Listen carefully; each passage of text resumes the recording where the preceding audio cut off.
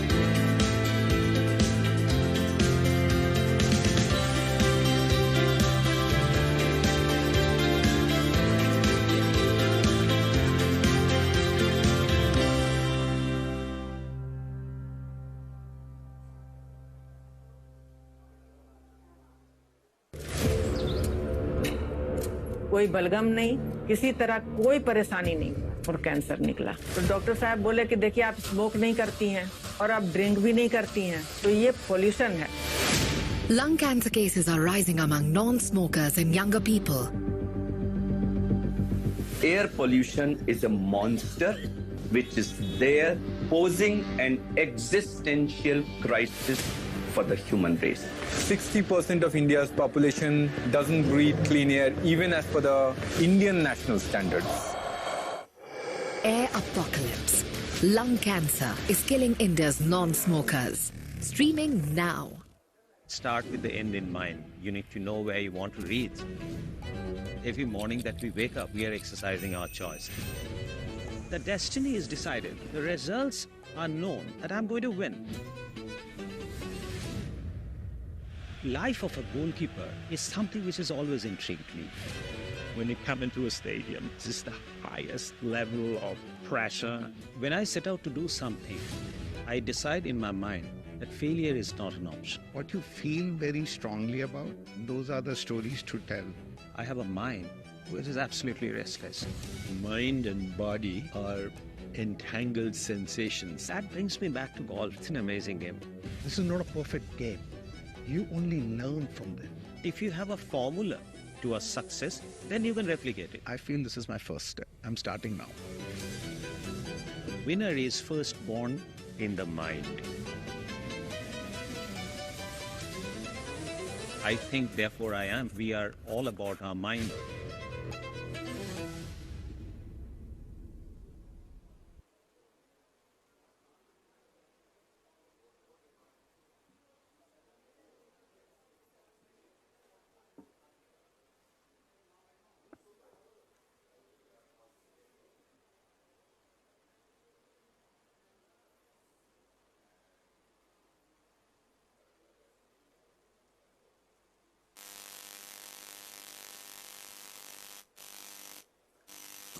Ladies and gentlemen, please settle down. We'll be beginning in just a couple of minutes from now.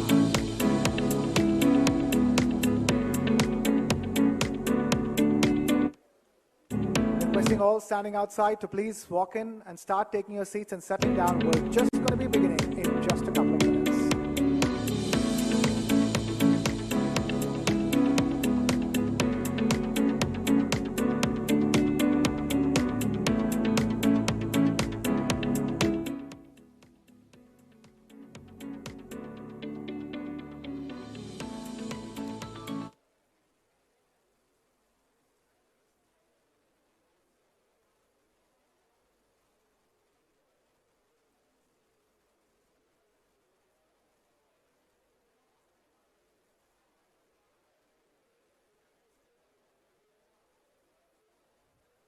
Requesting all to please take your seats and settle down. We're starting in moments from now.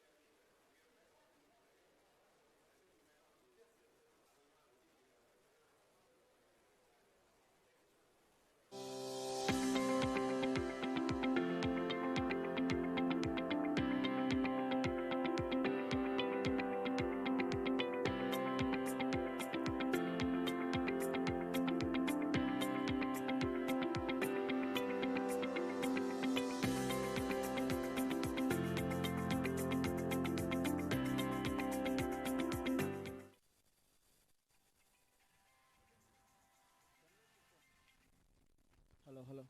Check.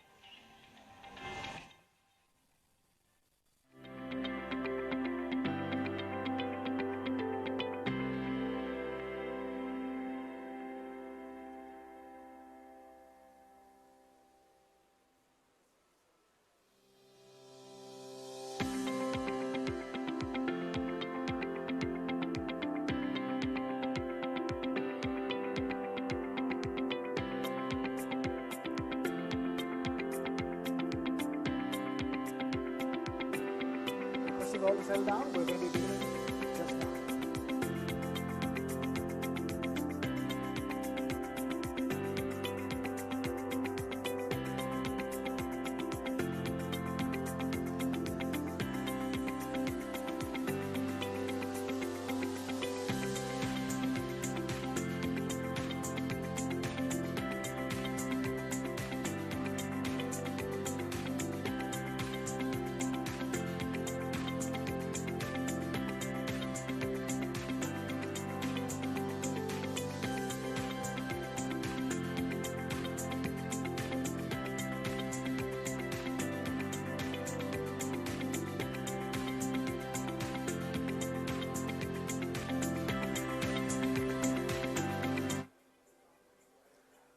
All right, requesting all to please settle down and take your seats. We are beginning right away.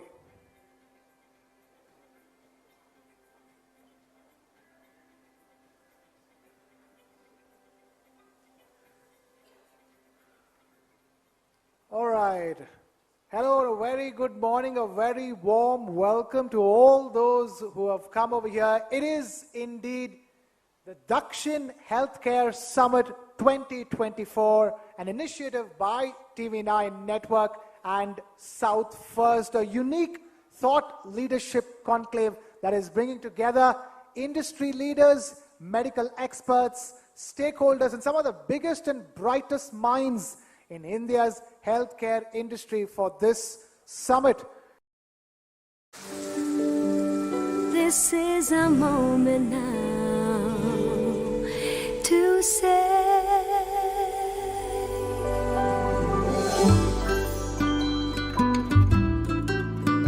we're better together. Hershey's Kisses. Say it with a kiss. Hi guys, where are you all? Getting there. Yeah, I'm on my way.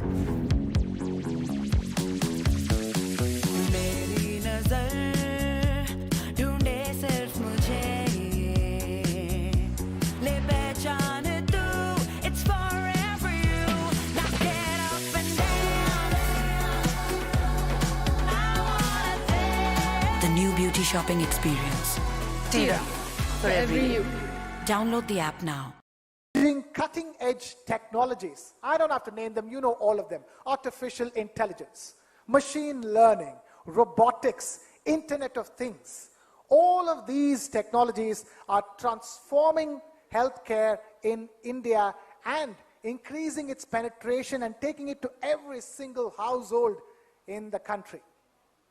In the middle of all of this, it's important for us to take a moment, pause, reflect, and understand what are the future transformations in store for India's healthcare sector. And that's exactly the reason why the Dakshin Healthcare Summit 2024 is here to peek into the future and see how technology is going to shape the healthcare sector going forward. And this Dakshin Healthcare Summit is a TV9 initiative, and South First, it is streaming live, ladies and gentlemen. This event is streaming live on news9live.com as well as southfirst.com as well. Now, before we go any further, a quick word on the sponsors of Dakshin Healthcare Summit 2024, Asian Institute of Nephrology and Urology, Health on Us, Vasavi Group, Ecor Biologics Private Limited, Novo Nordisk, and of course, our hydration partner, ORSL. Thank you to all our sponsors who've helped us put this Dakshin Healthcare Summit 2024 together. And we begin the Dakshin Healthcare Summit with the lamp lighting ceremony. And to do that, may I please call upon stage Mr. G.S. Vasu, editor and founder, South First. Dr. Sangeeta Reddy, Joint Managing Director, Apollo Hospitals. Dr. Arvinder Singh Soin, Chairman, Institute of Liver Transplantation and Regenerative Medicine at Medanta. And Mr. Shivananda, Chief Financial Officer, TV9 Network. Requesting a big round of applause for all our dignitaries as we kickstart the Dakshin Healthcare Summit 2024 with the lamp lighting ceremony.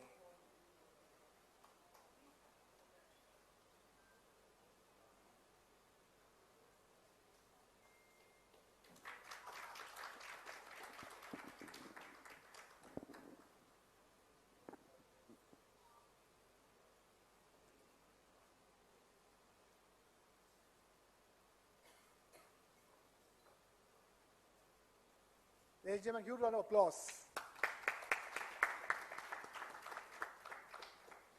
Requesting Dr. Soin and Dr. Sangeeta Reddy to please stay on stage. Kindly please stay on stage. Dr. Sangeeta Reddy. Dr. Soin, please take a seat. Where do I sit? Yeah. Anywhere, sir. Requesting Mr. G.S. Vasu to also stay on stage. In fact, I'm requesting Mr. G.S. Vasu to please take the podium and deliver the welcome address.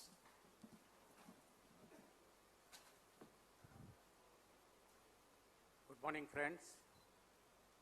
It's my pleasure to welcome some of the most prestigious names in the field of healthcare and wellness to the Dakshin Healthcare Summit 2024.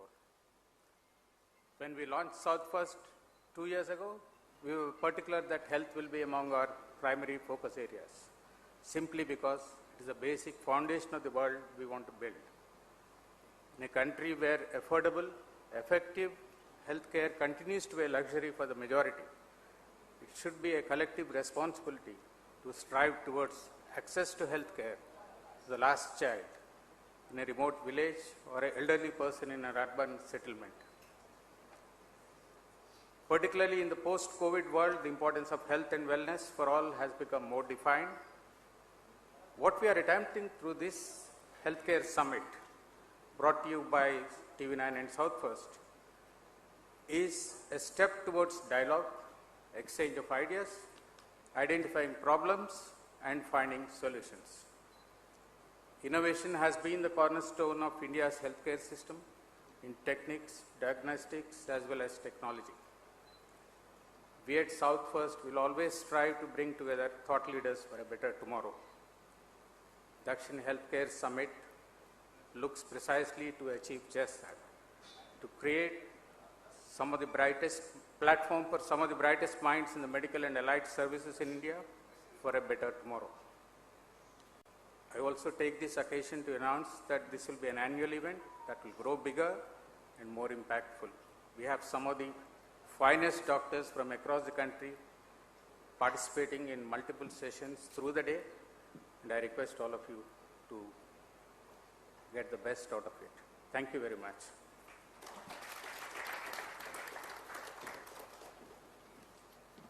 Thank you, Mr. G.S. Vasu, for that. That's right, it's going to be an annual affair. This is the inaugural edition of the Dakshin Healthcare Summit 2024.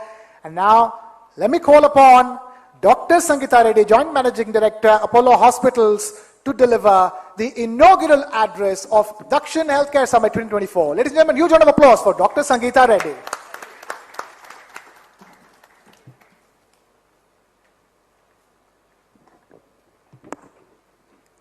Good morning, everyone, and namaste. Let me begin by congratulating all of you for putting this program together, because the time is just right. And I think the fact of saying South First, despite having Dr. Soin on the stage, is reflective of the fact that so much in healthcare begins in the South. So I couldn't resist that shot, Dr. Soin. But jokes apart, and very, very seriously, the promise of the future is super exciting. The fact that we are now at a stage where you can reprogram cells, recreate, a deep understanding. I mean, a decade ago, everybody said that healthcare would be transformed by the 3 Bs, which was biology. We discovered our genetic makeup. By bandwidth, we were able to connect to remote villages, to different areas. And by bytes, which was computing capacity. And with that computing capacity, our CT scans moved from 64 slice to 120 slice to 640 slice, and we began to see more, do more. And then, on the heels of that came artificial intelligence, more computing, more analytics, an understanding of why a certain person got, or their gene expression varied.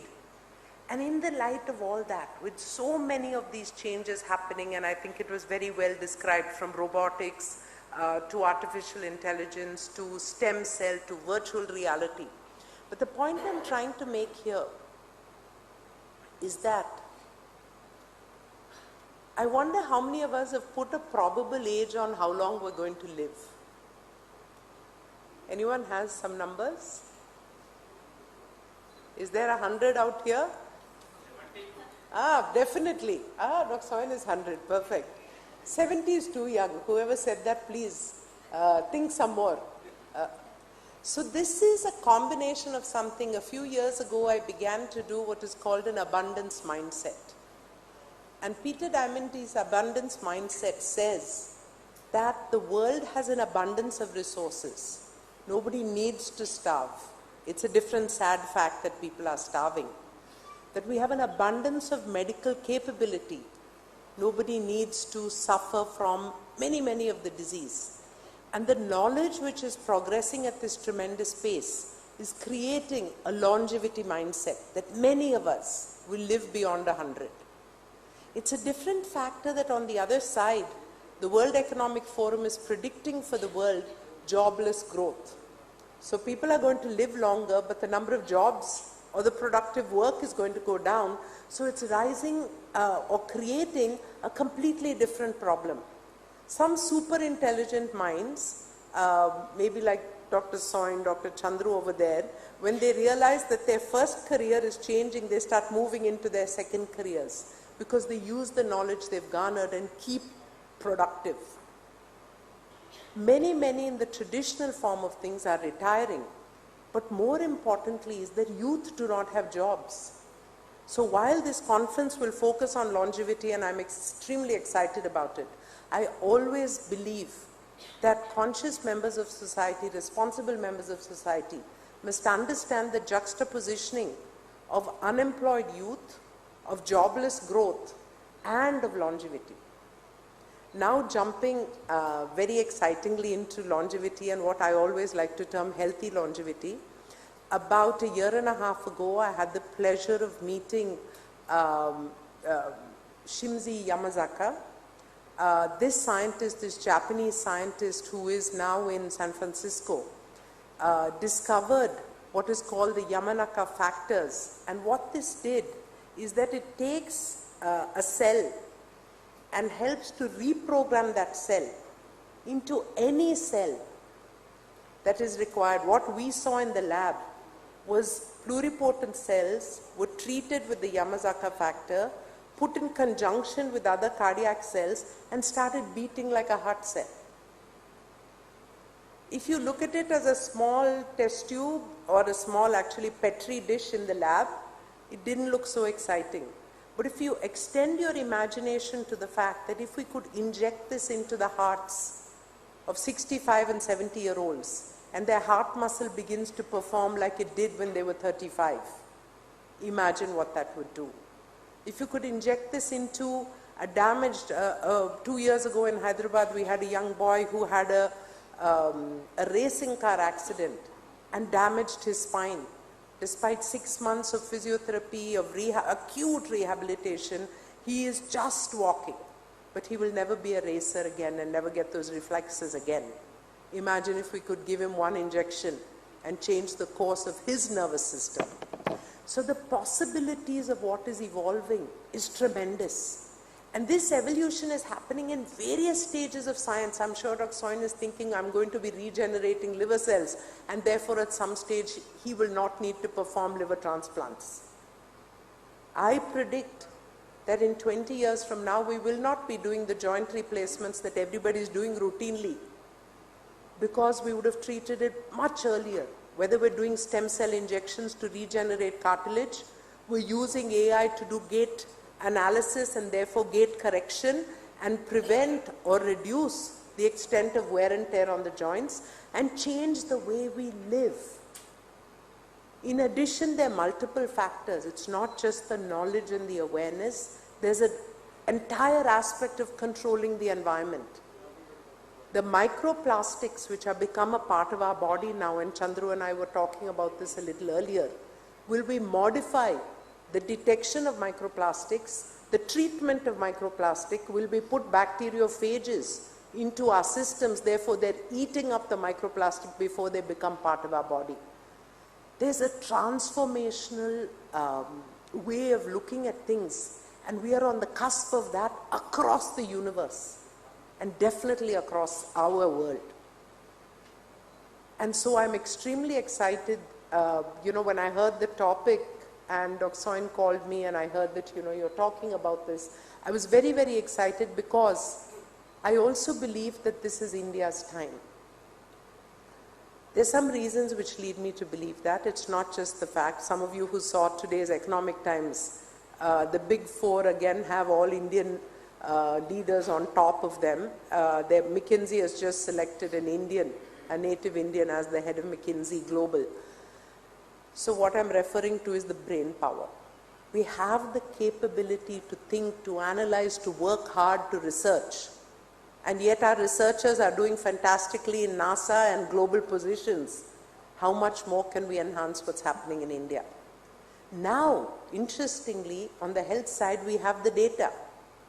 If you take the Ayushman Bharat data and start analyzing this, we at Apollo have approximately 14 million records and about 9,000 genotype-phenotype analytics. We're doing multiple AI algorithms. We created a cardiovascular risk score in partnership with Microsoft. We did an early detection system for TB, which we're actually donating to government hospitals in conjunction with Google. But all these are just scratching the surface of the possibility of what is the future of healthcare. And so programs like these and interactions like these, I hope, will accelerate the pace of investment into research and a new age in healthcare, will accelerate the number of people, of young people, who are coming into science and research. Because if you've done medicine, very few are choosing research as a methodology to use their medical knowledge. And the extent of time that a practicing clinician is giving on research is also very low. There are a few exceptions, but not many. So I believe that conferences like these, and awareness of the pace of change and the possibility of what the future holds for us, will accelerate this movement into integrative medicine, into research and longevity, into new technologies, whether it's CRISPR or a different way, or research in stem cell, will enable us with our data and our knowledge and our skill sets, will enable India to change the positioning that we've had in healthcare.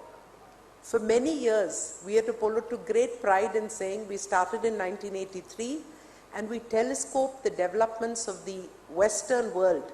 What happened over 30, 40 years, we brought it in 10 years into India. But today we have another dream, we have a different vision. We want to be the ones setting the agenda. We want to be the ones creating the new cures. We want people from across the world to come to India because this is where it is happening. And right now, let me be very honest, I visited Buck Institute, I've seen what's happening at Stanford, I saw what's happening at Mass General and Mayo. We are very far away. We need to do a lot more. And so again, I congratulate the organizers for beginning to raise the topic of longevity, of science and research, of allied technologies to apply into a better life. I can't end just talking about all these high-tech things because there's a lot of basic things that remain to be done. So I will actually conclude by sharing one of the things we're doing in a village called Aragonda, which is in Chittoor.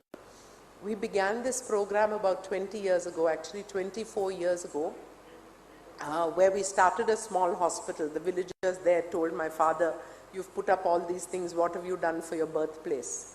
So he put a 100-bed hospital over there, and doctors from Chennai and Hyderabad would go. It was a beginning.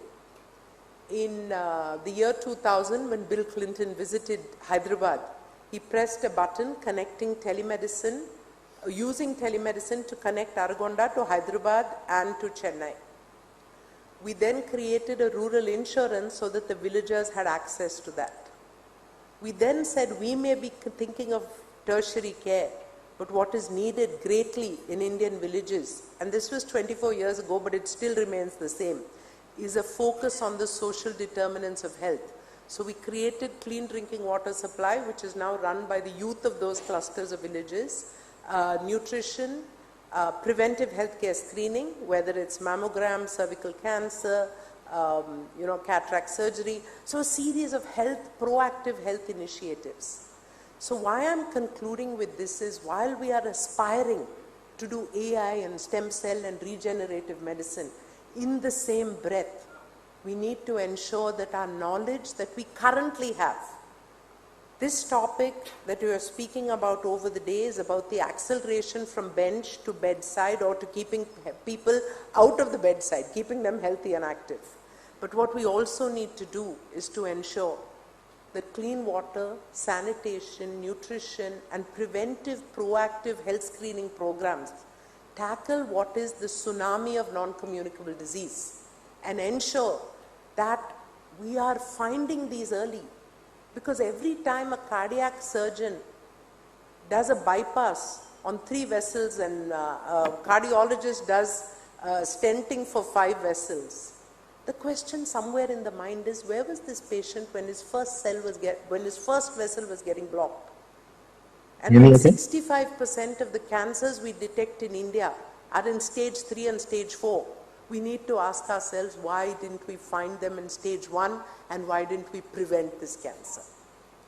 And therefore, I conclude by saying that it's a unique time in the development of science of the world.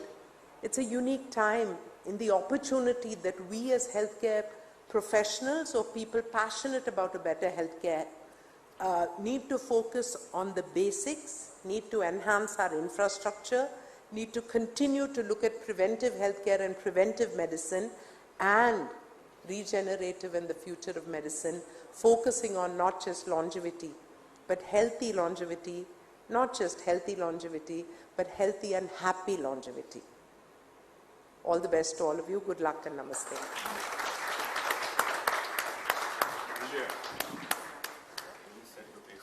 Thank you, Dr. Sangeeta Reddy, for that wonderful inaugural address. Let me now call upon stage Mr. Shivananda, Chief Financial Officer of TV9 Network, and Mr. Sanjeet Kumar, National Head Healthcare of TV9 Network, to felicitate Dr. Sangeeta Reddy. Ladies and gentlemen, huge round of applause.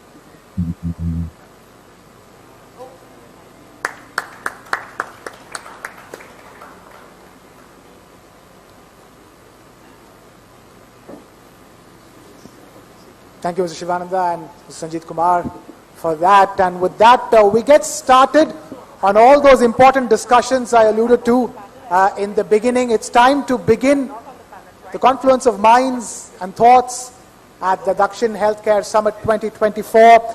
Let me now call upon stage my colleague Anusha, Executive Editor of South First, to take over from here. Anusha. Yes, sir. Thank you so much, Krishna. Indeed, a lot for us all to give a thought, but without much ado, I would like us to proceed to the first panel at Dakshin Summit 2024, Dakshin Healthcare Summit 2024, ladies and gentlemen. On the first panel today, we would like to share some secrets. Some secrets are best when it is shared with most people. A topic that keeps us focused on life and lifestyle.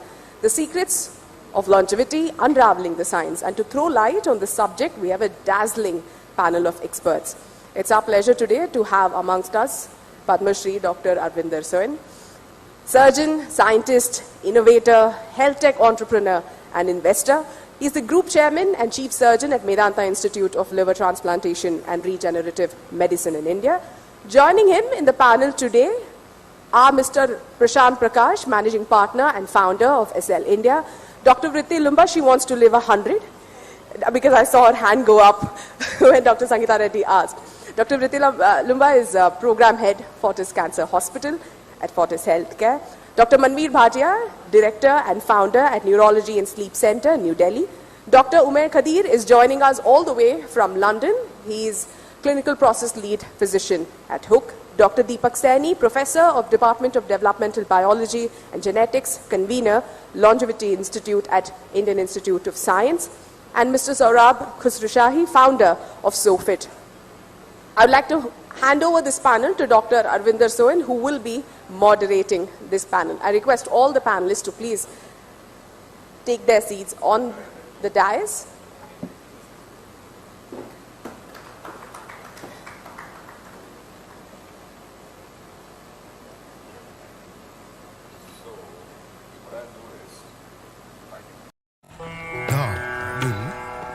ओ भाई साहब line में आ जाओ मैं line wine में नहीं रुकता Rapido bike वाली taxi सबसे सेक्सी बाइक वाली टैक्सी सबसे sexy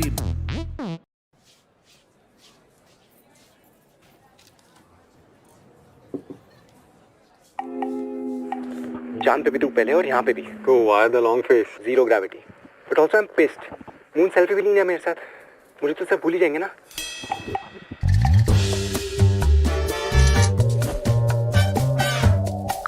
With Magic Grab, edit the subjects in your photos as you like. Happy? To the moon. Chale leela. Canva, dil se design tak. This group is in safe and competent hands. She really set the pace and the vibe for the rest of the deliberations today. Thank you all for joining us. Before we get started on the panel discussion, I'd like to thank Mr. Vasu Gandikota, Mr. Krishna, South First and TV9 for putting this futuristic health summit together. So, in the panel, we will hopefully take you all for an amazing ride in the next hour or so. A ride at the end of which you will all emerge thinking that you should have raised your hands when Dr. Sangeeta Reddy asked you whether you live 100 years, because you can. And we'll try and show you with the longevity champions here how you can actually do that. The overriding theme for today's panel discussion will be how do you see yourself in 2050, right? Now, I mean, if we all shift the focus of healthcare from sick care in hospitals to making sure that everyone's well and remains healthy as possible, if we actually start dedicated centers to wellness, positive health and longevity, because that is definitely the need of the hour, because we find that in tertiary care, quaternary care hospitals, you have preventive medicine in one little floor or one little corner of the hospital, and the rest of the hospital is all geared to managing critical patients and doing procedures, etc. So the focus does have to shift from sick care to positive health and care in a way that keeps people healthy. And if you actually aim, because you have to aim to be healthy in 20-25 years from now, then you can get there easily, and we'll try and show you how. So, look at these guys.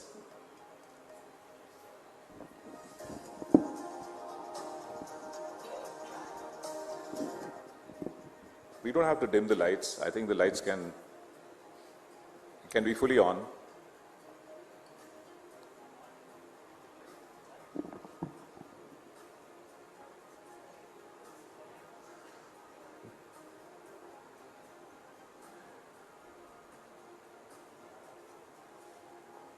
I don't think you can get the music, but you get the idea, right?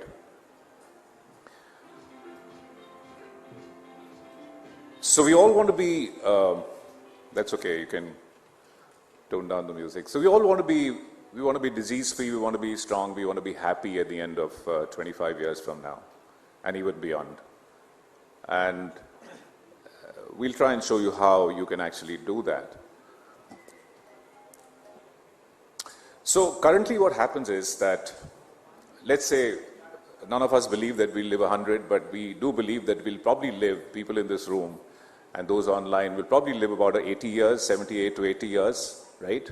But what happens is that if you're totally healthy at 100% and let's say at 20 or 30 years of age, health starts to decline. And compared to what you were at 25 or 30, you're only half of you left in terms of being healthy by the time you're 65. But if you actually get into predictive and preventive medicine and then personalized interventions both by human experts and AI-aided advice are followed, then this curve can actually lift up and give us 15 more years of life, because lifespan is the number of years you live, and 20 years more of good health. And health span is the number of years that you remain healthy. So this curve will actually become like that instead of like that. Now, the math is simple.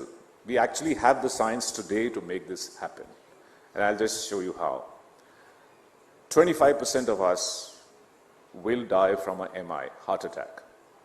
And in fact, 25% of the first heart attacks are killers. So that's the only heart attack some of us will have, right? But the thing is that 90% of heart attacks are preventable. 10% of us will die from cancer, and these are Indian figures. We've actually searched all papers and resources, and these are Indian figures, right? So 10% will die from cancer, 50% of it is preventable, 10% will die from a brain stroke, 80% preventable. Dr. Manveer Bhatia here, who's a neurologist and sleep medicine expert, tells me that 8% of Indians more than 60 have dementia, and 70% of them will actually die from it. It's not just memory lapses, it's a killer. And nearly half of them are preventable. 20% of Indians die from respiratory disease, 70% preventable. 5% die from diabetes directly and its complications. 90% deaths are preventable. 4% liver disease, 90% preventable. 3% kidney disease, again 90% preventable. So, there you have. If we actually prevent or diagnose early all the diseases that kill us, naturally you'll live 15, 20 years longer and healthier. I mean, it's just very simple. And the science exists today, and that's what we're going to discuss in the next 60 minutes. So now, Preeti Lumba, who takes care of the Fortis Cancer Institutes across the country and is very interested in preventive and predictive healthcare as applied to oncology, do you want to tell us how you can actually detect disease early or even predict disease before it actually happens? What sort of diagnostics you use specifically in relation to the 4 or 5 killer diseases like diabetes, cancer, heart disease, and neurovascular disease and neurodegenerative disorders. So take us through the diagnostics, basics and advanced, that help us diagnose these things in a way that we can predict disease and detect early disease. You can just talk from there, because I'm going to come there and now I'm going to keep sitting there. I have this thing in my hand.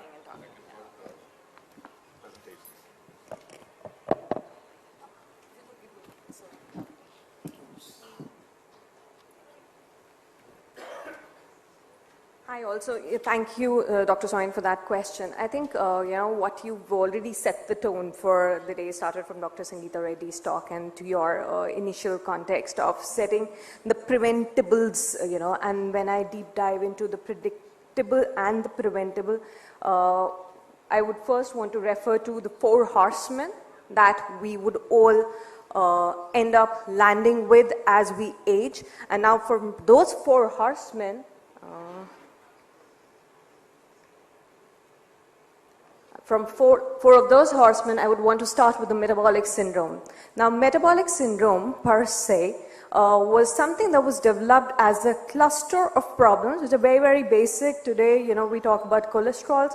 So high triglycerides, low healthy cholesterol, which is the HDL, a high blood pressure, high sugars, and the cluster, and truncal obesity. When all of these 5 combine, they call the metabolic syndrome. When all 5 of these are present in a patient, it was earlier in the 1980s referred to as something like a syndrome X, which evolved as metabolic syndrome, and now this metabolic syndrome actually becomes a precursor for rest of the 3-4 horsemen as we develop during time. Now, how do we predict them? The question is, how do we predict them? How do we prevent, diagnose it, detect it early in our lives? So, obviously sugars, we all talk about sugars, but what we do not talk about when as the sugars are rising, they're taking those trends, we do not talk about insulin resistance. That is a very, very important marker. And if your sugars are good, sugars are normal, then we also do not talk about putting stress on our system to check, through maybe an oral glucose tolerance test to see that, how well are we performing in terms of our sugars when the body is put under pressure. Similarly, the DEXA scan, we all talk about the BMI, we talk about BMI, which is basically the index, the score between your height and your weight, but we do not talk about truncal obesity, and we do not talk about our composition in terms of our body fat, in terms of our muscle mass, so which are very, very important. I mean, for truncal obesity, just for starters, more than 40 inches your waist circumference for men and more than 35 for women is truncal obesity. We are not referring to that, and all those things combined are actually precursors for when we land into a heart disease, a stroke or a neurodegenerative disorder, and the cancers.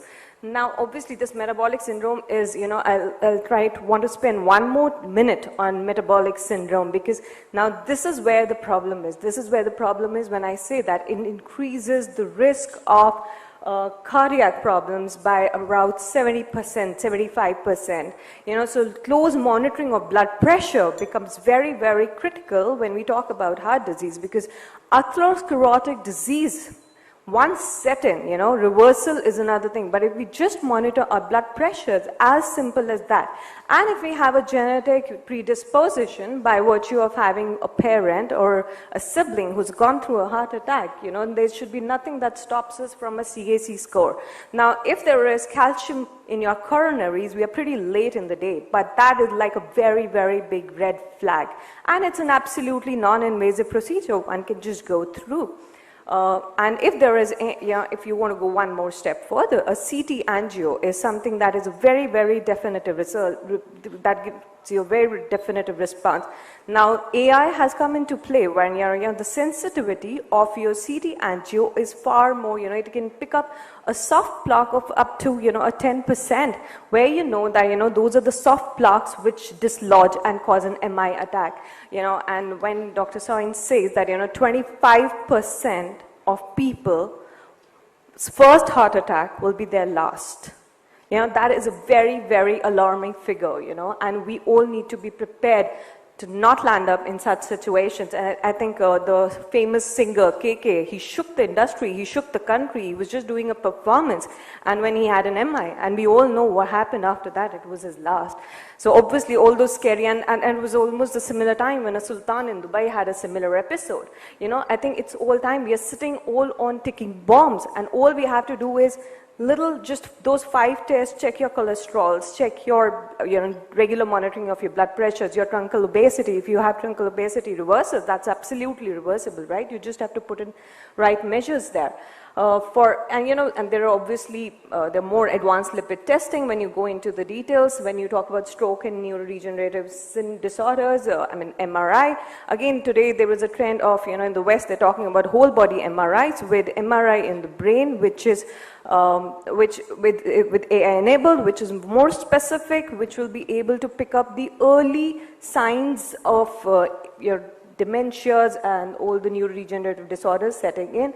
The ApoE4 gene, for that matter, which is a predictor for Alzheimer's.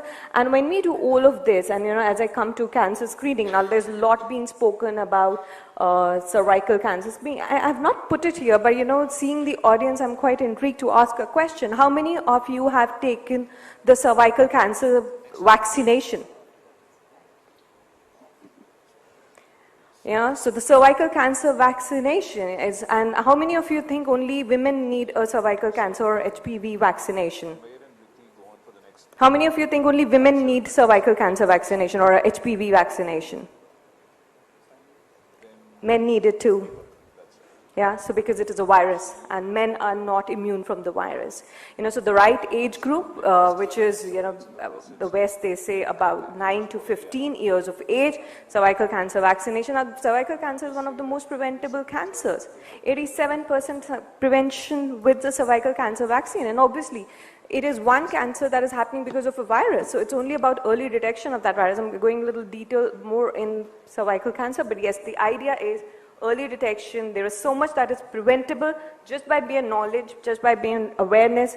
And obviously there is, we talk about genetic predispositions. How many of you think cancers happen only genetic? Any thoughts? Do you think cancer is only genetic? If you do not have genes which cause you cancer, will not cause you cancer? No, so it's only 5% cancers which have absolute this thing that it will be only genetic, but rest are multifactorial and not genetic. So whole genomic sequencing will obviously help you, enable you understand what's happening in, what are you predisposed to, and that helps one to understand also, now these are days when we are also talking about the epigenetic aging, where you can see your chronological age is actually matching your actual age, and then you can work modalities to reverse them. A gut health microbiome, today it's spoken a lot about. I'm sure Dr. Manvi will talk about sleep and, and I'm referring to sleep apnea tests here. Cognitive function tests in depression and anxiety screening, and, and all these are very, very basic, simplistic, early predictors, changes in this, so I always say, you don't know exactly what's happening inside your body till you actually look inside. You have to look into it to know what's happening and prevent it and early detect and reverse it. I think I'm done. Right, hello. Can someone get this going?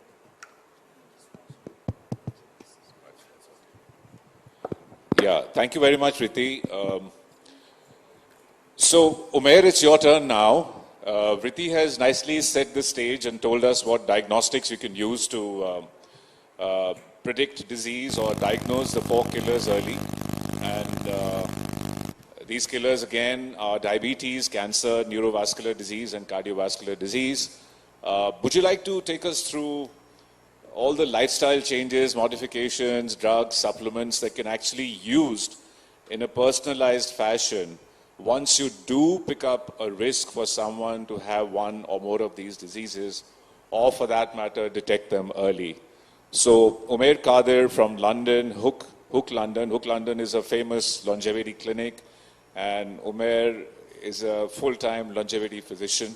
So, Umair, give us your insights. We can't hear him. Umair, you have to hold off for a minute. We'll just get the audio working, please. We'll tell you when to get started again.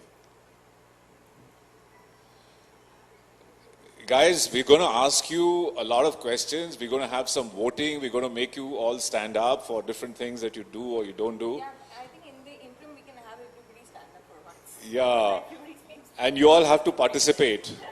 You all have to prove that you actually want good health span and lifespans. This can't be a boring classroom lecture and you go back thinking, oh,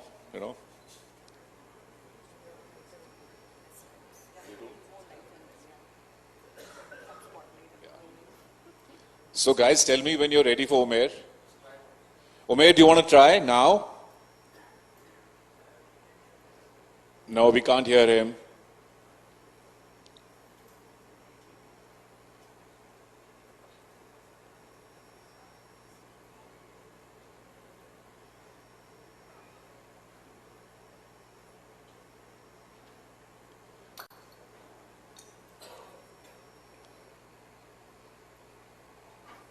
Are you guys going to take time? We can carry on with the discussion with other panelists.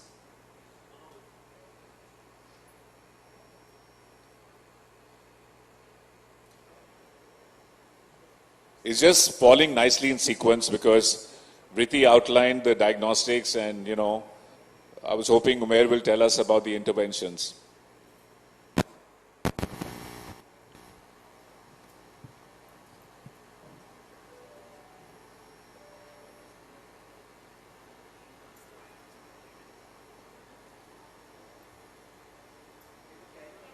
Okay, I think we will carry on. Umair, we will have you on in a couple of minutes once they've fixed the audio.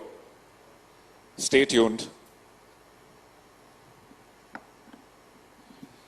So, let's turn to where all this will happen. It's quite clear that the focus currently in hospitals and healthcare institutions is on treating major diseases with procedures, critical care, and rightly so, of course. They save lives. They save thousands of lives, hundreds and thousands of lives every day. But it's clear that if you go back to what Dr. Sangeeta Reddy said and what we've been talking about predictive and preventive medicine, that you have to have dedicated centers which look at you in a different way. You may have a health problem and you walk in with that problem, but you also want to stay healthy and live as long as possible and in a healthy way. Can you hear me okay? Sorry. What's that? Is the audio working now? Yes. Umair, I think you're on. Tell us about the interventions you can do to take care of these 4 killers. Brilliant. Thank you very much for having me. Can I just double check you can hear me okay? Yes, we are good. Brilliant. We can Fantastic. hear you very well. Okay, thank you so much. Yeah.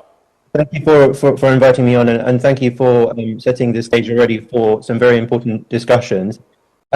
I'll start off by talking about metabolic disease and touching on things that we can do to try.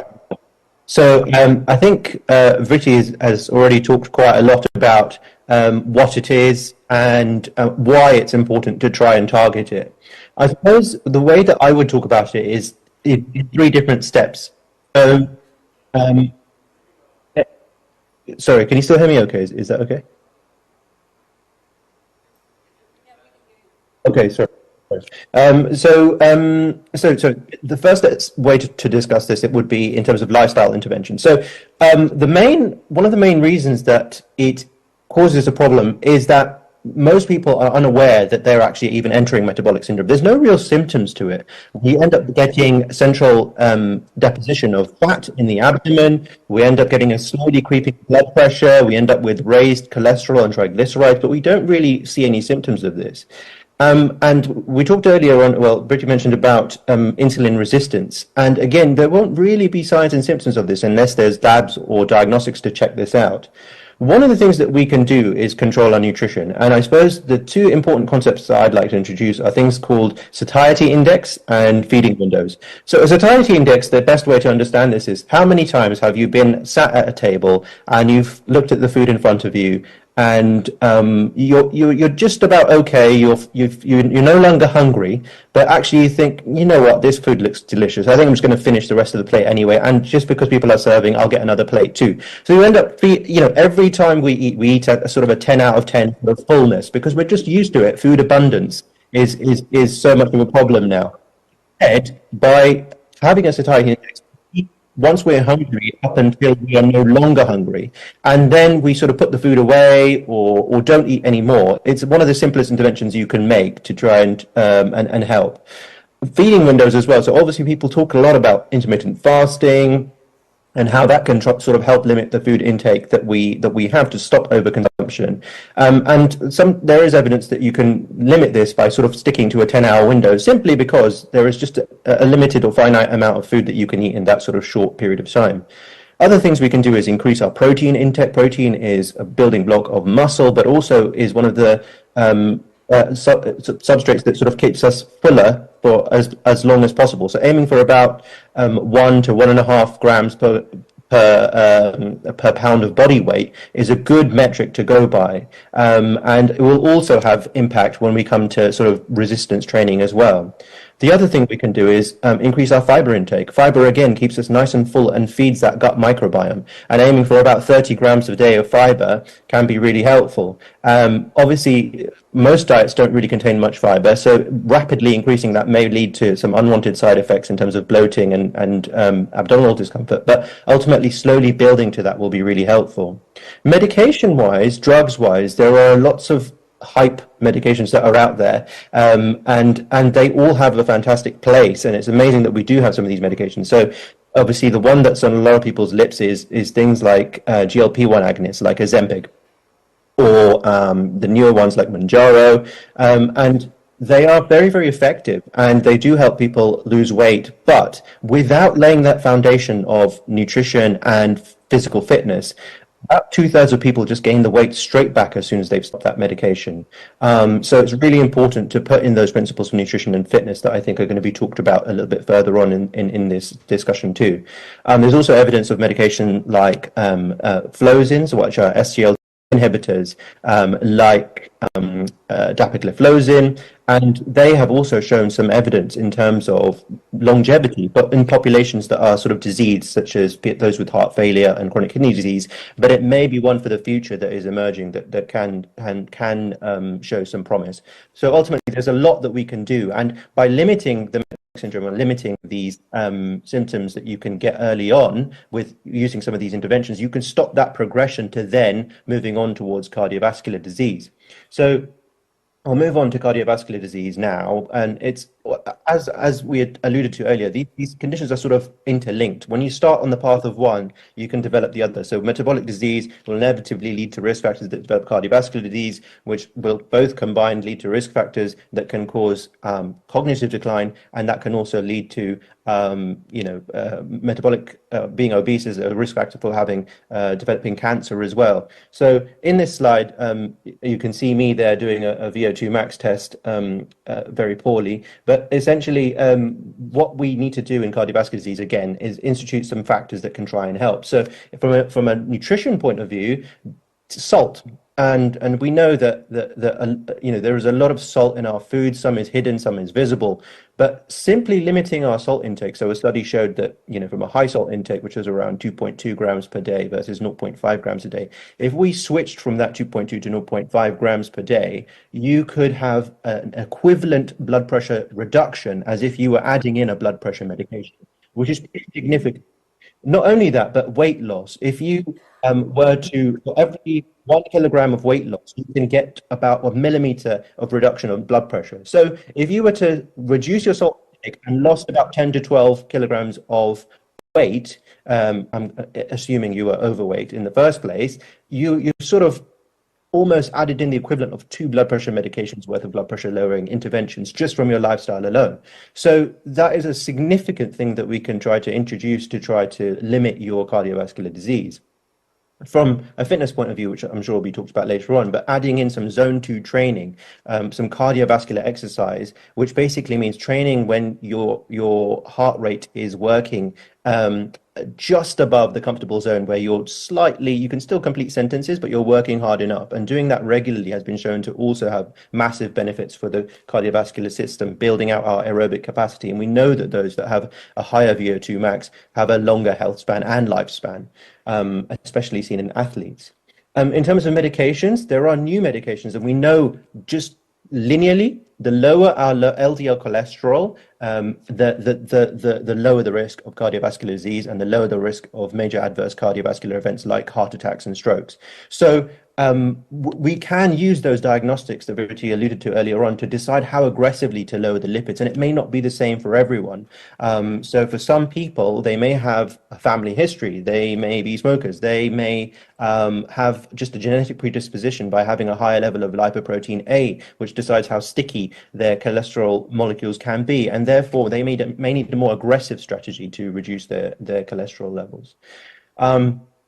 I'll move on a little bit just for the interests of time. But in terms of neurodegenerative conditions, so here you can see a big one, sleep. And that's not often talked about. And actually, it can impact all of these horsemen that we've talked about today, but specifically neurodegenerative disease. How many times have you seen people sacrificing sleep to try to work as hard as they possibly can, juggling hundreds of different things at the expense of sleep and feeling tired throughout their day. That then leads them to reach for quick energy snacks, unhealthy things, to try and provide energy for the rest of the day to fuel them, which then fuels metabolic syndrome, which then fuels cardiovascular disease. So it's all linked together. And the lymphatic system is a system that clears neurofibrillary tangles and tau proteins and amyloid proteins that build up that lead to Alzheimer's disease and dementia. And we know that by sleeping, that works more efficiently. In terms of nutrition, again, eating healthy by reducing saturated fats, increasing our intake of vegetables. There's a diet called the MIND diet, which you can look into and specifically has shown some degree of evidence to try and lower the risk of Alzheimer's disease. We know about the benefits of fitness and exercises that have shown that, just a simple introduction of aerobic exercise a couple of times a week has been shown to improve brain factors, and in some cases has shown enlargement of the hippocampus, which is the area that is associated with memory, and even in patients who are older. So that is a significant benefit from the cardiovascular perspective. And managing modifiable risk factors for individuals is really important. So the best way you can sort of control your risk of Alzheimer's and neurodegenerative conditions is by controlling the same things that we would do for cardiovascular and metabolic disease. Keep your blood pressure low, keep your weight levels low, and do regular fitness exercises. Has actually been shown to be better than sort of doing your daily Sudoku or your crossword puzzles in terms of helping reduce the risk of neurodegenerative conditions. And then I'll move on to the last slide, which is sort of preventing cancer. And again, very important mention by Ritu that actually, only 5%, less than 10% of cancers are genetically inherited. So there, 1 in 2 of us will get cancer. It's as we live longer, that is also a risk factor. But 4 in 10 cancer cases are preventable. The simple things that we can do by stopping smoking, reducing our alcohol intake, and reducing weight, they sound simple, but just by doing that alone, you are significantly reducing your risk compared to the rest of the population.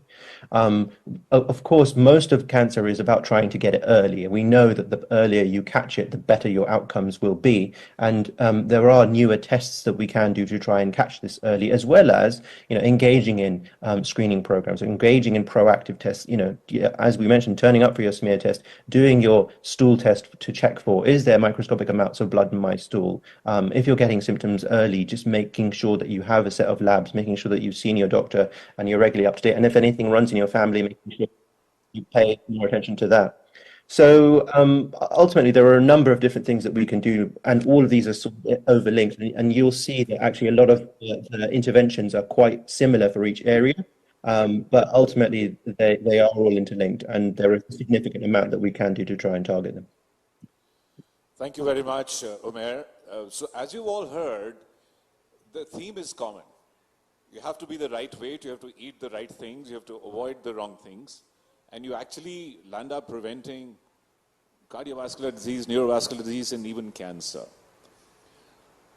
But, people say, Umair, that they've heard ad nauseum about all these 5 things, diet, exercise, sleep, nutrition, diet, exercise, sleep, and drugs, and supplements, and emotional therapy, and keeping happy. What about anti-aging drugs? We keep hearing about metformin, we keep hearing about hyperbaric oxygen therapy. So, Rithi, do you want to take us through whether you think there is any anti-aging magic in metformin and hyperbaric oxygen therapy? And then stay tuned. Umair, we're going to ask you about 2 others. So I think you just here, right? Yeah, it's audible. So there is some, so there's a lot of work happening. In fact, when we talk about metformin has shown stark results in terms of people who were on metformin. For diabetes also, they live longer as compared to people who were not on metformin, and that's where all of this started. Because what it does is, metformin basically improves your sensitivity to insulin, and obviously insulin is a good thing to be in at the right time. And a lot of it was, so it's obviously there's a huge study happening, and that is why metformin right now has been introduced for off-label use. It's not available as a ready already prescription. There are studies happening to evaluate if there are any side effects to this drug if given for healthy individuals. Now, obviously, giving for diabetics is very straightforward, but giving a drug in a healthy individual, there's a TAME study that's happening just on to evaluate that. But yes, metformin is definitely showing very positive promises in the sense that yes, it seems to be, if it is on, we will be able to reverse both in men and women. But yes, there are a few risk factors which I'm not tabling here, but yeah. And hyperbaric oxygen. So if people wanted to go on metformin and they are otherwise normal, they don't have diabetes, are there any adverse effects? I mean, why should I not take metformin and make myself longer and healthier?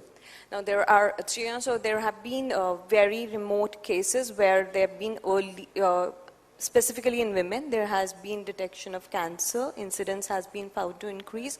So obviously we still do not know. So what they're saying at the moment is that, you keep yourself completely monitored. Do not take metformin. You start low dose, start like a 500 mg kind of a thing, and do not take it every day, take it, take it in pulses. So I mean, obviously there is a lot of caution there. So as long as you're getting your health checks done routinely, if you want to experiment with things like metformin, with the rider that it's not completely scientifically approved everywhere in the world, go for it. I agree. What about oxygen, hyperbaric oxygen therapy? Should you just lock yourself up for 2 hours a day and you live like 150 years? Yeah. 5 decades added to your lifetime, 7 decades from 80 to 150. Well, hyperbaric oxygen therapy, again, there's a lot of good things that have come out with this therapy. Basically, what you're doing is you're locking yourself in a chamber and you're getting exposed to high concentrated oxygen. Now, that has shown a definitive anti-inflammatory, and as we said, because this is basically inflammation, chronic inflammation syndrome, which sets in the whole body that leads to aging. That's aging. So when we go into such a chamber for an hour, and obviously not every day, so yeah, but yes, there are again studies happening around it. It has shown definitive proven benefits for osteoarthritis kind of things. It has shown benefits in cancer. It has shown benefits even for metabolic syndrome. So it has shown divided ways. It has shown proven benefits, and obviously there is a regime to be followed under proper medical supervision. But yes, again, it is there making, it's really making very tall promises and should be standing to its test. What about, Umair, what about resveratrol and rapamycin? These are the two other names floating around in the longevity world. Yeah, okay. So, I would caveat these with, unless we're instituting all the other factors that we discussed earlier on, this is sort of the cherry or the icing on the top of the cake for a very limited few people that have got every other thing right. In terms of resveratrol, I don't think that there is enough evidence really to recommend this. There's a specific group of people that are proponents of this, but I think over time the evidence has shown that it doesn't really add up to much in terms of the longevity benefits. There was some evidence in the initial study of a group of mice that were not heterogeneous in nature as it was expanded by the interventions testing program, which is a body that sort of tests all compounds that could have some promise in terms of anti-aging interventions. It sort of didn't really replicate its early promise, and therefore I just don't feel that it would add very much value. The absorption is actually quite poor as well in an oral form, and therefore to gain any benefit, even if there was some, you would have to take very, very high doses of it, which we don't know whether or not there are side effects. It was acquired by a major pharmaceutical company, and I believe they have shelved their investigation of it because it just really didn't live up to much in the end. So personally, I'm not a fan of resveratrol. Rapamycin, however, is a bit of an older compound. It was discovered in around about the 60s from Rapa Nui, which is an island, and was shown to have some essentially found because people visited that island when they were sick, and they would sort of touch the soil and start to feel better. So it was seen as sort of a miraculous compound. It has obviously been used, and Dr. Soin, you'll probably be aware, in transplant surgeries, people who've had renal transplants, it's used to sort of suppress the immune system so that the organs can be accepted. Now, how do we think that this sort of medication could benefit us? Well, actually, it has shown in multiple life forms, rodents, worms, that it can, and in yeast, that it can enhance lifespan in all of these organisms. Now, does that extend to humans? We don't know. The humans, we live a lot longer, so it takes about 80 years and 100 years to find out. And these organisms live sort of 3 years, from a couple of months to a few years. So it has shown promise. But would I recommend someone take it now? Probably not. I think that you have to get everything else right. There are some immune suppressive effects of it, so we have a higher risk of infections. And I think we just need more data. And there are trials that are ongoing looking at the effects of this on various important factors. But I think it's to keep an eye on. It definitely is promising, but maybe a bit early to pull the trigger just yet. So thanks. So obviously, resveratrol not ready for prime time.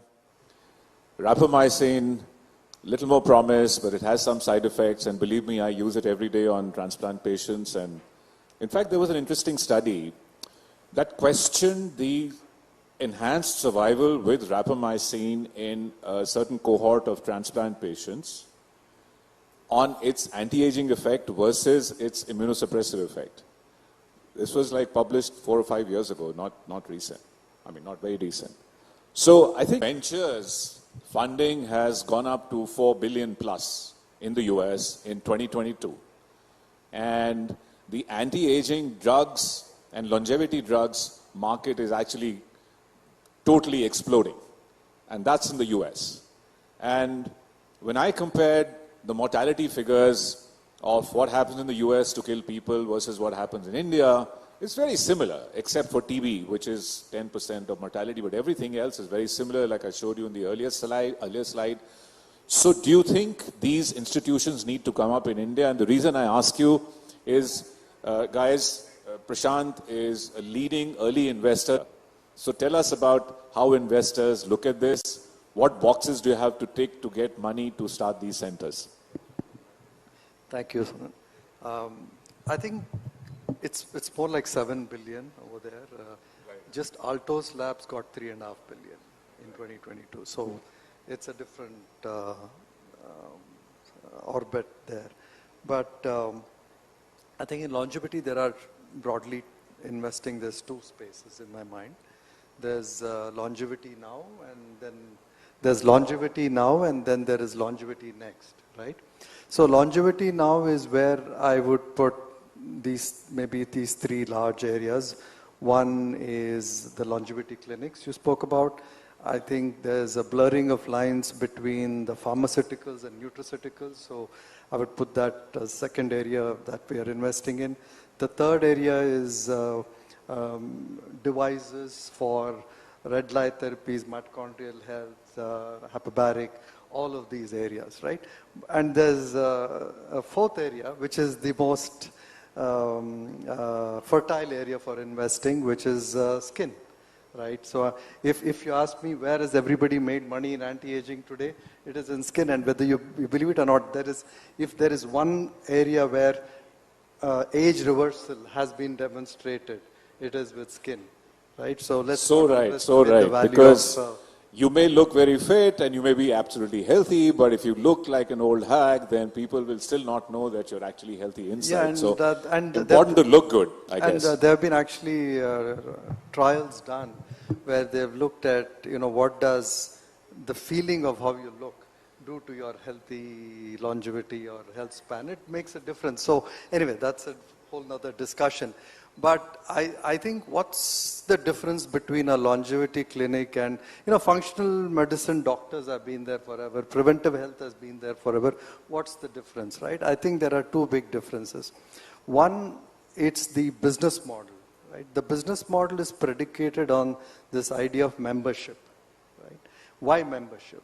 Membership is very important because you need to have longitudinal ownership of your client or your, in this case, not a patient really, somebody that you're working with, right?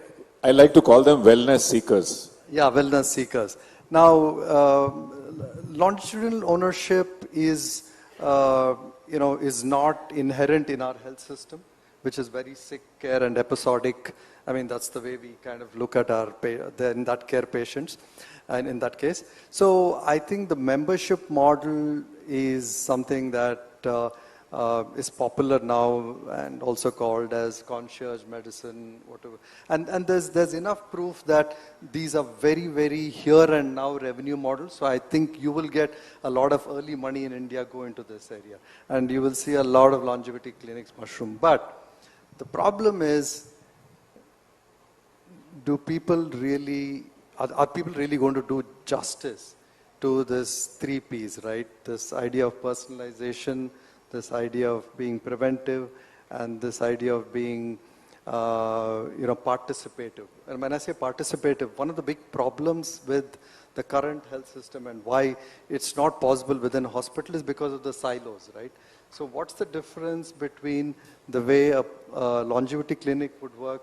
I think the number of domains that you take ownership of for this wellness seeker is very different from what happens in a typical hospital setting, right? So true, true. Yeah. And that is one difference at a very fundamental level. The second difference at a fundamental level is the idea that you got to get to the cellular level now, right? So the multi-omics driven, systems domain engineering. I mean, I know I come from an engineering background, and now I finally feel good that we're going to ask you about that later. No, I mean, I think engineering. I mean, looking at your body or the whole body as an engineer at a systems domain level is becoming more and more important. So that's why I think there's a bigger convergence. So it's really not about AI. It's about systems thinking. So people kind of overemphasize. See, AI, there is no magic in AI. I think there is magic in how you look at the whole system, right? And how you look at the significant amount of interrelationships. I mean, you just spoke about the aging hallmarks, right? I mean, when you look at deeply into those hallmarks, you would just understand the complexity lies from the interrelationships between those hallmarks, right? So and that requires a systems domain approach. Let's dwell on another point. All of us, please stand up, everyone that has health insurance. Everyone who has health insurance, right? Okay, please sit down. Now let's stand up those of us who have cover for preventive and predictive healthcare. There's not a single person. So what am I trying to say? What I'm trying to say is insurance companies need to pull up their socks, get their act together, fund people with low premiums to safeguard their health, to stay healthy, to stay well, and that's low cost. Rather than pay 10 lakhs, 15 lakhs for a transplant or pay 8 lakhs for a cardiac bypass, doesn't it make sense? Prashant, what do you think? Should the insurance companies cover preventive health? 100%. I think once you have that ownership, so in fact, I'm seeing this new concept which goes beyond just the idea of a longevity clinic. It's the idea of a family health office. You know, how many, let me ask, how many of you have wealth managers managing your wealth in this? There may be more, but people are not ready to admit it. Yeah, so maybe, yeah. So, but we don't have, but really this idea of having a family health office and that ownership, I think, is central to being able to risk profile the family, the individual, and provide the right insurance. So that is happening. So there are just 2 companies that have got funded in the US to provide, in conjunction with a longevity clinic, to be able to, because some of these treatments and some of these nutraceuticals are not cheap, right? But they pay off in the long run. I think you spoke about a lot of these, nutraceutical, I mean, which are, okay, repurposed drugs or some of these areas. But I think there is this need to really personalize, be specific about dosing. There needs to be, so when we talk personalization today, there is no longevity clinic, even in the US, today that can compound and personalize your nutraceuticals, right? True, very true. I think personalized is really the key word. So now we've all heard about diagnostic tests, standard medical tests and diagnostics, lifestyle modifications, and people want to know if there's some magic deep down in the genome or the cell which scientists like Professor Deepak Saini, who's here with us, who heads the Longevity Institute at IISc Bangalore. Deepak, you have a lot of these really smart scientists and kind of the best research minds in the country working with you on longevity. What are the 3 or 4 exciting areas in cellular research, regenerative medicine, gene therapy, where people can get a single shot or a shot every year and stay young? Is there stuff like that coming through? I think first, thanks, Avi, for this interesting question. Before I dwell on to your magic pill, let's ask one very simple question. That why are we talking about longevity here at the first place? Why are we worried about longevity? I mean, as a human race, is there an evolutionary angle for us to live long? I mean, our lifespan has more or less stayed constant. People say, why are we don't live like tortoise for 200 plus years, right? So if you think about human being is a very interesting species. It's not the strongest, right? If you look around, there are species which are stronger. It's definitely not the fastest. So that means from an evolutionary angle, survival of human being is actually a miracle, which we survive because of our brains, but also because we are resilient. We could figure out that there could be no food tomorrow, or there could be abundance of food tomorrow. So we went through this cycle of starvation and rich diet. And I'll tell you where I'm going to come ultimately. You might like that aspect. But if you go by this resilience cycle, that means over the selection of human as a race or a species, we were selected for genes which makes us resilient, which means we were trained to undergo cycling of nutrition to maximize our survival. That also means that we were not trained to have abundant food. So ultimately we're coming out that this abundance of food which we currently are facing, basically we have fought off starvation and nutrition paucity. We have fought off all the infectious disease. The only next big hurdle for us is living longer. And from that angle, we're coming back to the same aspect, that how does our body utilize this abundance of nutrition? So it's all about metabolic health. And that's what longevity in the long term for all of us is going to be, that how we manage our metabolic health. So where is the wonderful drug, molecule, gene therapy is going to come from? It's going to come from a simple idea that what can we do to improve your metabolism? And metabolism means how do we use available resources, resilient usage of resources. We were not trained to use this much sugar. Actually, nature has very interesting design of things. It makes things which we need in enough quantity easily available. Those which do not need enough quantity makes them more sparse or difficult to get by. So if you look around you, wheat, rice, which are our staple diets, actually are so difficult to extract from the plant because you need to dehusk, you need to remove, you have to powder and everything. Whereas the fruits and vegetables are easily accessible. So now if you think very carefully, what we are doing is we are consuming which nature does not design us to consume more, which is making us undergo that metabolic shift or transition from fight to survive, now to eat to live. That's what's happening. So where is the therapy going to come from? I think every molecule which we have talked about, metformin, rapamycin, or resveratrol, every molecule hits upon a central metabolic axis in our body. How do you use our sugar or calories in your body? How much protein, fat, carbohydrate do you need to consume to stay fit or live long is going to affect you. So in our fundamental research which we do, as Avi said, we have a great team. Somebody is looking at ovarian health, somebody is looking at pancreatic health, we look at lung health. There's only one feature which actually improves quality of that organ. Just give them less sugar. So basically caloric restriction is only known evidence. I think the people here will agree that only known evidence of living long is restrict calorie.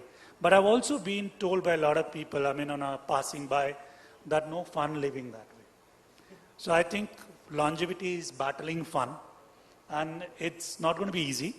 But from a gene therapy perspective, we are far away from that. The reason being, there are so many genes of our body which are geared towards resilience, making us a better human being. So removing one or improving one gene function is not going to be a simple solution. So improving quality of life, health span, is going to be a multifactorial process. It would involve improving your lifestyle, improving your nutritional uptake, and also giving support for what is missing in your body. So I think that's where a lot of our fundamental research is also aimed at. So you talked about missing all the fun if you go on a specific diet and don't eat the things that you love.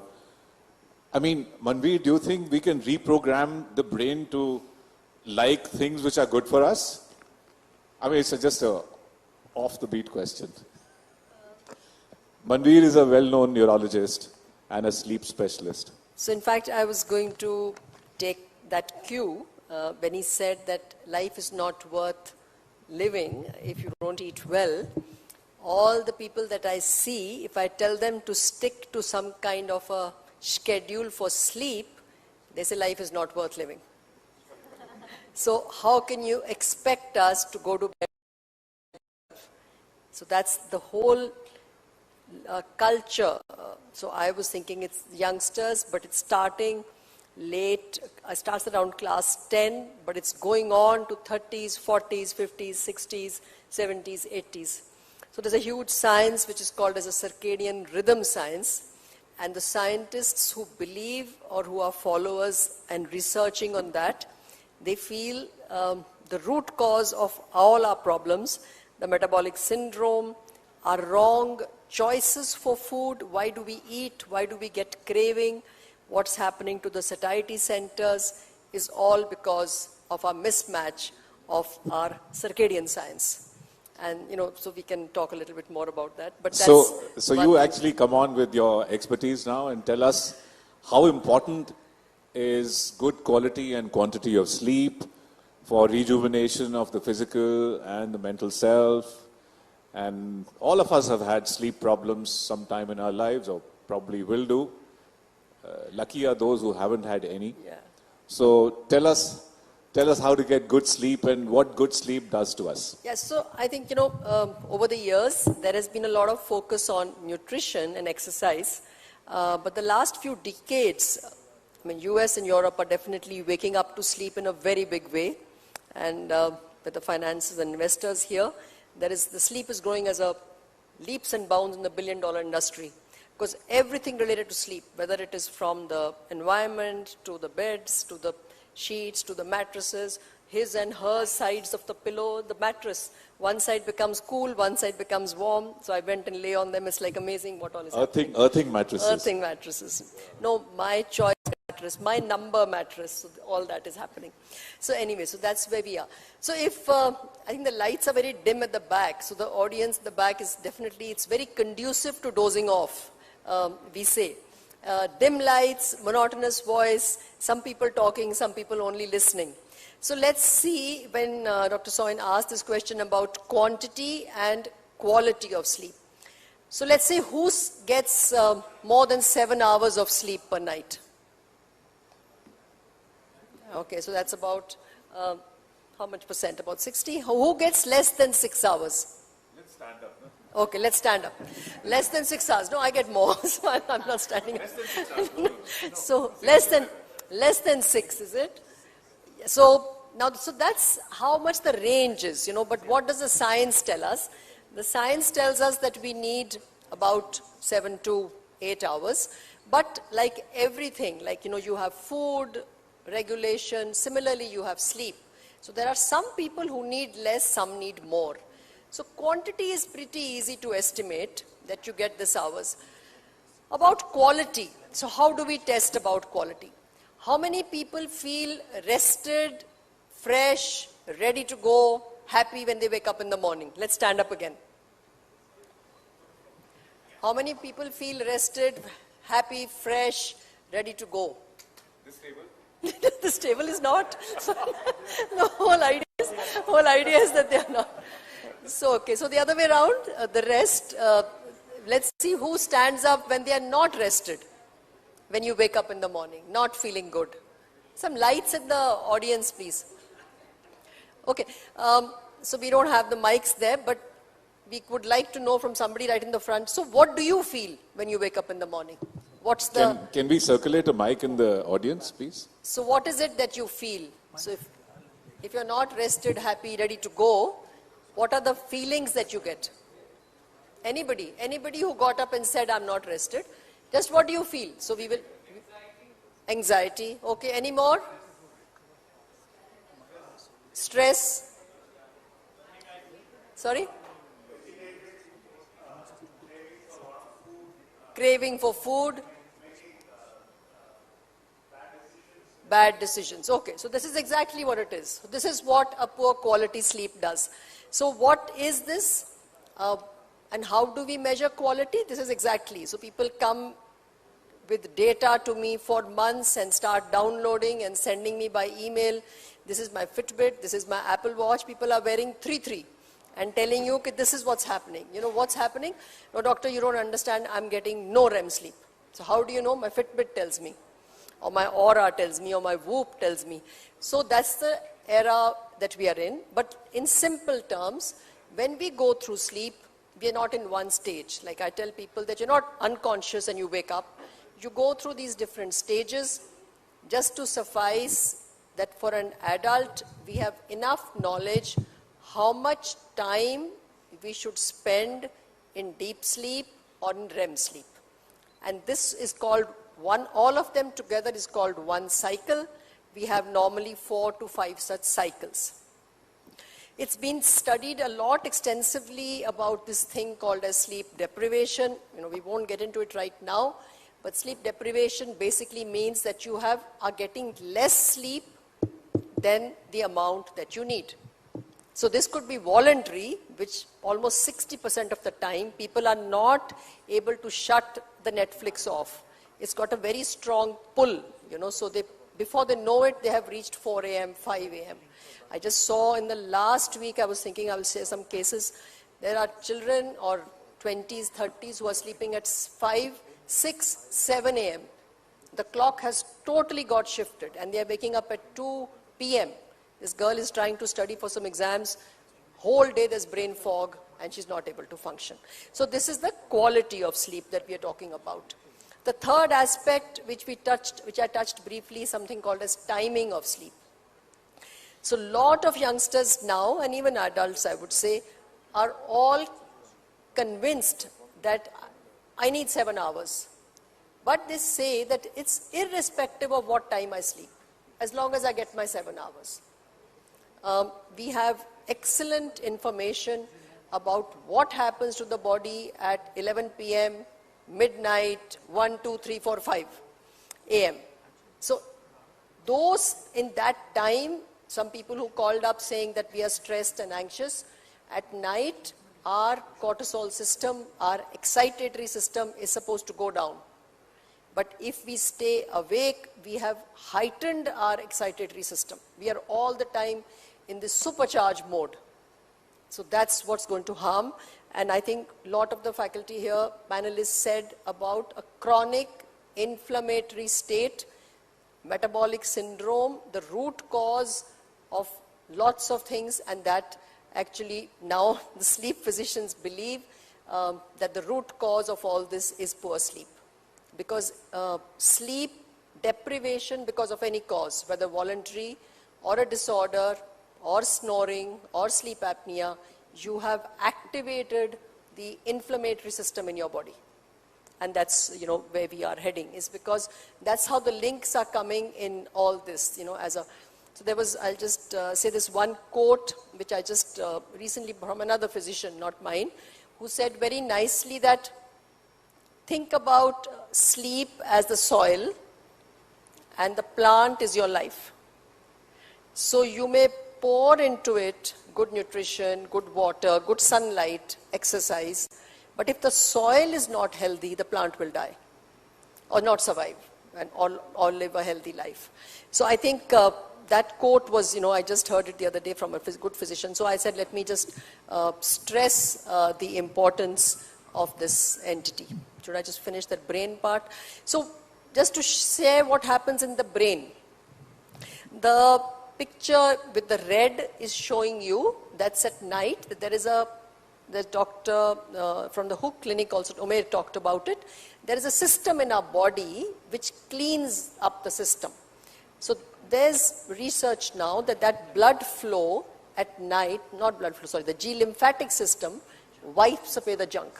So this cartoon I show because it kind of leaves an impression that there is vacuum cleaning, housekeeping, whatever word you want to keep in your mind is happening at night. When we are sleeping at the right time, not at night when you sleep in the middle of the day. So that cleaning removes all the junk that is accumulating. If not, you will get a room like this and the brain will get full of clutter, and that's why we get, now it's become a risk factor for cognitive impairment and dementia. And when I see people who are saying, I can't remember, the first thing we say is, how was your night? So the memory has to get stored, it has to get recollected, all that gets hampered. So imagine another cartoon which we show is that, think about it that from a USB drive, it has to go into a hard disk. And that happens at night. So you get the information, but there is no storage. So when there is no storage, there is no recall. And people are getting very worried about it, that I'm forgetting all the time, because there's too much information overload, not adequate cleaning, and not adequate storage. And this is just the last bit we talked, so I wanted to also talk about the emotions. And I think somebody said anxious, I don't know if somebody said angry. So why is one angry? So there's a lot of neurobehavioral thought on this anger. And another thing the sleep scientists say is that in this era of sleep deprivation, we are more obese and we are more angry as a race. So there's a small little almond-shaped structure called amygdala. It's right at the center. It's like a firing system which controls the emotions, particularly anger, and your responsiveness and irritability and things like that. The pink part in the front is the part here, the brain. That's where actually the human beings, we've got more evolved, because this part of our brain is very evolved as compared to all during the evolution, which is like a brake on that amygdala. So if you are upset, you are angry, so sometimes you're able to control yourself, sometimes you can't, you just let loose. So that brake is working well if you are able to control. How does sleep get into it? It's been shown that the brakes work very well if you are well rested. If you are sleep deprived, that brake function goes away. And then the amygdala just takes off.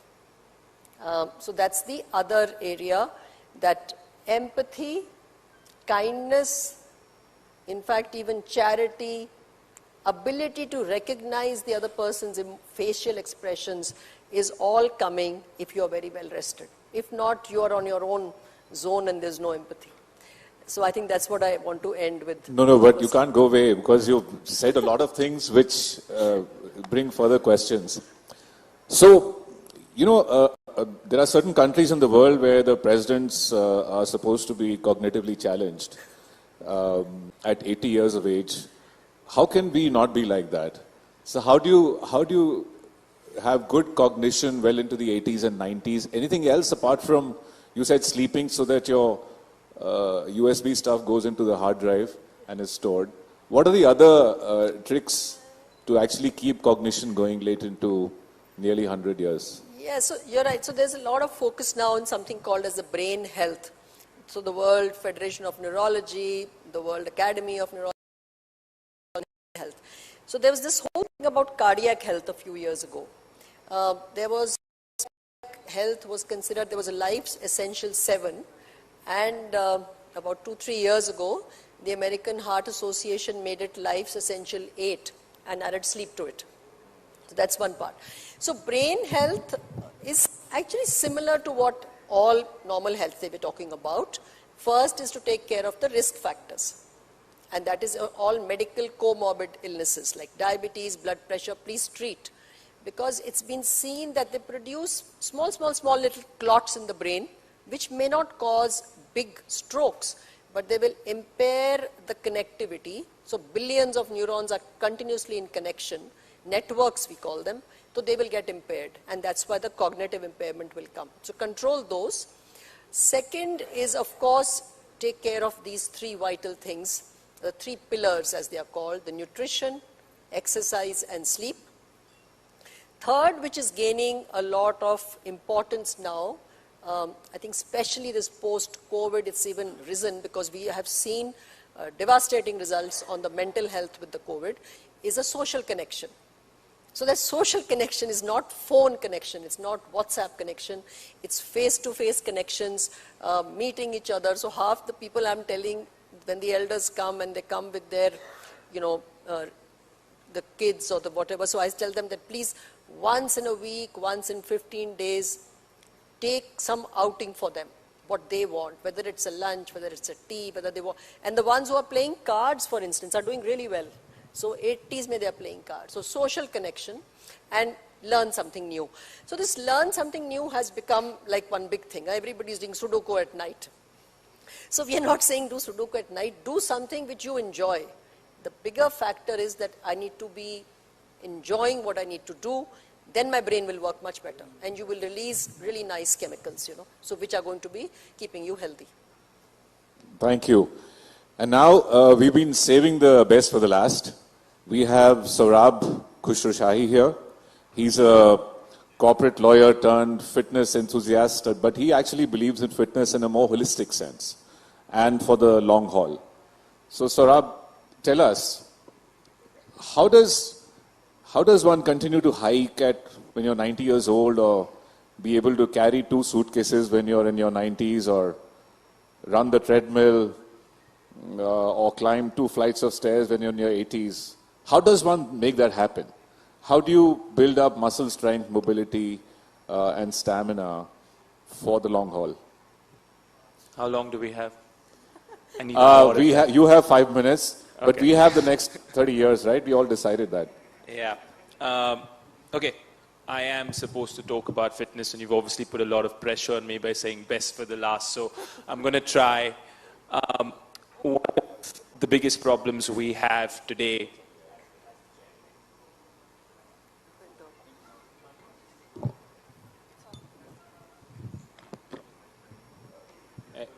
This one better? Yeah.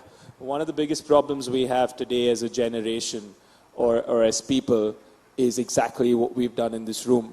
We spent the last 1 hour and everyone's sitting down. Not a single person has moved.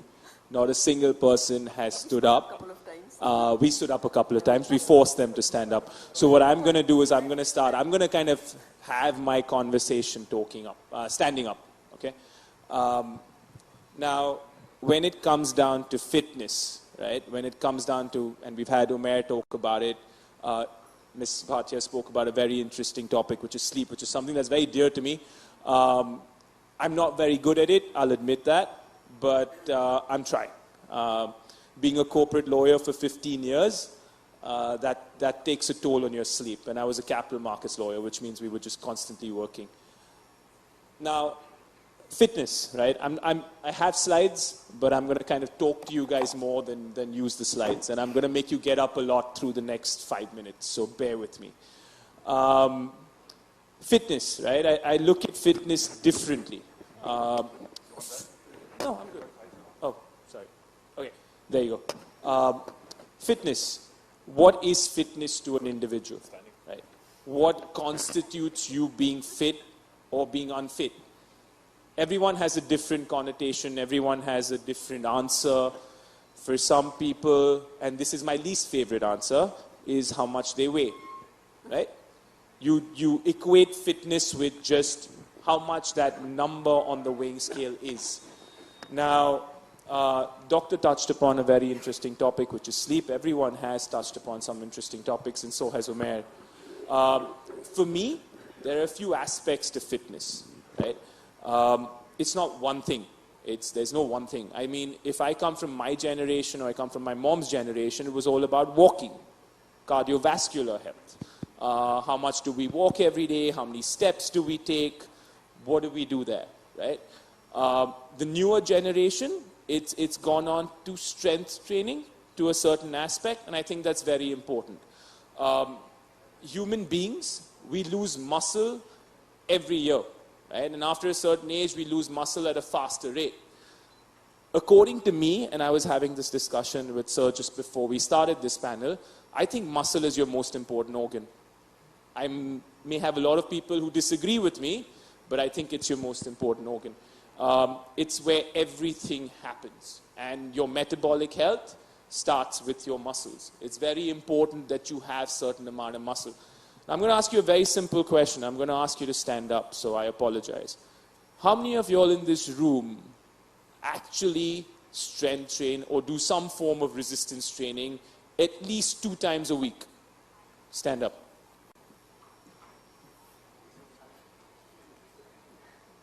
That's not even 50%, right? 20. We look at about 20 to 30%. How many of you all go for a walk every day? Or let's say 3 to 4 times a week. So this is much better, right? So that's where I'm kind of coming to, right? We look at how much we walk, and for us, walking is exercise. I hate to break it to you, walking is not exercise. Sorry, that's my opinion. So when I talk to my mom sometimes, and God bless her, she's 81 years old, and she talks to me about the fact that she has exercised, and I'm like, yeah, what did you do? And she's like, I went for a walk. I'm like, I'm sorry, not exercise. I meet a lot of people who tell me I train 5 times a week. I'm like, great. What do you do 5 times a week? I go for a walk for 1 hour every day. Sorry, that's not exercise. In my book, that's not exercise. So I think every individual at some level has to have some form of resistance training or strength training as part of their weekly schedule. Now, if you're someone who doesn't do it regularly, I'd say at least a couple of times a week. I'm not asking you to suddenly become Mr. World. No. I'm just saying go in a couple of times a week and do some basic strength work. And honestly, I think the older we get, the 50s, the 60s, the 70s, we need it even more. I think the mindset's slightly different. We believe that 20-year-olds and 30-year-olds need to do it, but I think 50, 60, 70-year-olds need to do it even more. And that's what me and my team kind of focus on. We've got a bunch of students who are over the age of 65. My first student ever, when I made the switch from being a lawyer to kind of coaching, was a 63-year-old gentleman called Mr. Ajay Piramal, a founder, head of Piramal Industries. One of the most amazing people I have met in my life, because at the age of 64, he used to get up and go to the gym 3 times a week at 5:30 in the morning without fail. And I love him to bits, but at that time I used to curse him because I'm like, you're making me wake up at 4:30 in the morning to come to you at 5:30. So different aspects. Now, there's 2 more aspects, or 1 more aspect of fitness which I think people ignore, which is your recovery. And that breaks into sleep and nutrition, right? We believe we're training, we believe we're doing really well, but we don't really focus on our food. And from what I saw right now, we don't even focus on our sleep. And to me, that's more important than what you do in terms of exercise. So everyone's different. So I left you with one thing, right? I said you've got to try and get strength training in twice a week. Everybody in this room, irrespective of your age, right? The second thing I would urge you to do is actually listen to Dr. Bhatia and get some sleep in. And I'm one of those who came from that era where we were like, oh, we're cool if we don't sleep. I'm sorry, that was a thing that happened. Sleep is a waste of time. I'm wasting my life by sleeping. I've heard a lot of that, right? And I've told that to myself a lot of times when I was a lawyer. I'm like, what am I going to achieve by sleeping? I'll have a few years to sleep later. It doesn't work, right? It kind of causes complications in your own health and in your own system. Another topic, and I'll be very brief about it, is nutrition, right? How many people in this room actually track the amount of protein you have on a daily basis? Stand up. I'm not making you sit down. Stand up. Okay. How many of y'all, you can sit back down. Okay, just stand up since you'll track your protein. Stand up. The ones who track their protein, stand up. Stand up. How many of y'all, and if the answer to this is no, sit down, have at least 1.4 to 1.6 grams of protein per kilogram of body weight? If you don't, sit down. Or you do. Excellent. That's brilliant. But that is 10 people in this audience, right? So I think the easiest thing when it comes to food, and something I'd love everybody to look at, is how much protein are they consuming. And it's a very big problem in the Indian diet, right? Because a lot of the Indian diet is rice, rotis, dals, but we don't really focus on how much protein we get in. And I'll come to that topic on protein in 2 minutes, because I think it's a very important topic, and Umair touched upon it as well. Now, I'm going to ask you to kind of do, I talked to Dr. Soin, and we were going to do this in the audience, but I think it'll be unfortunate if we do this in the audience. People might kill me. Okay, so I want you to go home and do these 2 things, right? These 2 things are very important. How many people, or try this, right? It's a basic mobility test. I think mobility is also very important when it comes to training. How many people can actually sit down on the ground, cross-legged, and get up without using your hands? I'm not going to ask you to try it right now, okay? It might be a disaster. We might cause a lot of chaos. So I'm not going to ask you to try that. I love you for it. I swear I do. In a suit? I was going to do it, but... Not alone. Okay, the ones who said they can, come. Anyone wants to demo it? Anyone wants to demo it for me? Sit down and get up without using your hands. Go for it. Excellent. Right? Very, very, very simple mobility test. Would you like to do it, sir? Come, sir. Please.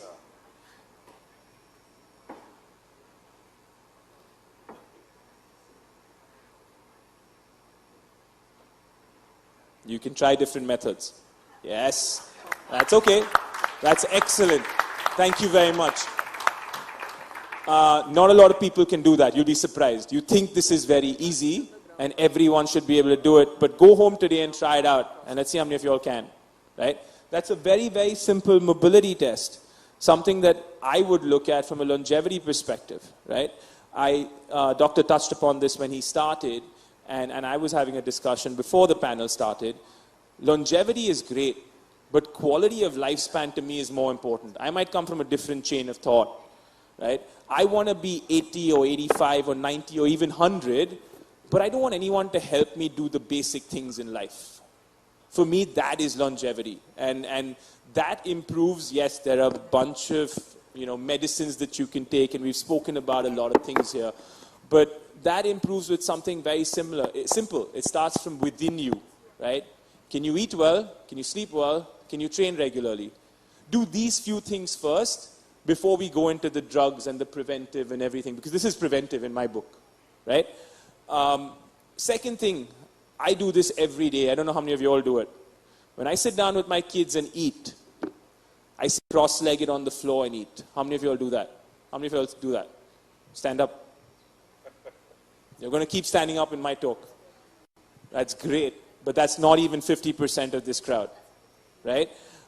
As kids, when I was in school, I think we used to have a canteen, and we used to sit on the ground and eat with our table or our desk. And that was actually brilliant. If you go back to rural India, you'll see they don't have knee problems. They don't have hip problems. They don't have any of these issues. They have the Indian toilet. They squat down. They sit down, right? That's it. They don't sit on chairs. And I think it's important. So what I try and do every day is try to get 10 to 15 minutes of sitting cross-legged on the floor. That changes your health as well. That changes your mobility. And when you change stuff like that, you improve the quality of your life. And for me, quality of life matters way more than how long I live. I'm sorry. I know that might be controversial, but for me, quality of life matters way more than how long I live. One more thing before I kind of move out and give the stage to everyone else. This is something I hear a lot of in my life as a coach, right? What's your purpose? Why do you train, right? I'm not an athlete. Why should I train like an athlete, right? In my opinion, life is your biggest athletic event. It's an athletic event. You've got to kind of look at things differently. We always, I've met so many people who come to me and say, but I'm not training for the Olympics. Why are you pushing me so much? You're training for life. And I think it's very important that everyone has a purpose in everything we do, whether that's work, life, training, fitness, longevity. You've got to have a purpose. You've got to have something you look forward to. For me, that kind of gets you what you want to get. Now, I'll tell you what my purpose is, or what my idea of fitness is, and I'm happy if any one of you all want to share your own purpose. I became a father at a slightly late age. My second son was born when I was 40, right? Now, when he's 20, wants to play a sport, he seems to be keen on sport already, but when he wants to play a sport at 20, I'll be about 60, right? He can't be better than me, I'm sorry. Doesn't work. It could be any sport. I played cricket at the under-19s, the under-17s, the under-23s for my state. There's no chance he's beating me at cricket. There's no chance he's going to be better than me. For me, that is fitness. I don't care about the way I look. I don't care about whether I have abs. I don't care how thin I am or what my weight is. For me, fitness is the ability to do what you want to do when you want to do it without second-guessing yourself. And when fitness becomes that, and you get that as a purpose, life changes, right? And then you kind of start working on yourself a lot more. I can go on about this topic. I'm sorry, it's the most important topic for me. But I'm going to kind of finish off with a few myths. I promise you I will be done in 30 seconds. I promise you. Okay? The first thing, it's right up on the screen. Cardio is your answer to every single health issue you ever have. I don't agree with it. I think like I've already touched upon, strength training is a very important aspect of your fitness and your health as well. Second point is the most important one, the one I see a lot of, is women should not strength train because they look big or they look bulky or they look like men. That's the worst thing I've heard. The only people who tell women they look like men when they strength train, in my opinion, are insecure men. Right? It just doesn't make sense to me. There is no reason why a woman should not strength train. And a woman will not look bulky. You do not have enough testosterone in your body to get bulky that fast. Unless you're doing something on the side. Now that I'm not going to touch upon. And my last thing, and I've already touched upon this, is protein is not safe for you. It's perfectly safe. I have met parents who have come to me and said, my son wants to have a protein shake. And isn't that unsafe for him? Isn't that going to hurt him? I was like, oh, okay, fine. Does your son have ice cream? Yeah. Does your son have diet sodas? 100%. What's the problem with that? But protein's an issue. Right? I don't get it. It doesn't make sense to me. So that's my 2 bits about what you wanted me to talk about. Hopefully that made a little bit of sense, and hopefully you'll take something back home. So thank you. Thank you very much, Saurabh.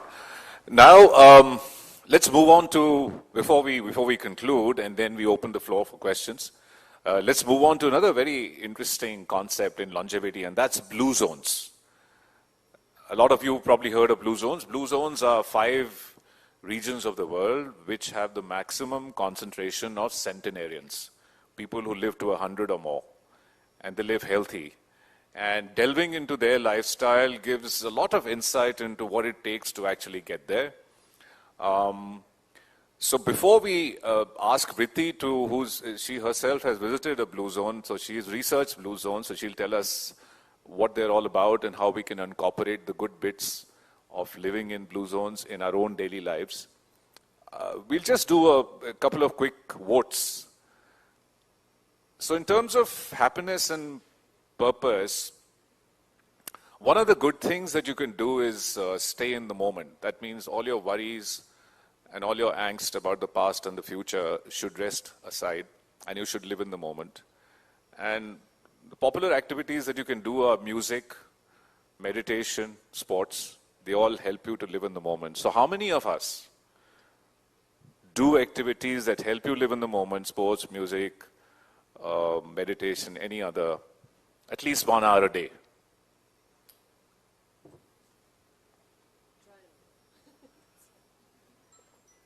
Okay, 2 hours a day, keep standing, the rest sit down. Wow. We salute you and you. Right. So, Vriti, tell us about blue zones.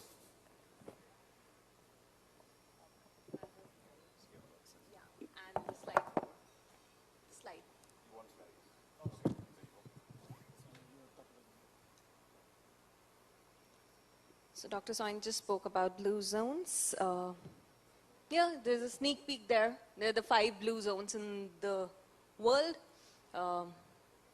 I visited myself Sardinia, Italy as my first destination last year, and I hope to cover rest in next 2 years.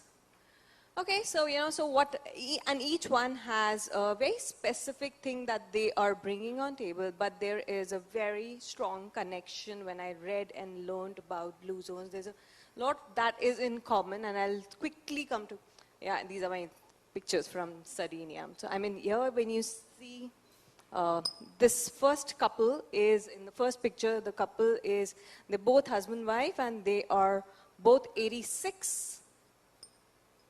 The lady is 82 and the husband is 86, and I visited their house. They were they were extremely warm people. I mean, they had a strong sense of bonding with themselves, with the family, with the neighborhood, with the community. The second family, the lady last in the sequence sitting there, she is 99 years old, and her bedroom is on the second floor. She goes up and down every day to her bedroom. And interestingly, and it was just very unique and different, which was there in our ethos as Indian, in the Indian society, she's still the decision maker of the family. The third one is, now this is a family. There is a husband, wife, and the son. So this was the family that hosted us for dinner, and we saw how their diet, that diet comes from the locals. They do not eat processed foods, and we talk a lot about against the processed food. The most interesting, the beautiful thing is that, they do gardening, they do farming. Shepherd is their mainstay, like a profession, and everything that they have, including wine and meat. Meat is a very small portion of their diet, but yes, it is a portion of their diet. Their diet is largely legume-based, homemade, and they have all whole wheat-based pastas and breads. Vriti, we'll have to wrap up soon, so just takeaways. How do you make blue zones at home? Okay, so you want a crash course on that. Okay, so I think one thing which, I think couple of, it got mentioned earlier also, bonding is very, very critical. Bonding socially, bonding within the family, bonding with your, maybe your neighbors, your community. I'm not talking about during your working hours, I'm talking about after your working hours or beyond your working hours. Bonding is critical. Wisdom bridge across generations. Again, very, very critical. We spoke about what happens when we turn 80. Do we want to feel unimportant? Do we want to feel not required anymore? That wisdom bridge, because what is missing today in today's busy lifestyle is not being able to pass from the grandchild to the grandson or the granddaughter. We're not able to pass that wisdom, and that wisdom gives the sense of purpose to the elder generation, and it gives a very strong foundation to the younger generations, which is missing, and that inculcated more and more goes with the family bonds. Community rituals and celebration, this was very strongly there. Every 100th birthday is celebrated like in the whole community kind of a thing. So that with that bond continues, mutual aids, they're very, very helping to each other. I think that is something that as we are getting busier in the, so if you see there is a whole common theme that is coming out, what brings them together, and that sense of belonging. And very, very important, I want to just talk about, so they put this, there's a beautiful Sardinia pictures, and they put every centenarian is like painted on the wall. One very, very important thing, if everybody has to bring a blue zone in your life, in your family, is what Saurabh also mentioned, was a purpose. I think we need to have a purpose to our every morning. We have to have a purpose to our every day, to our lives. And I think that is critical. And that is critical till the last. So, and that is where, the whole thing converges into a health span. So basically, living fit, I mean, everybody's just covered it. I don't want to spend time summarizing it, but I think purpose and bonding in addition to whatever has already been discussed.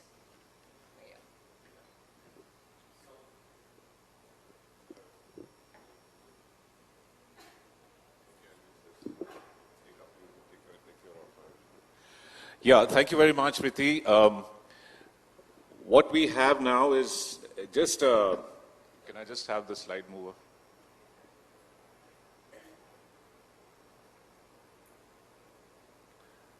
So we have a very interesting questionnaire on your positive health and longevity awareness quotient, which the organizers have put together with a well-known longevity clinic. And I mean, I've gone through it already, and it's very nice. It's a QR code. So just put it on your phones and participate in this questionnaire. I mean, fill up this questionnaire. And Vasu, you promised to send us our quotient soon, in the next 48 hours? Okay, so you will receive your longevity awareness quotient in the next 48 hours. So just put it on your phones and go for it. Those who are with us online will have both the QR code and the link.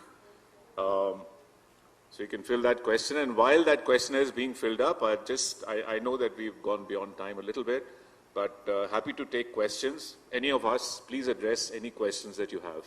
We'll take 2 or 3 questions. Dr. Nagi Reddy.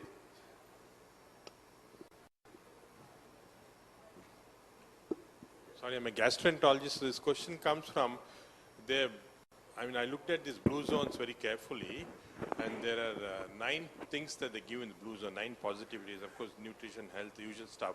But one of the important things consistently in all the blue zones is that all these people are taking wine at least 3 times a week. What's the panel's opinion? So I will give an opinion on that. But the problem is that Nagi's and my opinion will be very similar. We do the same thing. So see, my take on this is that we've heard about all the wine drinking in the Mediterranean diet, and a lot of the Mediterranean countries practice that. And you know it as well as I do that taking a glass of wine or 2 a day for your entire life probably does not much harm and probably does you good in terms of vasodilatation and reduced coronary artery and neurovascular disease risk. But you see, the problem is they do 50 other things, which we do not do. We just want to emulate the wine drinking. But if you don't do the rest of the lifestyle, then really you're not justified in saying that because these guys drink wine and live 110 years, I'm going to do the same. But I'm still going to have my chocolates at night, and I'm going to have all the sweet things I love, and I'm never going to move my ass and sit on my backside and not exercise. No, that doesn't work. You have to do the whole thing, right? Is that an adequate answer? Any more questions?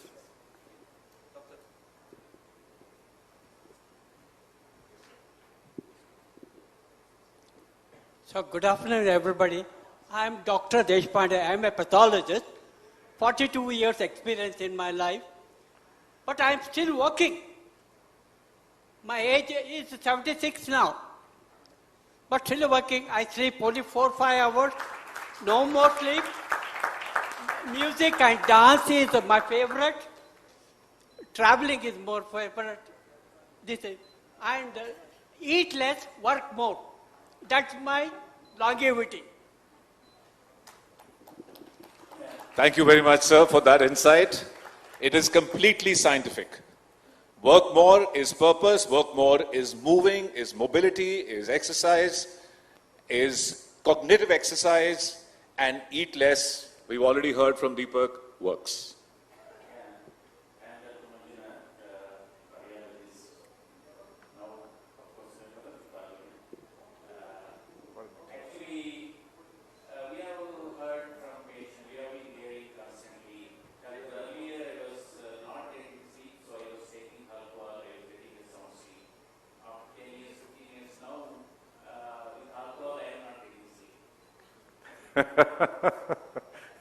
Oh gosh.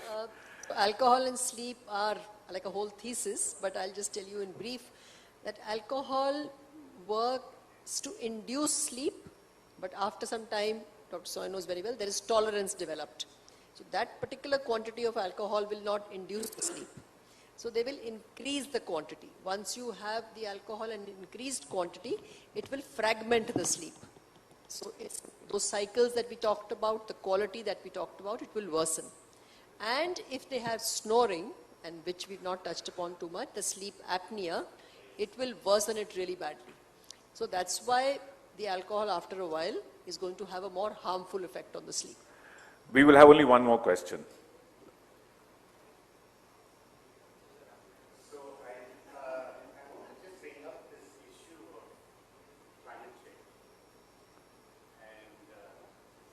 Sorry. Climate change. Right.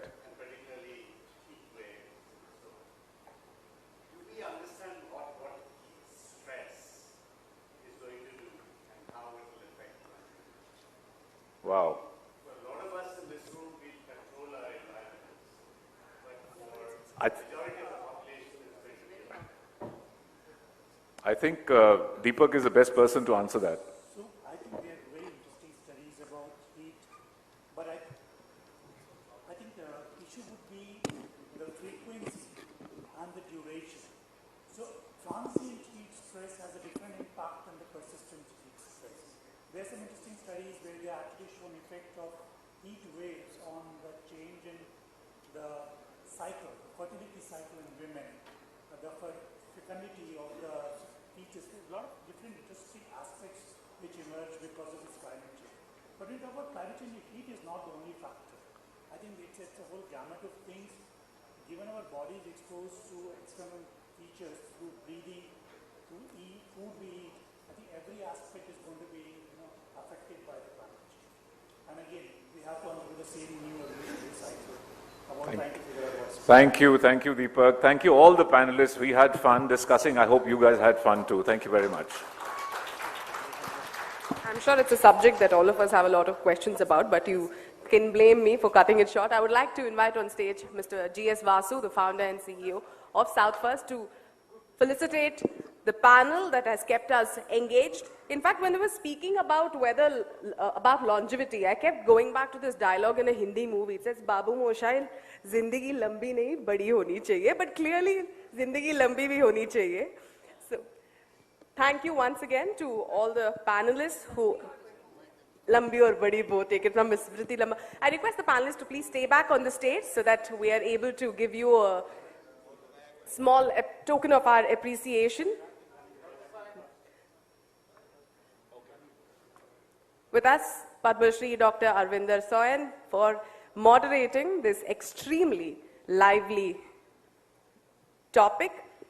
On the panel, along with him, were Prashant Prakash, Managing Partner and Founder of SL India, Dr. Vriti Lamba, Program Head, Fortis Cancer Institutes, Fortis Healthcare, Dr. Manveer Bhatia, Director and Founder, Neurology and Sleep Center, New Delhi, Dr. Umair Qadir, who joined us via Zoom, Clinical Process Lead Physician, Hook, London, Dr. Deepak Saini, Professor, Department of Developmental Biology and Genetics, Convener, Longevity Institute of Indian Institute of Science, and Mr. Saurabh Khusroshahi, Founder of SOFIT.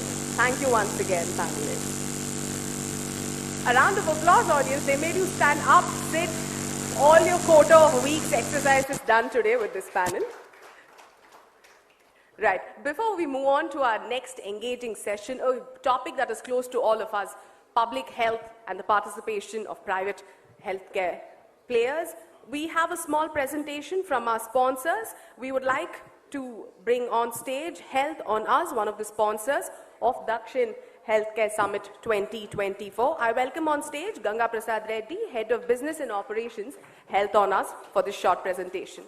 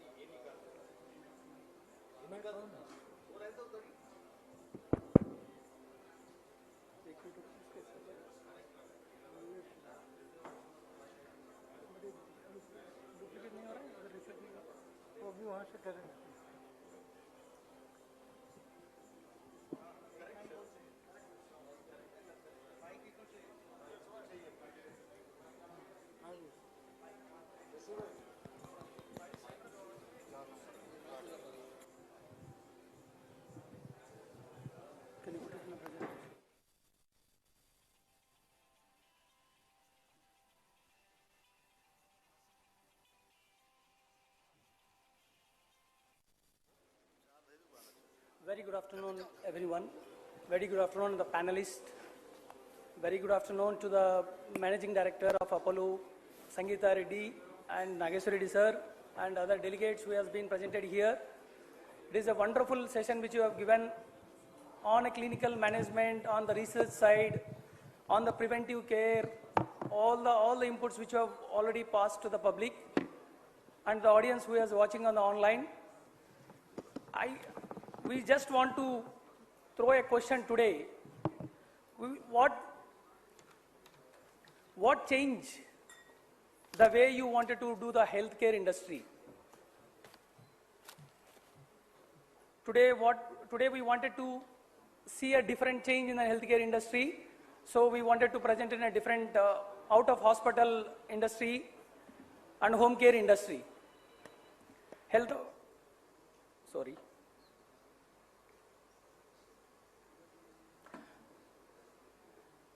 All the people is presented here is in hospital care. We wanted to be what is exactly into out of hospital care. In the hospital care, every people will be on a clinical management side. We wanted to be on a medical management side.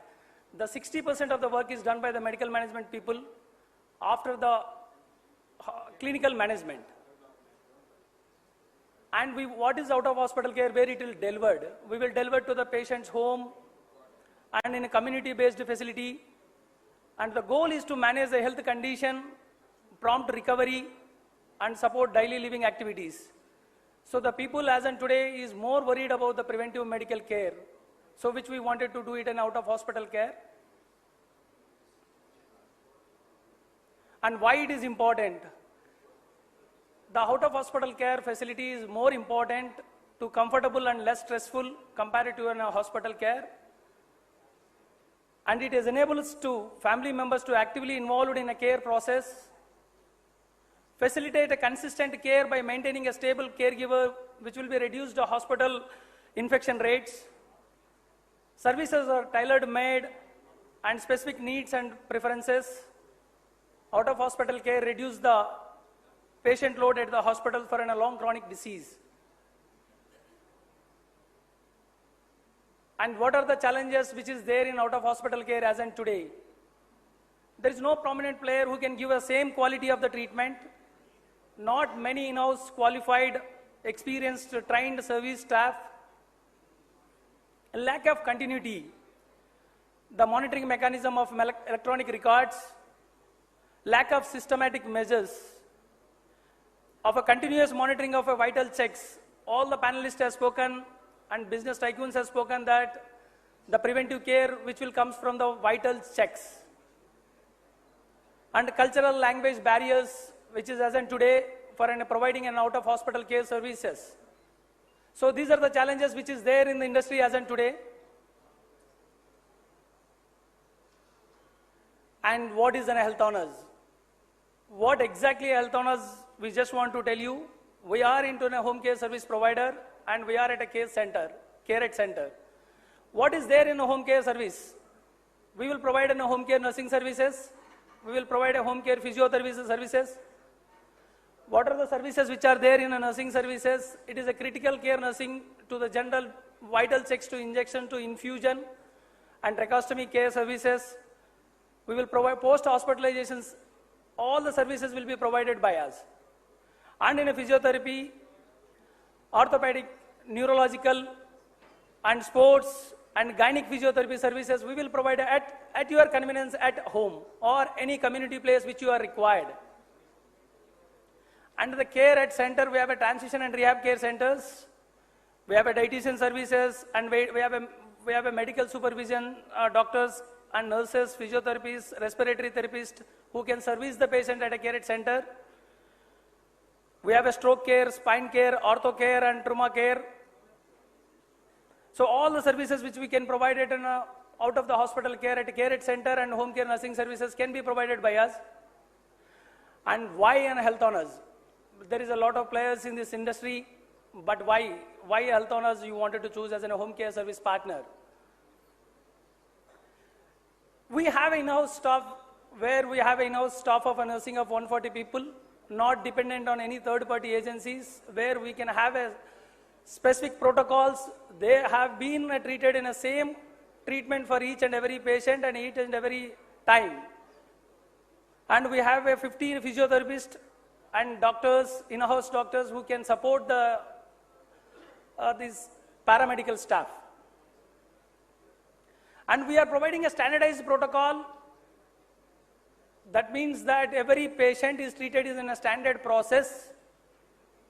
Every crew is being given the same service. 90% of the time will be at a same service level, and it will be recorded in electronic medical form. And monitoring of the documentation. Today people is giving services, but there is no documentation which is maintaining.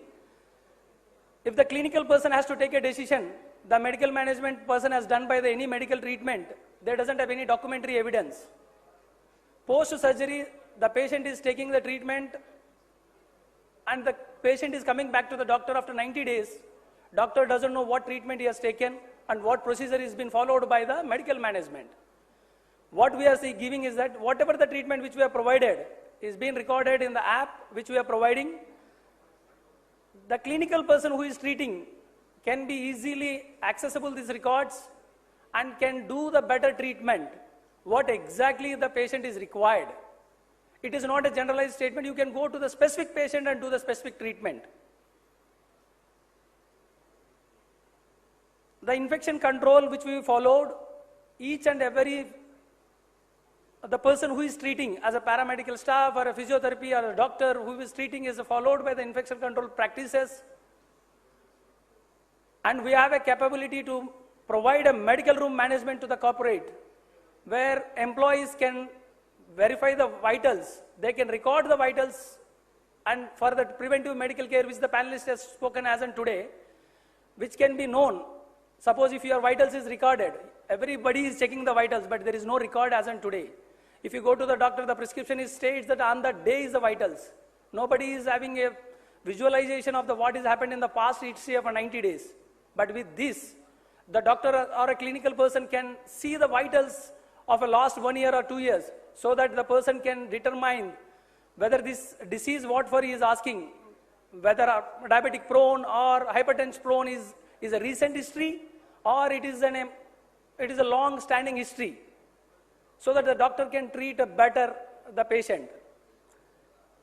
Even if you check a vitals, if you are not recorded somewhere, you will forget. That is the reason the system of electronic medical record is more important today.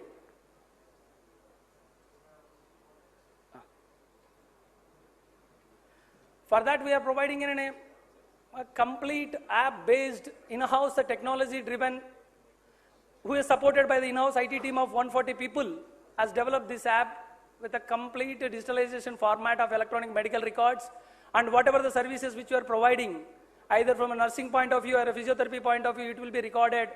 The clinical persons can be easily access these records with the permission of the patient, with the OTP consent of the patient, so that you can treat that patient. And the high security measures has been taken, and every step we as the protocols has been maintained from the app point of view, from the treatment point of view. This is for the betterment of the better India future. Overall control of an application is very high, as we have in-house staff people of IT. A lead time for any new changes, because the clinical person, we are open for any feedback from the clinical point of view. If there is any changes required, we are happy to do it in a very fast manner. Customer data is stored in encrypted format. It is nowhere, we are not accessing any data. and nobody can access the data. It can be accessible by only the patient, or with the consent of the patient, doctor can be accessed. Copyright application with this application with the company is available with us. So we are providing complete services and a digital format, and with the transparency and accurate. With this note, I just want to close remarks. Our true friends are together with the Health Honors. Happy Friendship Day to all of you. Thanks for giving an opportunity in this forum. Thank you, sir. There is a smart presentation or AV which will be played so that whatever the facilities which you are giving can be viewed.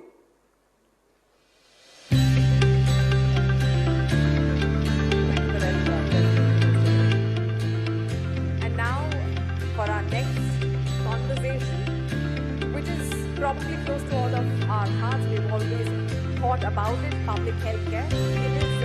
In his introduction address, Mr. G.S. Vasu spoke about how health should be a larger commitment. All of us owe it to each other to ensure that the last mile connectivity when it comes to health turns into a reality.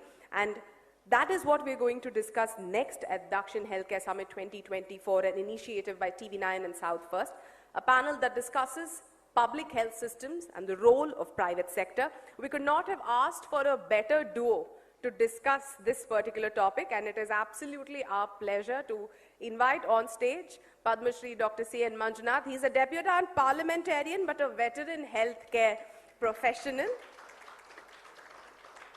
And discussing with him today will be Dr. D. Nageshwar Reddy of AIG Hospital, who will bring the perspective of the private sector, the challenges it faces in a country that is so dependent on private sector to deliver healthcare services as well, and to engage both of these healthcare experts in a conversation. We have with us Chetna Belgare, editor for Health and Wellness at South First.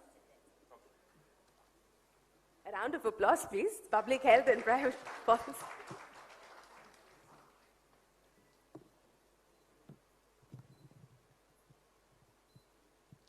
Good afternoon, everyone. Are you all hungry and angry?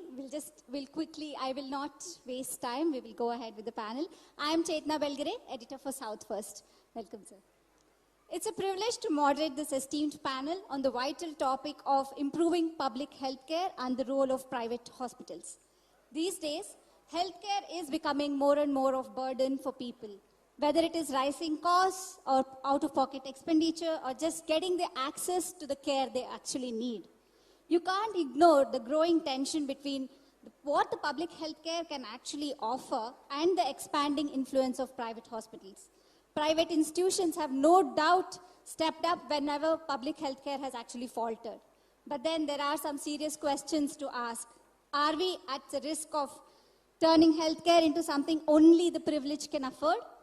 Can private hospitals really support public health without always putting profit first? Will private medical insurances actually become a hindrance or, to access healthcare? What are some concerns that private hospitals face to support the government in their health schemes? These are some of the real challenges that we need to tackle as we look at how private hospitals can help ease the strain on our healthcare system and make public healthcare accessible to all. To begin, let me introduce two esteemed doctors, Padma Shri and Padma Bhushan awardees, whose contributions have significantly shaped Indian healthcare, Dr. C.N. Manjunath and Dr. Nageshwar Reddy.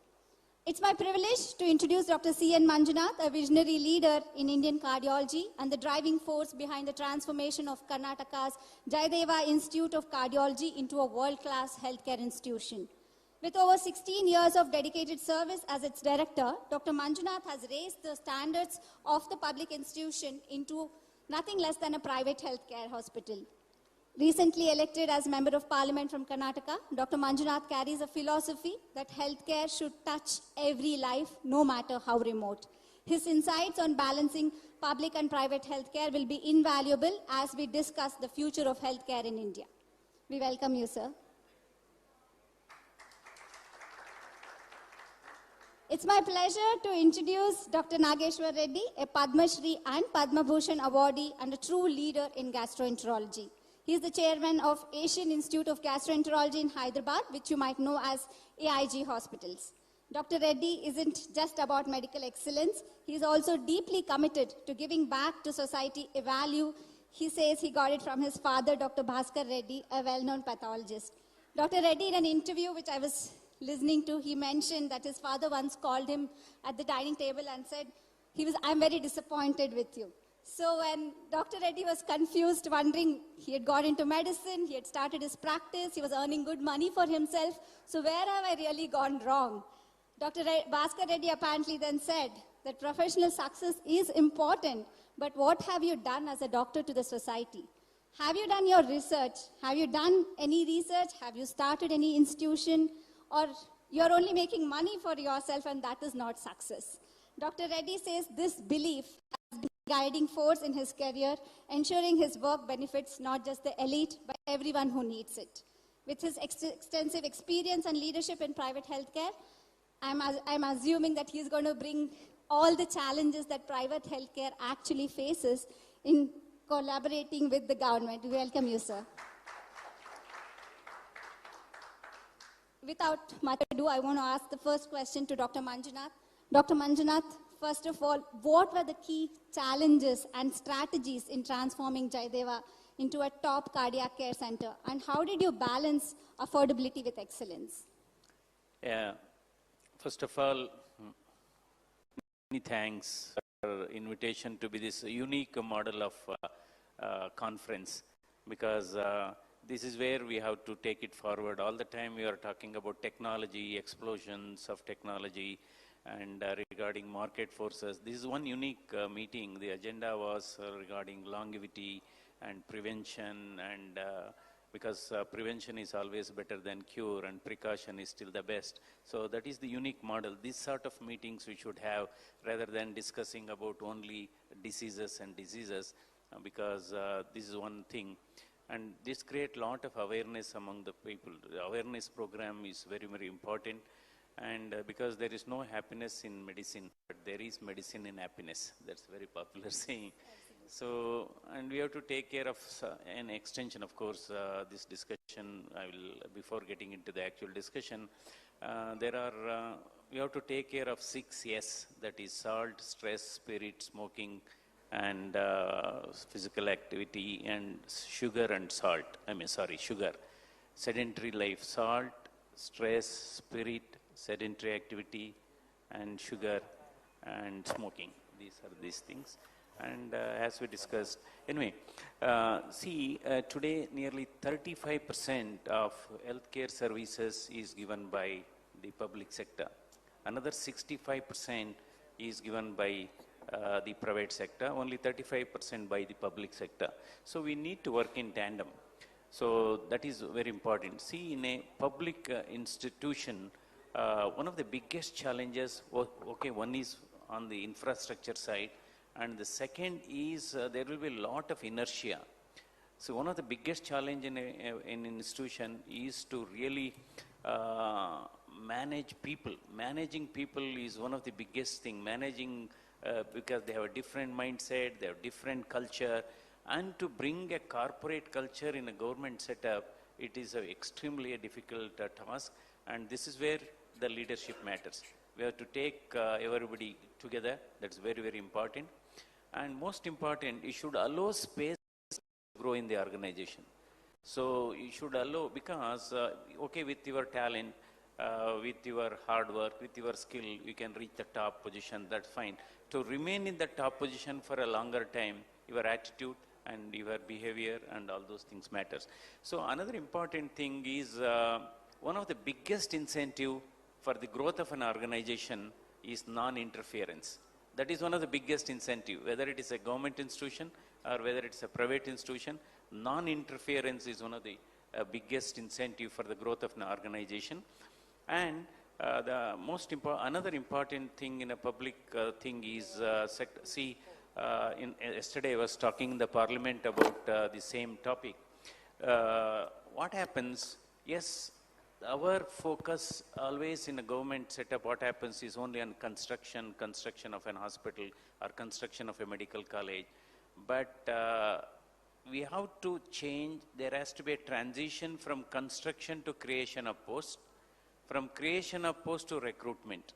So what is happening, we are focusing only on construction. Yes, fantastic physical structure will come, but where are the posts? So this is where we have to really balance, and we have to create an atmosphere of ownership in a public institution. That is again leadership. People should be strong, and there has to be some mechanism of decentralization, and also decentralization mechanism should be there. You should not try to really centralize the whole thing as head of the organization.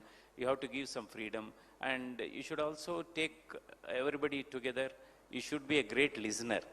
You should be a great listener. A listener is a leader. That's what a popular saying says. And another important thing is you have to have a good rapport with the, you should have a good rapport with the government. That's very, very important. Many times I have realized a lot of good things can be done with the goodwill of the bureaucrats. The goodwill you have with the bureaucrats we can have a lot of impact. Because when I took over Jayadeva Institute of Cardiovascular Sciences in 2006, the bed strength was 300.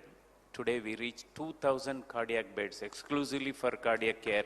Nowhere in this thing. Nowhere in India we have a cardiac institute with 2,000 cardiac beds. See, the problem is, yes, with government grants alone is not sufficient to run a public institution because they have a fixed grant. So this is wherein we have brought in a public-private partnership. 3 P's we call it as public-private partnership. See, the other 2 P's will come if the first P is strong.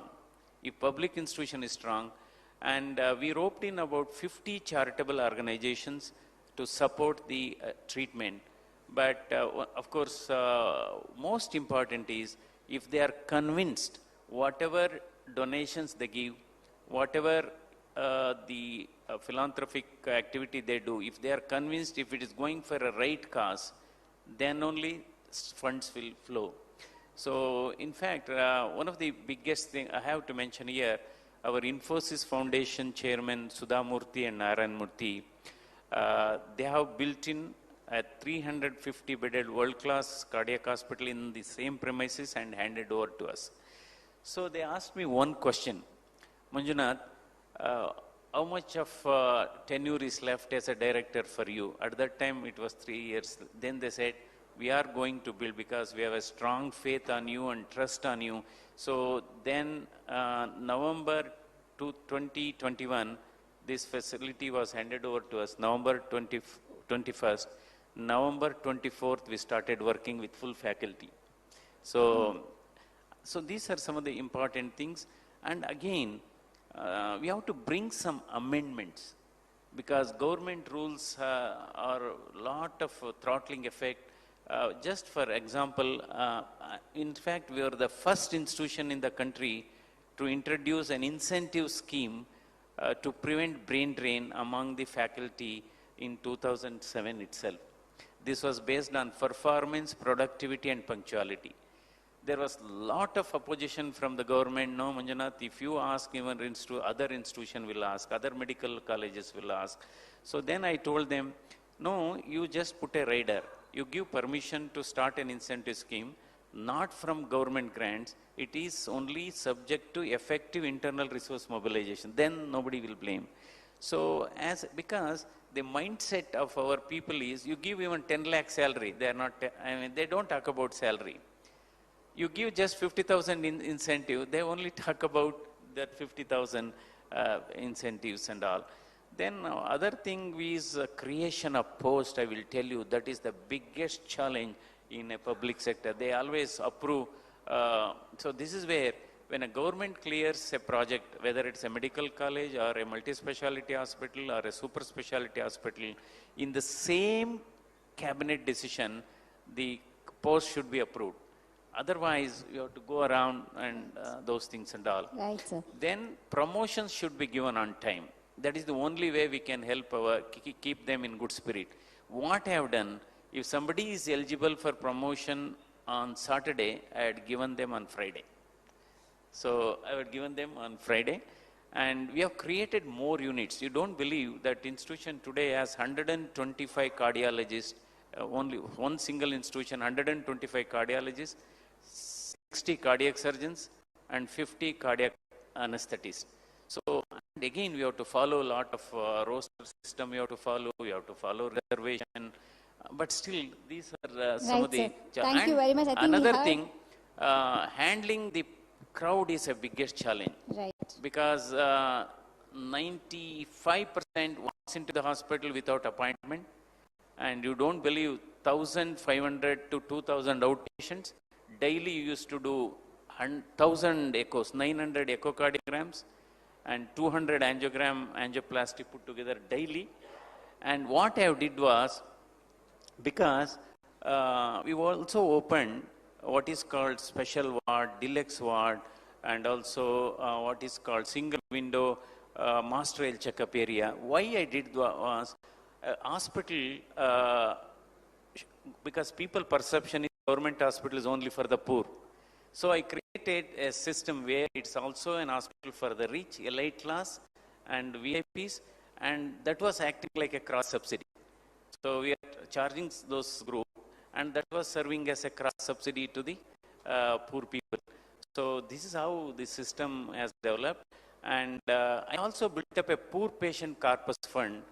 When I took over, it was about 5 lakhs. When I left the institution, it was 150 crores. 150 crores poor patient was built, and the interest generated was spent towards the poor people. And I saw to that nobody should go. Of course, during my tenure, 8 lakh procedures were conducted. 8 lakh procedures, including open heart surgeries to cath lab interventions, angioplasty and stent. To the best of my knowledge, no patient has gone untreated for the want of money. That's, I think, the main. I think we've given a lot of tips to other public institutions probably on how to run it, but I would definitely want to know what are some of the challenges, because you treat, you treat a lot of broad range of patients. So what are some of the challenges that you face in the private sector? So actually, one, to run the private sector alone, the hospital, the other one on to have that compliance with the government on several health schemes that are passed, and also the demand for empanelment and things like that. What are your challenges? Thank you, Chetna. First of all, I'd like to thank the organization, especially for this unique conference, as Dr. Manjuna did. It's a very unique conference where we exchange ideas in a very free pattern. Secondly, I'm extremely honored to be on the same dais and panel as Dr. Manjunath, who's not only a legendary figure in cardiology, but I think now he has done something very, very good, a professional going into politics to change the health system. This was blessing, so extremely honored. Thirdly, I know that a hungry stomach is an angry brain. The public sector, he created, with all the difficulties, a sector which was much better than all the private hospitals. I'm in a private hospital and I'm trying to create with the government a public type of care. Now this is very oxymoron. Public-private care is a very oxymoron word. They don't go together. Private care is supposed to be tertiary care. Public health care is supposed to be at the root of the public health. That is the preventive care. So how can both mix together? Of course, one way is that, again, what all Dr. Manjunath is absolutely true about an organization, whether it's public or private, to build up confidence to youngsters, all those things. But one of the problem now we face in the private sector in this country, a huge suspicion. You know, everybody thinks these fellows are making money, they're getting into, they're all corrupt and that type of thing. So the first thing that we have to establish as a private sector is a trust factor. So we have to convince the community and society that what is being done by these private groups are in the interest of the patient, and this trust is very important. Unfortunately, there are going to be some black sheep in every society. So because of that, we have developed a negative image. If you ask how many in this who are non-doctors think that private doctors are doing good work? Very few, only one. See? How many think that public doctors are doing good work? They're standing up and telling, that means, yeah. So, general private doctors have less compared to public doctor, which is right, because public is sacrifice. So if somebody like a Manjuna is a role model to do something in public, we don't have role models in private sector. We don't have somebody who looked at saying this is doing in private sector. But so first important thing for us is to build that role model.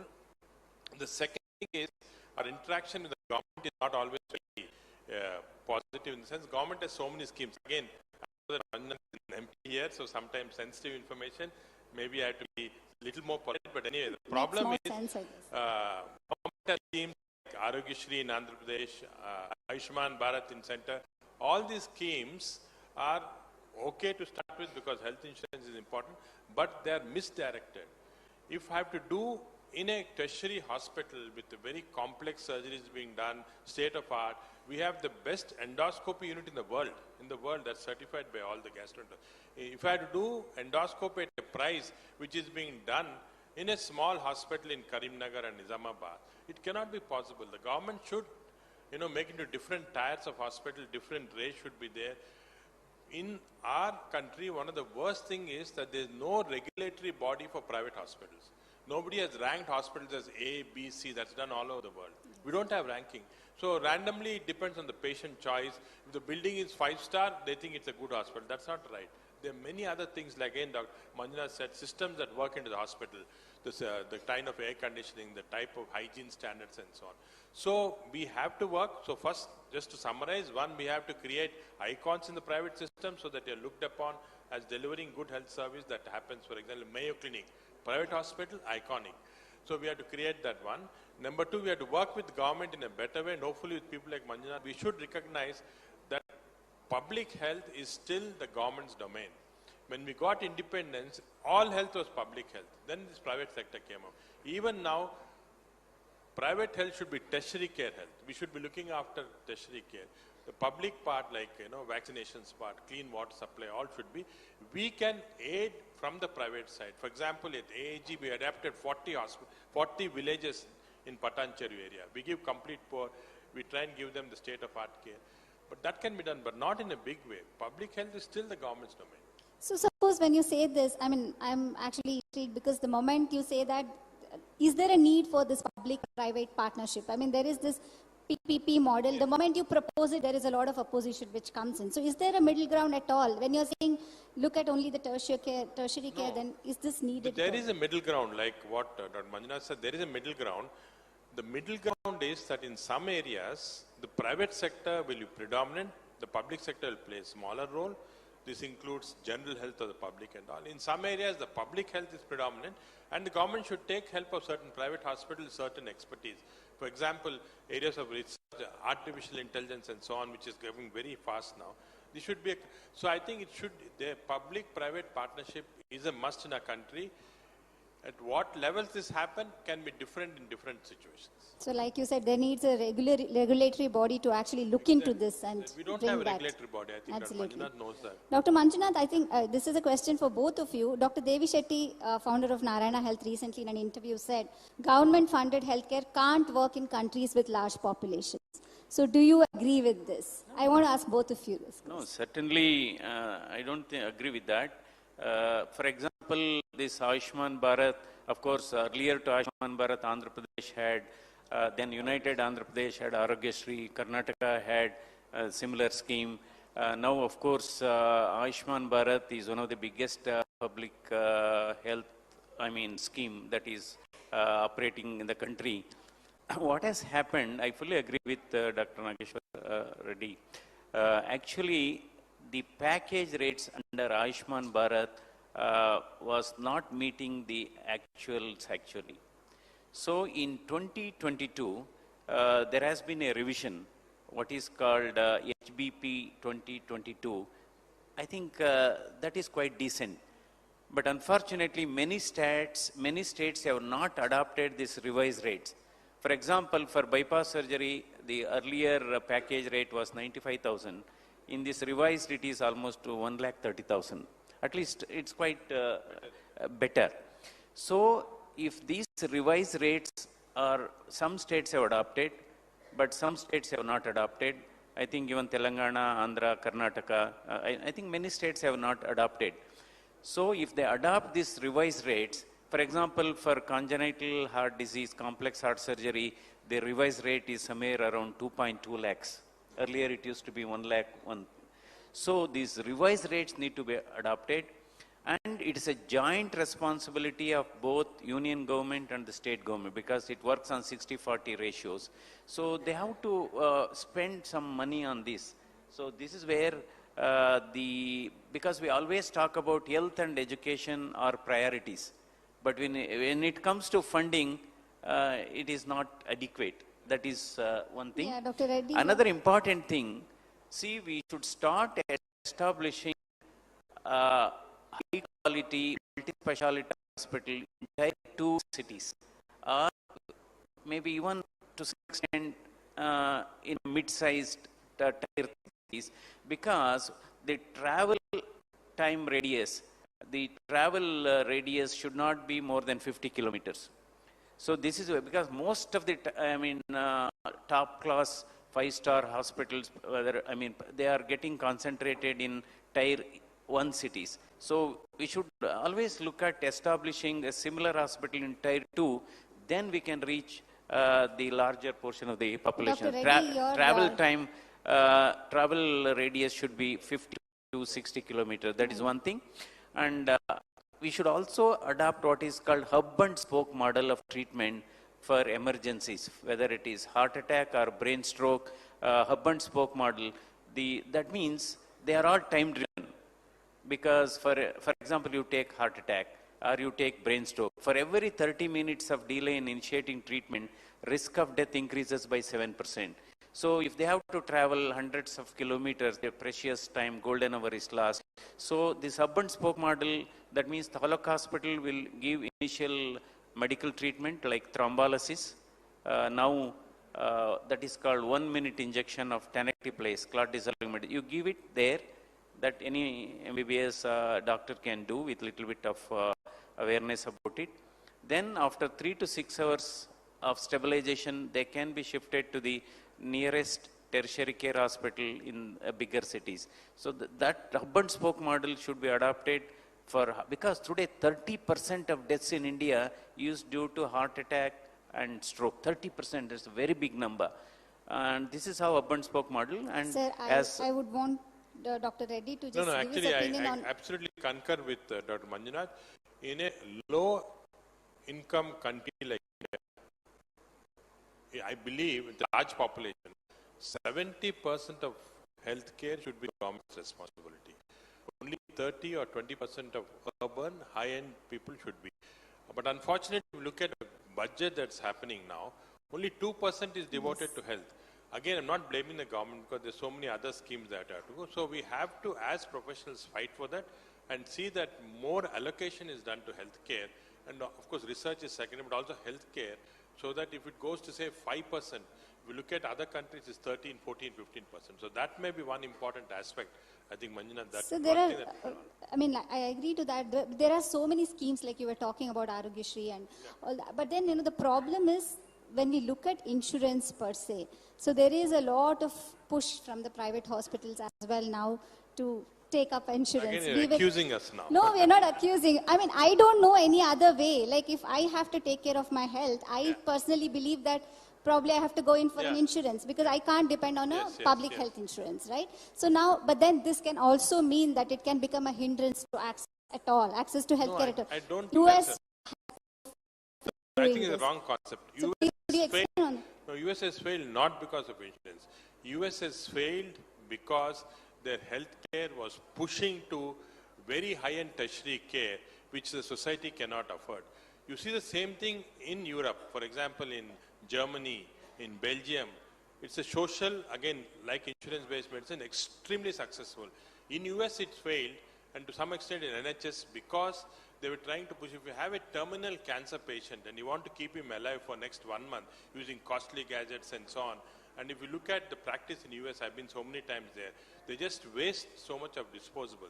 If that is there, then the insurance premiums are going to go up. People cannot afford.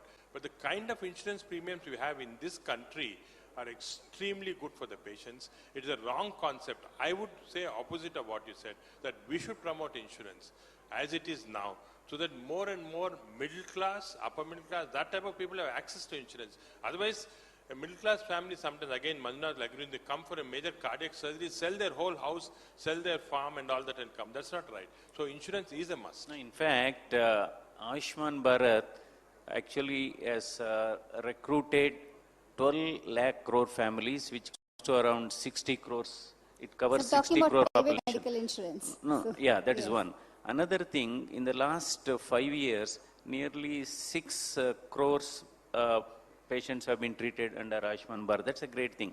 See, another important thing, our Indian still, despite all these, some of these limitations, the people who appreciates the Indian healthcare system is our own NRIs. When they come and visit, oh, they are puzzled. Oh, I'm getting this procedure done same day. I could able to see the consultant same day.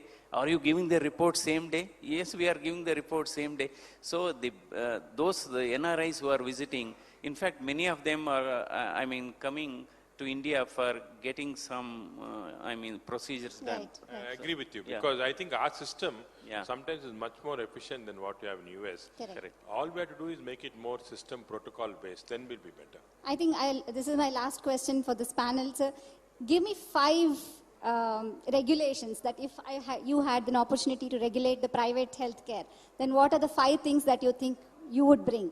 And similarly for Dr. Manjunath, if it is public healthcare, then what are some 5 regulations which you think you should bring? So 5 is too many. Okay, probably maybe 3. Can Yeah, we okay. do 3? Okay, first of all, I think first the quality of hospitals should have a regulation that all the hospitals, nursing homes should be registered, which is being done. After the registration, all of them have to be audited and said that this is what you're saying, your grade A, grade B, grade C. That's very important. Second, all the hospitals in the country should have an audit system where, you have a report card. Every month, say our hospital puts up a report card. So many admitted, so many deaths, so many. So that is not, the quality metric should be put out to this thing. And third, I think we must have, all the hospitals should have their internal regulation with committees who can then look after various aspects. We have to be partly regulated by the government, but this is very important to have quality metrics which then say this is the quality of our hospital. Okay, thank you, sir. Dr. Manjunath, what do you think? Yeah, see, number one, as during my initial remark, what I was talking about, same thing. We need to strengthen the existing public health facilities, whether it is medical colleges or whether it is hospitals. We have to first strengthen the existing facilities with adequate manpower.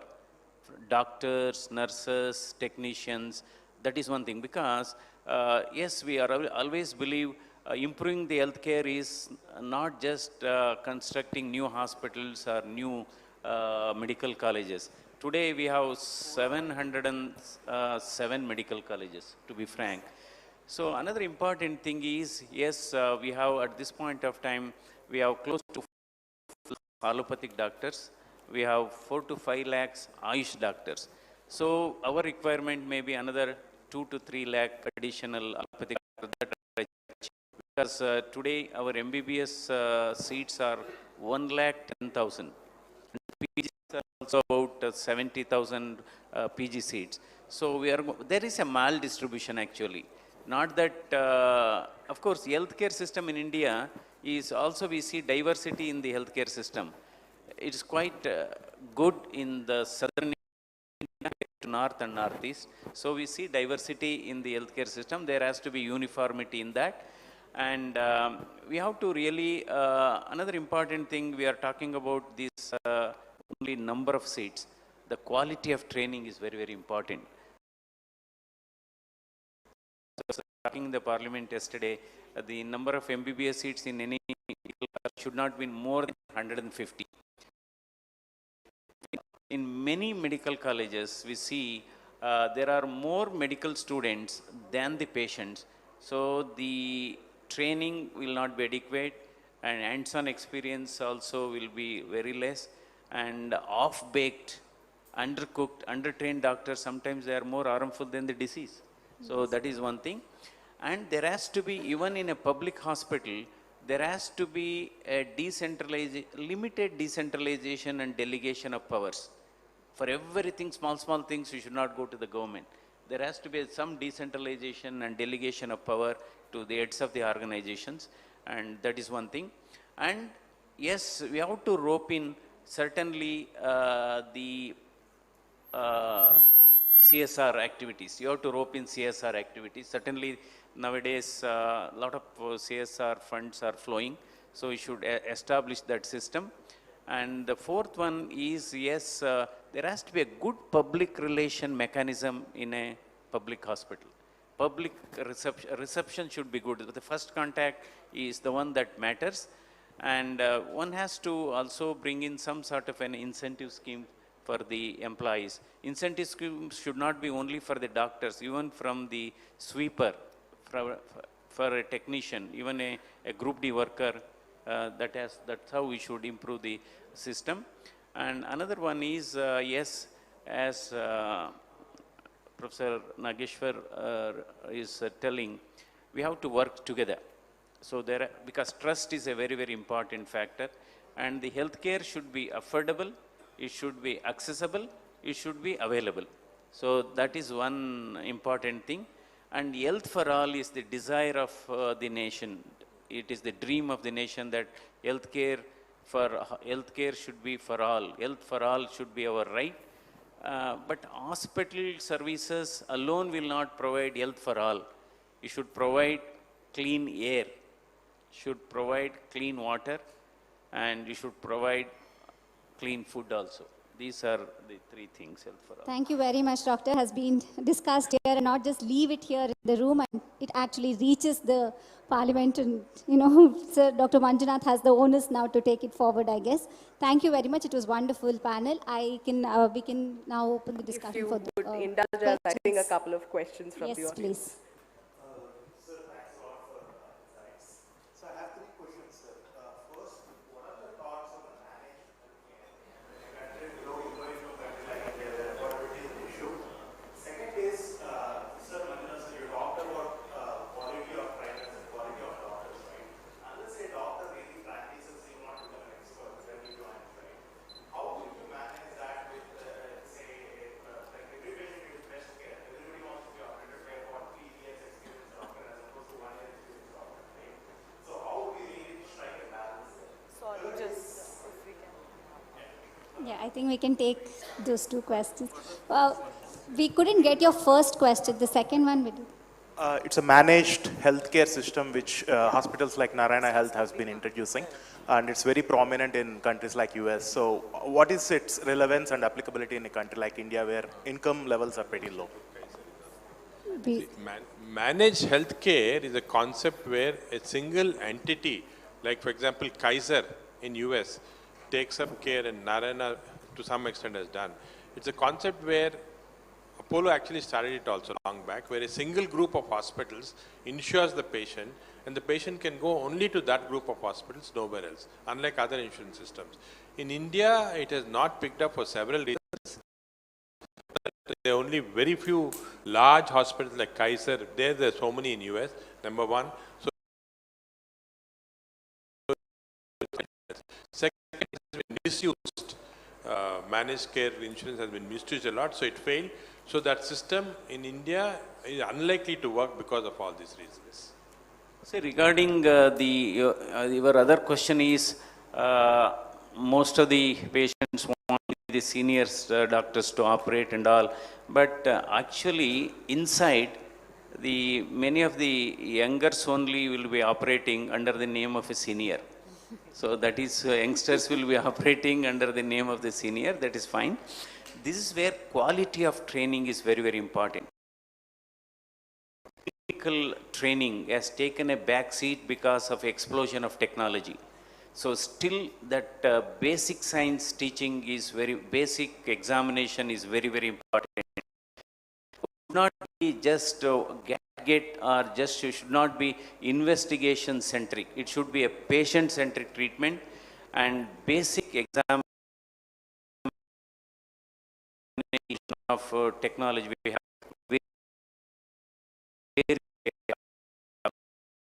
ultrasound, we have various tests and all. Still, talk, trees are very important. Talk, touch and treat. So that brings in trust. Talk, touch and treat, because physical examination, and we have to give some time for the patients also. At least we should listen to their problems 5 minutes, because in 80% they give you the diagnosis. So definitely this is where I am telling, yes, we need more specialists, I agree, but if you have more number of, for example, in some colleges, MS General,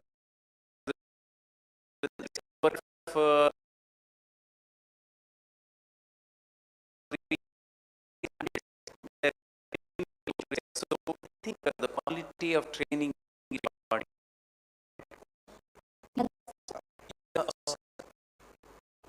If I can ask, good evening, sir.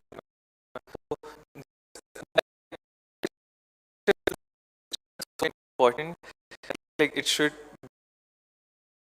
be in the government colleges today, or not colleges, that you will see that the staff.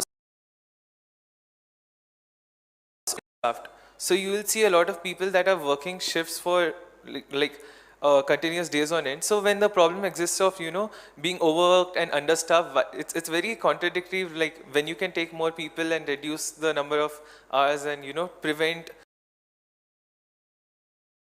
Why is this not addressed yet? And what is no, in fact, I made it very clear. Yes, I think this is where the problem is occurring in public hospital. So the building comes, facilities will come, instruments will come up, but more important, we have to have adequate number of staff. So the manpower requirement has to be addressed, then work will be shared. That is. Thank you, sir. Next question. Sir, Dr. Manjunath, my name is Dr. Kuldeep. I have a straight question to you about what is the top 3 priorities to the government right now? No, see, one is the preventive side. So, today, cancer is one of the most common. So, these vaccines prevents this particular cancer to an extent of 90%. So for all high school girls, should be and it should be brought under. If it is brought under immunization program, we can reduce the number of prevalence of cervical cancer. That is one priority. And second is, yes, we have to, from time to time, we have to really revise these package rates under Ayushman Bharat scheme. Then more and more number of private hospitals get empaneled, and otherwise what happens, the burden will be more on public hospital. When the burden is more on the public hospital, then somewhere down the line quality suffers. So you have to revise these package rates, and you have to see that every state in this country adopts that revised rates uniformly. So that is the second one. And the third one is, see, we are always we talk about starting a medical college. So a second medical college should not be 50 kilometers of the first. So any semi-urban and rural areas, so that Thank you very much, sir. I think really are tight for time. I'm really sorry. Thank you very much. It was a wonderful panel discussion. Thank you. Sir, I'm sorry. I just have a last question. Sorry for your time. I'm sorry. I'm you really can take the sorry. question later. You can meet the doctors later to ask your question. I'm so sorry we're pressed for time. You can hold a grudge against me for it. No problem. Thank you so much, panelists, for being here, for sharing these insightful information from both to and fro, and Chetna for holding this conversation. I would like to invite on stage Mr. Noble, Senior Vice President of TV9, to present a token of thanks to our guests. A small felicitation. our way of thanking you, not just for being here, but also engaging in this conversation.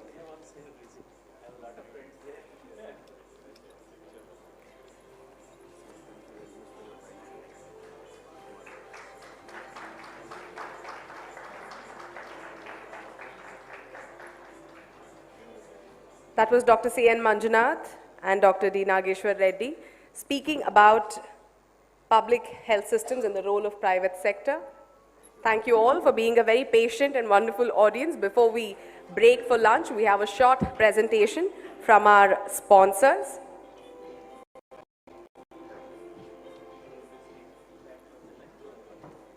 I'd like to welcome on stage Akula Praveen Kumar, AVP of Sales for Vasavi, Anand Nilayam Project, Sagar, Senior General Manager for Vasavi Sarovar Project, and Daniel Amarchand, General Manager of Sales and Operations, Vasavi Skylar Project, for a sponsored presentation.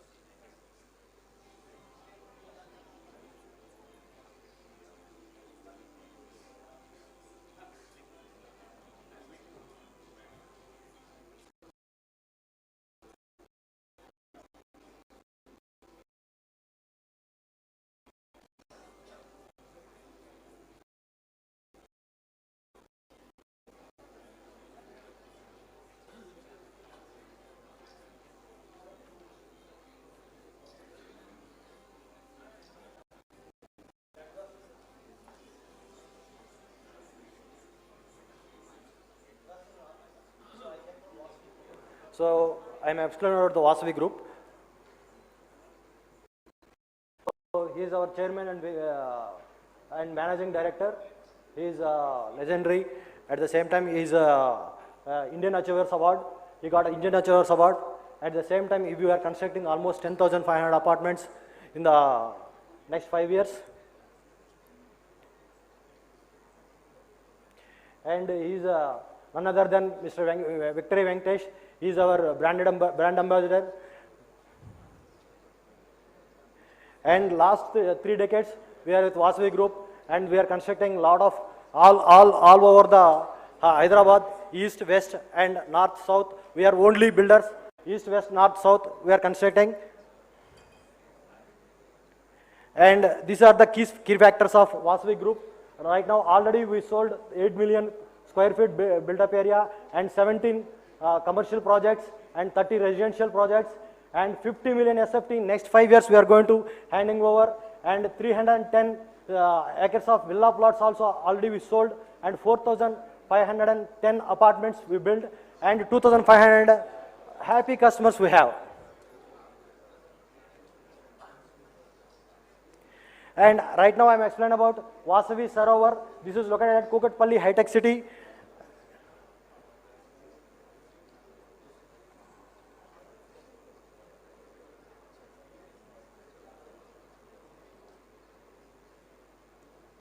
And here we have come up with 21.5 acres, and we are giving 5 BHK and 3 BHK and 4 BHK and 85 sky villas. Top 2 floors we are merging, and we are giving sky villas also. And we have come up with total 11 towers, and starts with 1255 to 2920 SFT, and this is total G plus 29 floors. And we have come up with 3 clubhouses, 1 lakh SFT clubhouse we are giving, and total 70% of space we are giving. This is the layout of the project, and here we are giving 3 grand entrances, 2 visitors, and at the same time maids, we are giving separate entrance for the maids.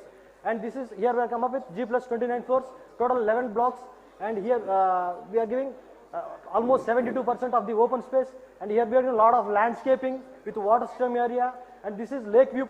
2 BHK starts with 1300 SFT, and 2.5 BHK starts with 1425 to 1590 SFT, and 3 BHK starts with 1625 to 2340, and 4 BHK we have single flat per floor, and this is we are giving 15 floors only, single flat per floor we are giving, that is 4970 SFT, only west-west front flats we are giving. And here we are coming up with 3 clubhouses.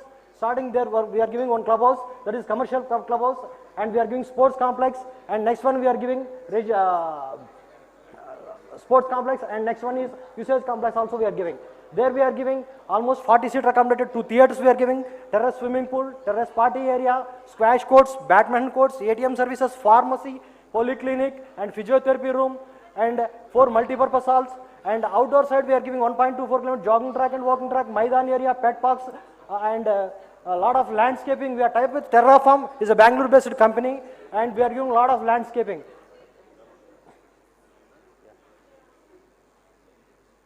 And this is the beauty of the location. This is very near to the MMTS and metro station. Within 1 kilometer radius, we are giving metro. Within 1 kilometer radius, you can find out metro station and radius and MMTS. And there we are giving. It is very near to the high-tech city. And if you can come down to see the lot of connectivities like Kukutpalli is very near. At the same time, JNTU and colleges, schools. It is very. It is 10 minutes distance. You can reach to the college and schools. Thank you.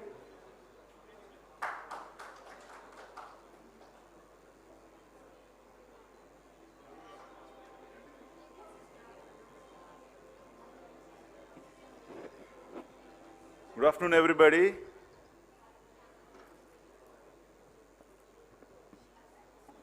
I'm going to take you through a couple of projects. It will take less time. I know it's lunchtime. I'll quickly browse through this. The beauty of our projects of Vasavi Group is it is surrounded by hospitals and medical sciences institutes as well. Now, if you take, for example, Skyla, the location is next to KIMS, the lane next which takes to Vasavi Skyla at High-Tech City. This project is total of 6 acres and which has around 600 units, which is having differentiation of 3 and 4 bedroom only, which is of 33 floors. And the beauty of this is, right now we see most of them are doctors and the software engineers who have come back for good to India, and few business class customers we have. And further details I can share you. We have placed a stall next to the lunch area. You can visit there. This is about Skyla. And the location, I hope most of them are aware of the high-tech city. This is surrounded with the premium schools, hospitals, and of course the IT corridor is right next to it. That's about Skyla. And I'll talk about Anandanilayam. This is at LB Nagar. And it's very close to the NIMS, which is going to come up at Kottapet. So this is spread across 30 acres. And we have 11 towers in this. And here the range of the units which we have are 2, 3, and 4. Most of them are 3 bedrooms in an average size of 2,000. I'm sure most of them should be liking it because this is what the current trend is. They are looking at this particular sizes. It is again very close to the premium hospitals like Omega, your Yashoda, Kamineni, KIMS, and of course the premium schools are nearby. And IT corridor of Adibatla or Pocharam are also near to this. The beauty of Anandanilayam is the connectivity and the location. This is right at LB Nagar next to the metro, and this is the gateway to the major roads, you know, your national highway and the state highways, which takes you to the Pune or Bangalore or the Vijayawada highway and Warangal, Srisailam, Nagarjuna Sagar, they are all next to it. Further detail I can share with you. We have, as I told, we have a stall set up right next to the lunch area. Please do visit the stall and we can share about the few payment options we have different payment options as per your requirements we can, and we also have the PMI options. Please visit our team. I am also there, and look forward for a healthy afternoon. Thanks from Vasavi Group. Yeah.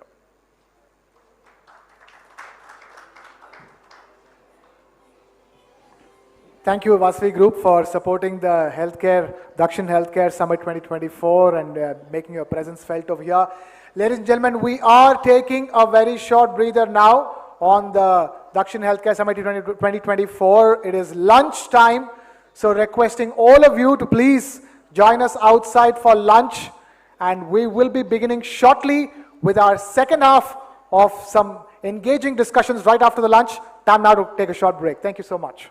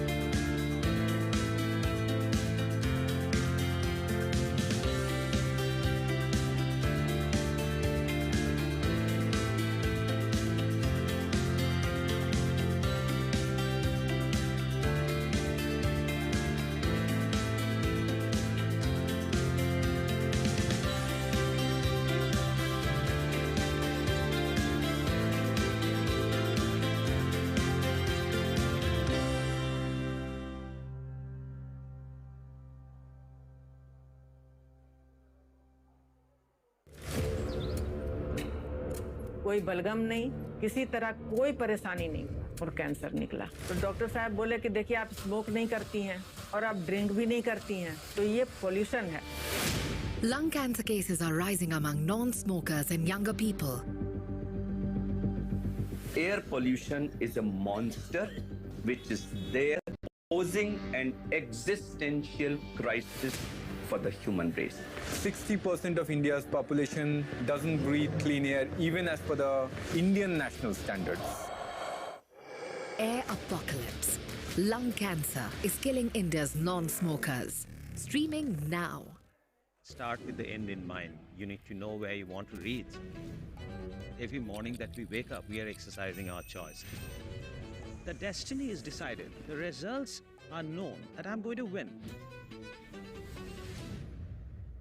Life of a goalkeeper is something which has always intrigued me. When you come into a stadium, this is the highest level of pressure. When I set out to do something, I decide in my mind that failure is not an option. What you feel very strongly about, those are the stories to tell. I have a mind which is absolutely restless. Mind and body are entangled sensations. That brings me back to golf. It's an amazing game. This is not a perfect game. You only learn from them. If you have a formula to a success, then you can replicate it. I feel this is my first step. I'm starting now. Winner is first born in the mind. I think, therefore I am. We are all about our mind.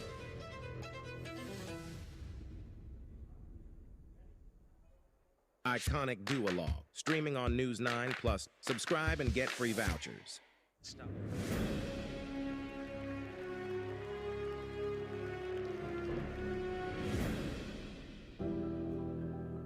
When we walk into the chamber of a doctor, the doctor's look itself can act as half cure.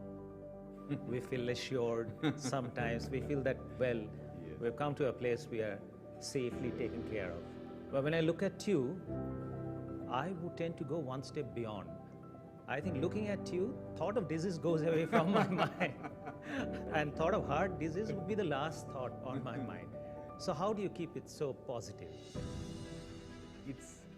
Healing is a lot more than cutting and stitching.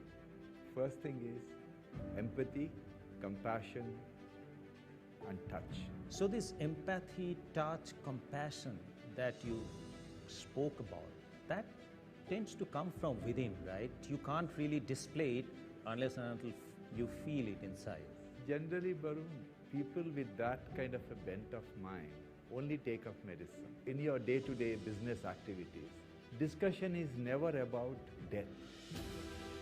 In our profession, from morning till evening, only thing what our clients are scared of losing is life. Duologue with Barun Das featuring Dr. Devi Shetty. World premiere on Connected TV. Tonight at 10, only on Newsline Live. India's first and only digital exclusive English news stream for Connected TV. Supported by Alliance Broadband.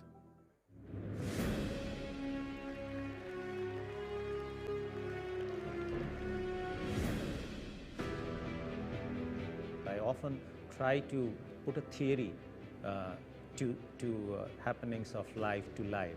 I know I restrict myself, but it's a selfish interest that when I put theory, it is easier for me to comprehend.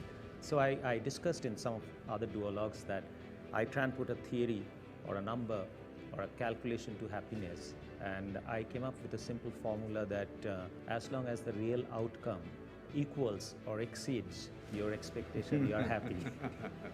So you have... I have a different theory of happiness. Happiness is not about what I have. Happiness is about ensuring that people around you also have what you have. Duologue with Barun Das featuring Dr. Devi Shetty. World premiere on Connected TV. Tonight at 10, only on Newsline Live. India's first and only digital exclusive English news stream for Connected TV. Supported by Alliance Broadband.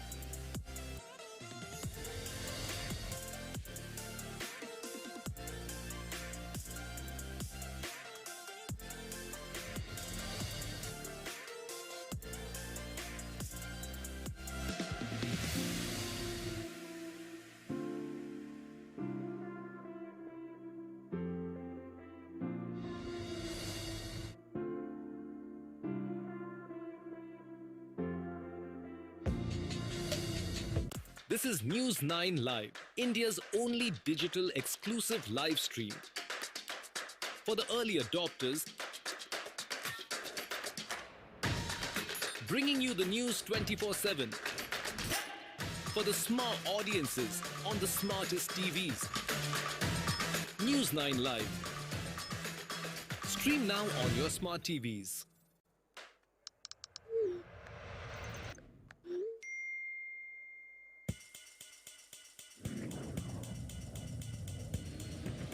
India is an important part of the global trading system. For the very first time in our investigation, we unmasked the killer of Ravindra Matre. The misuse of artificial intelligence is a global issue. In 5G, we have to stand with the world, and in 6G, we have to lead the world. We are on our way to the highest motorable road. Winning a Grammy was an absolutely surreal experience. When I recognize myself is a small story, but it's an interesting one. As I said, ordinary is extraordinary. That's why I called it a concept.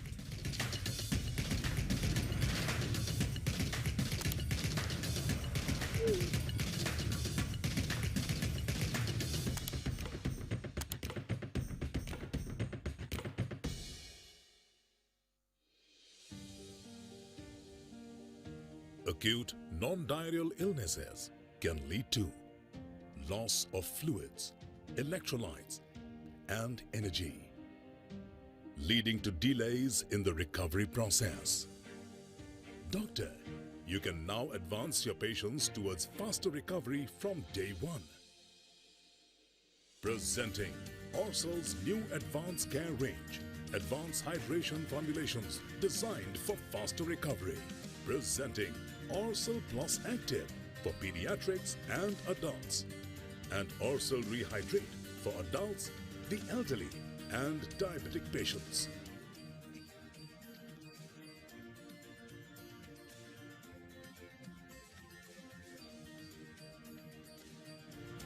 Indian expert panel recommends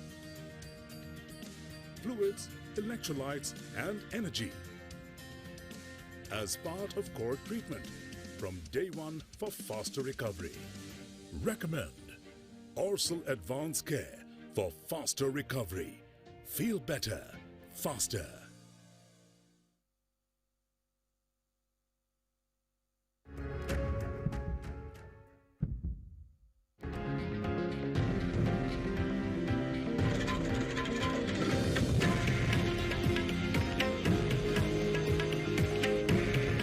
This is India's #1 news network, and you're watching TV9 Bharatvarsh, the new Hindi news leader.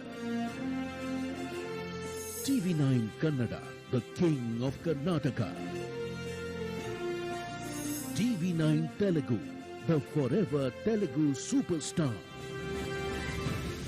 TV9 Marathi, the ultimate leader of Maharashtra. TV9 Gujarat, the Sardar of Gujarat. TV9 Bangla, the choice of Bhadralok. Money 9, India's first multimedia, multi-language, personal finance platform. News 9 Plus, world's first English news OTT platform. TV9 Digital, fastest growing digital news network. Over 1 billion online video views on YouTube.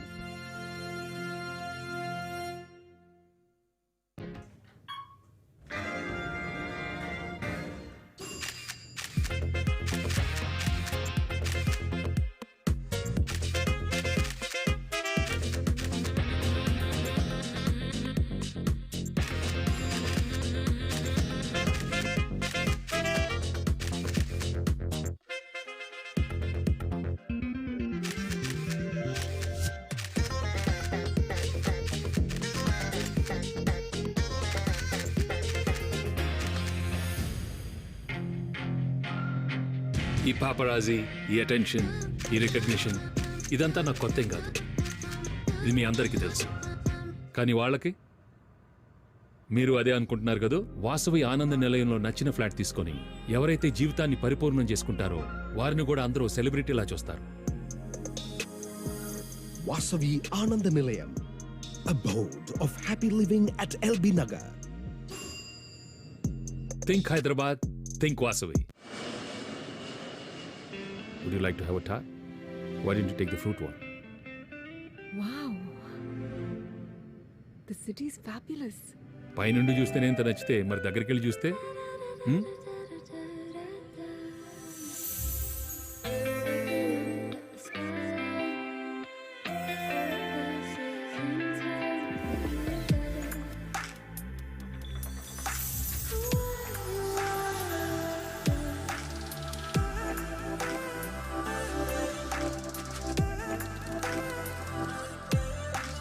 Venky నేను fix అయిపోయా. హైదరాబాద్కి shift అయిపోతాం. Property advice మీరే ఇవ్వాలి. నువ్వు ఎలాగూ fix అయ్యోగా.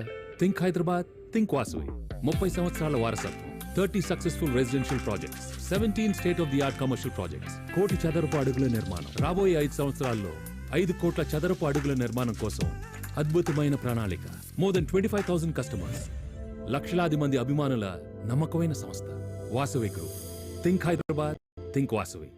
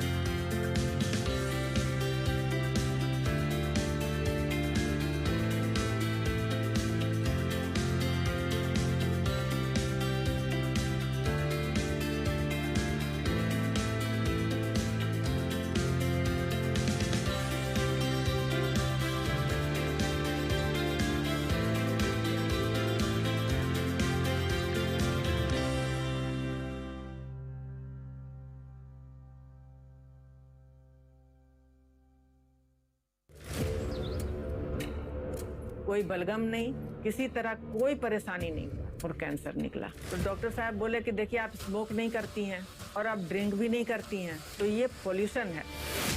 Lung cancer cases are rising among non-smokers and younger people.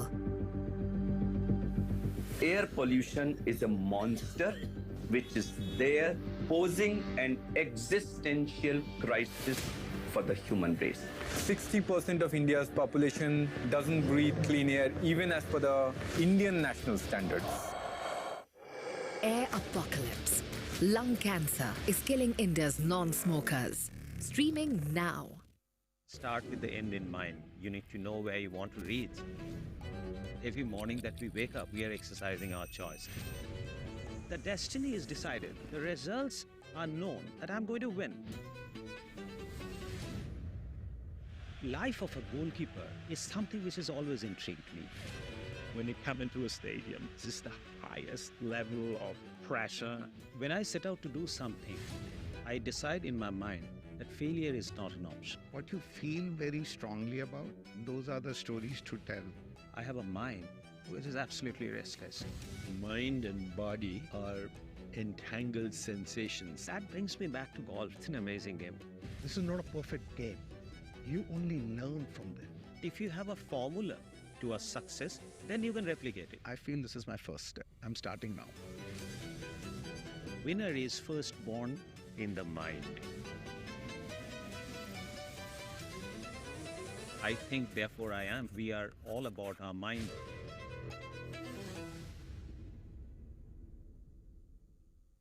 Iconic duologue, streaming on News 9 Plus. Subscribe and get free vouchers. Stop.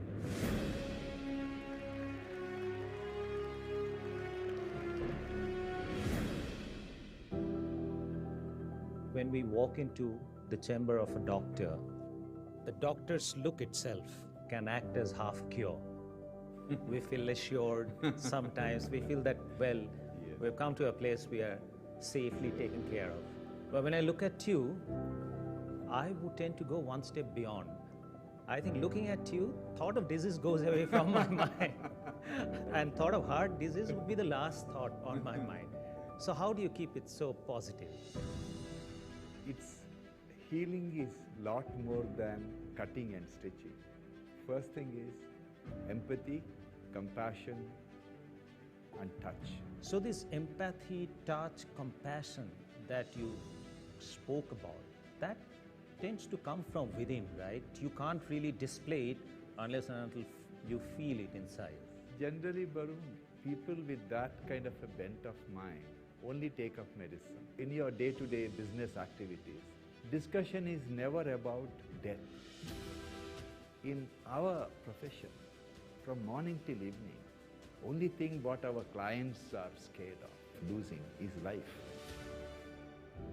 Duologue with Barun Das featuring Dr. Devi Shetty. World premiere on Connected TV. Tonight at 10, only on Newsline Live. India's first and only digital exclusive English news stream for Connected TV. Supported by Alliance Broadband.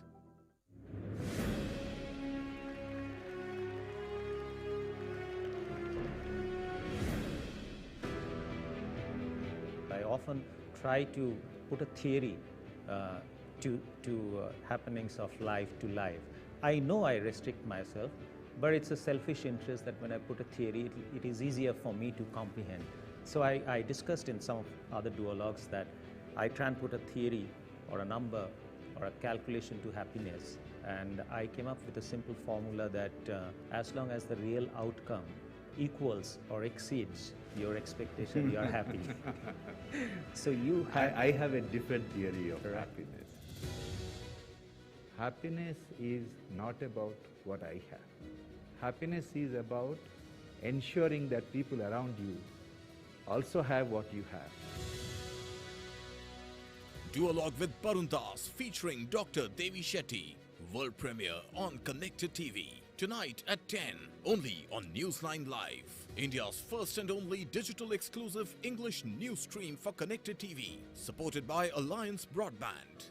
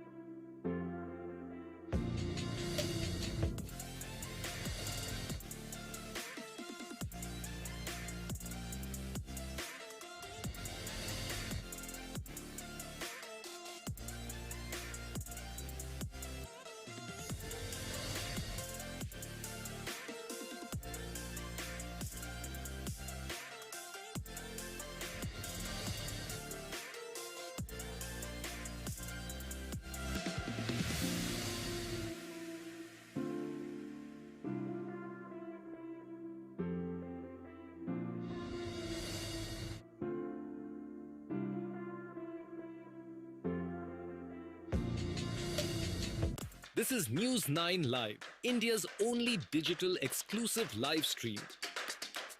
For the early adopters, bringing you the news 24/7. For the smart audiences on the smartest TVs. News 9 Live. Stream now on your smart TVs.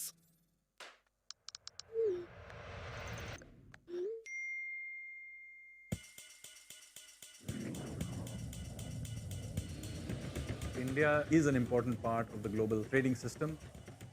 For the very first time in our investigation, we unmasked the killer of Ravindra Matre. The misuse of artificial intelligence is a global issue. In 5G, we have to stand with the world, and in 6G, we have to lead the world. We are on our way to the highest motorable road. Winning a Grammy was an absolute. When I recognize myself is a small story, but it's an interesting one. As I said, ordinary is extraordinary. That's why I called it a concept.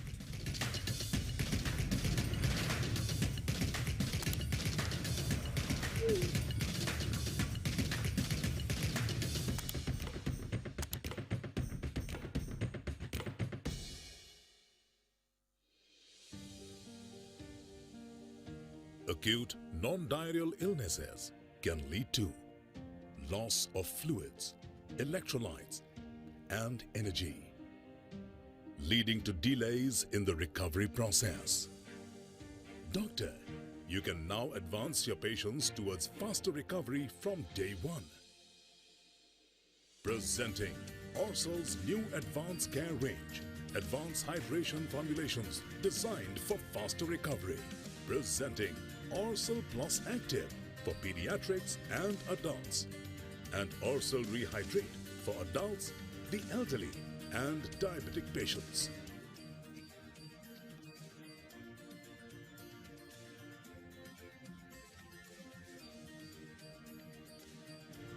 Indian expert panel recommends fluids, electrolytes, and energy as part of core treatment from day one for faster recovery. Recommend Orsol Advanced Care for faster recovery. Feel better, faster.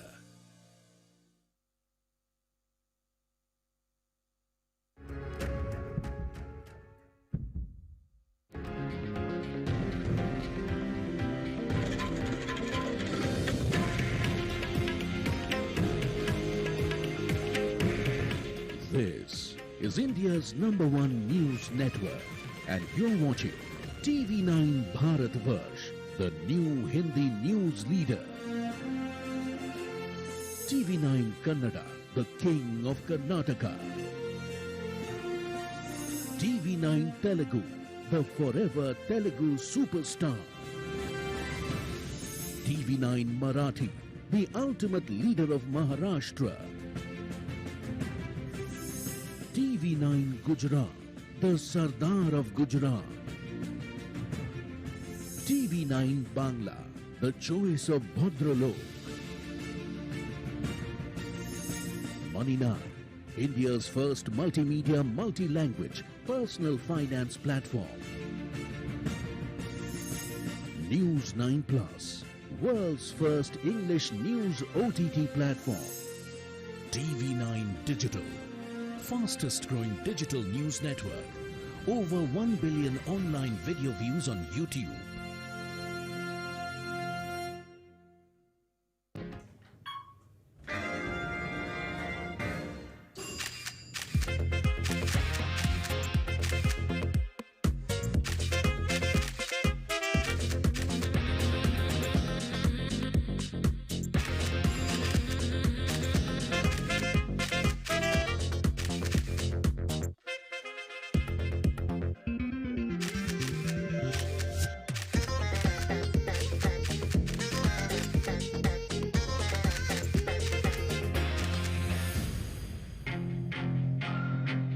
ఈ paparazzi, ఈ attention, ఈ recognition ఇదంతా నాకు కొత్త ఏం కాదు. ఇది మీ అందరికీ తెలుసు. కానీ వాళ్ళకి మీరు అదే అనుకుంటున్నారు కదా? వాసవి ఆనంద నిలయంలో నచ్చిన ఫ్లాట్ తీసుకొని ఎవరైతే జీవితాన్ని పరిపూర్ణం చేసుకుంటారో వారిని కూడా అందరూ సెలబ్రిటీలా చూస్తారు. Vasavi Ananda Nilayam, abode of happy living at LB Nagar. Think Hyderabad, think Vasavi. Would you like to have a tart? Why didn't you take the fruit one? Wow. The city is fabulous. పైనుండి చూస్తేనే ఎంత నచ్చితే మరి దగ్గరికి వెళ్ళి చూస్తే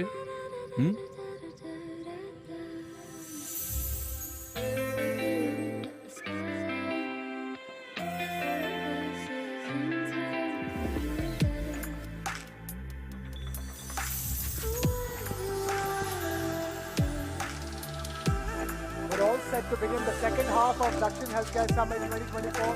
Requesting everybody outside Venki, to quickly నేను finish up fix their అయిపోయా. lunch and join us right Hyderabad కి away. షిఫ్ట్ అయిపోతాం. Our second property half advice of మీరే Dakshin ఇవ్వాలి. Healthcare నువ్వు Summit ఎలాగో fix 2024 అయ్యావుగా. is beginning think Hyderabad, in think Vasavi. exactly a 30 few సంవత్సరాల minutes. వారసత్వం, 30 successful all of you to residential come inside and projects, settle down. 17 state of the art commercial projects, కోటి చదరపు. All those having lunch outside, this is an announcement for you guys. Quickly finish up your lunches and assemble back inside the hall. We will be beginning the second half of Dakshin Healthcare Summit 2024 in just a few minutes.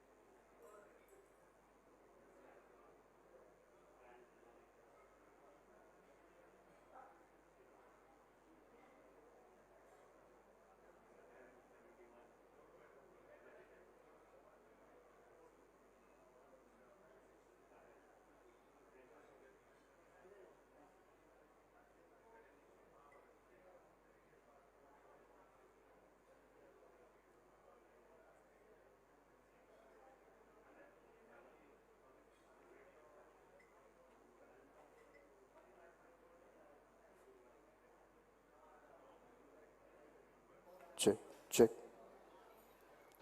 Check. Hello. 1, 2.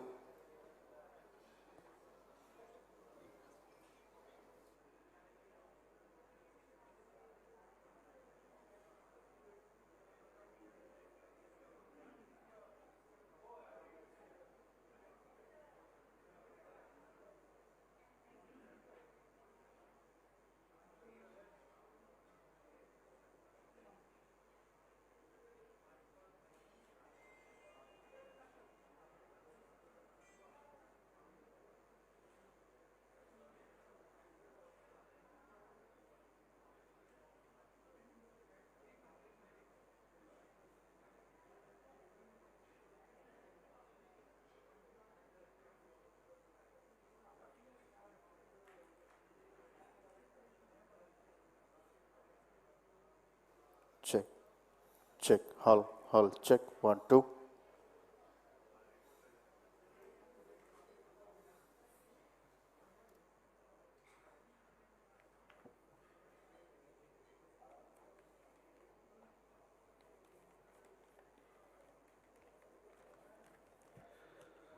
We're just about wrapping up lunch. We're just beginning our next panel discussion for the second half of Dakshin Healthcare Summit 2024. Transforming Healthcare, New Age, Technology, AI, and Robotics.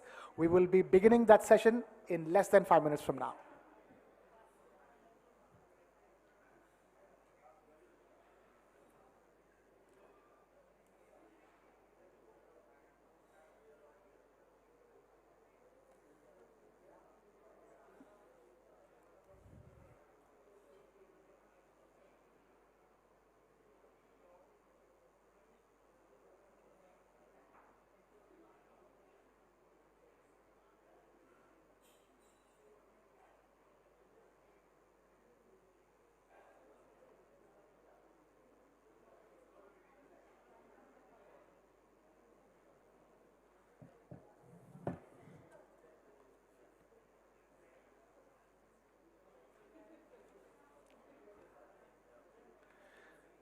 Requesting all of you who's having lunch outside to quickly wrap up and come inside immediately. We're starting the session right away.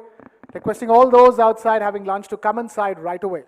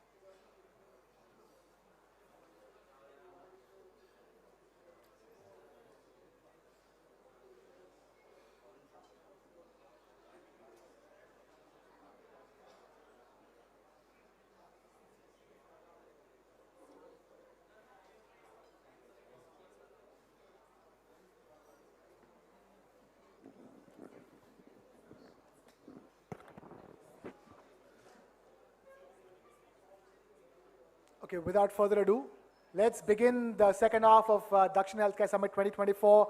I have a fascinating panel discussion with a very, very special set of guests joining us. This panel discussion is titled Transforming Healthcare, New Age, Technology, AI, and Robotics. And for this, let me call upon stage Dr. Vijay Chandru, founder, Straight Life Sciences. We also have Dr. Vishal Rao, Country Director, Head and Neck Surgical Oncology, HCG. Huge round of applause for Dr. Vishal Rao. Dr. Kuldeep Raizada, CEO and Chairman of Ophthalmic Private Limited. Thank you so much for taking time out to be with us. Dr. Syed M. Ghosh, Senior Consultant, Robotic Surgeon and Urologist, Asian Institute of Nephrology and Urology. Huge round of applause for all our panelists.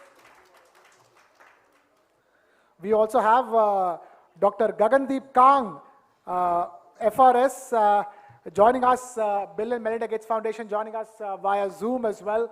And so let's get started. We will eventually be joined by Dr. Arvinder Singh Soin as well on this panel. So let's get started right away.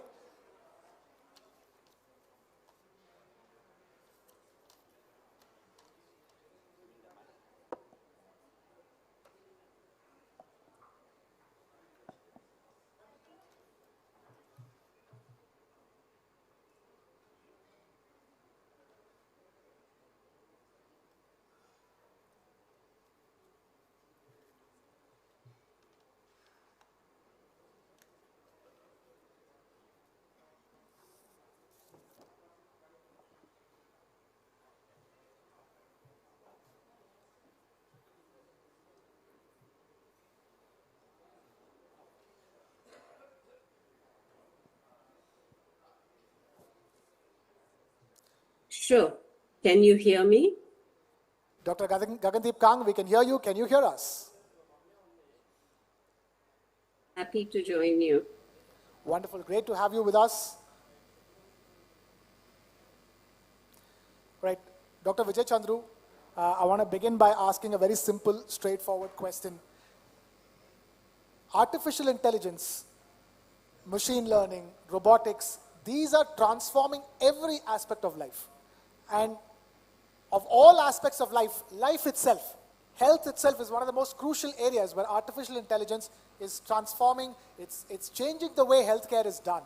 Can you tell us from your experience, the role of artificial intelligence when it comes to diagnosis and treatment? Sure. Dr. Kang, hold on to us. This question is for Dr. Vijay Chandru.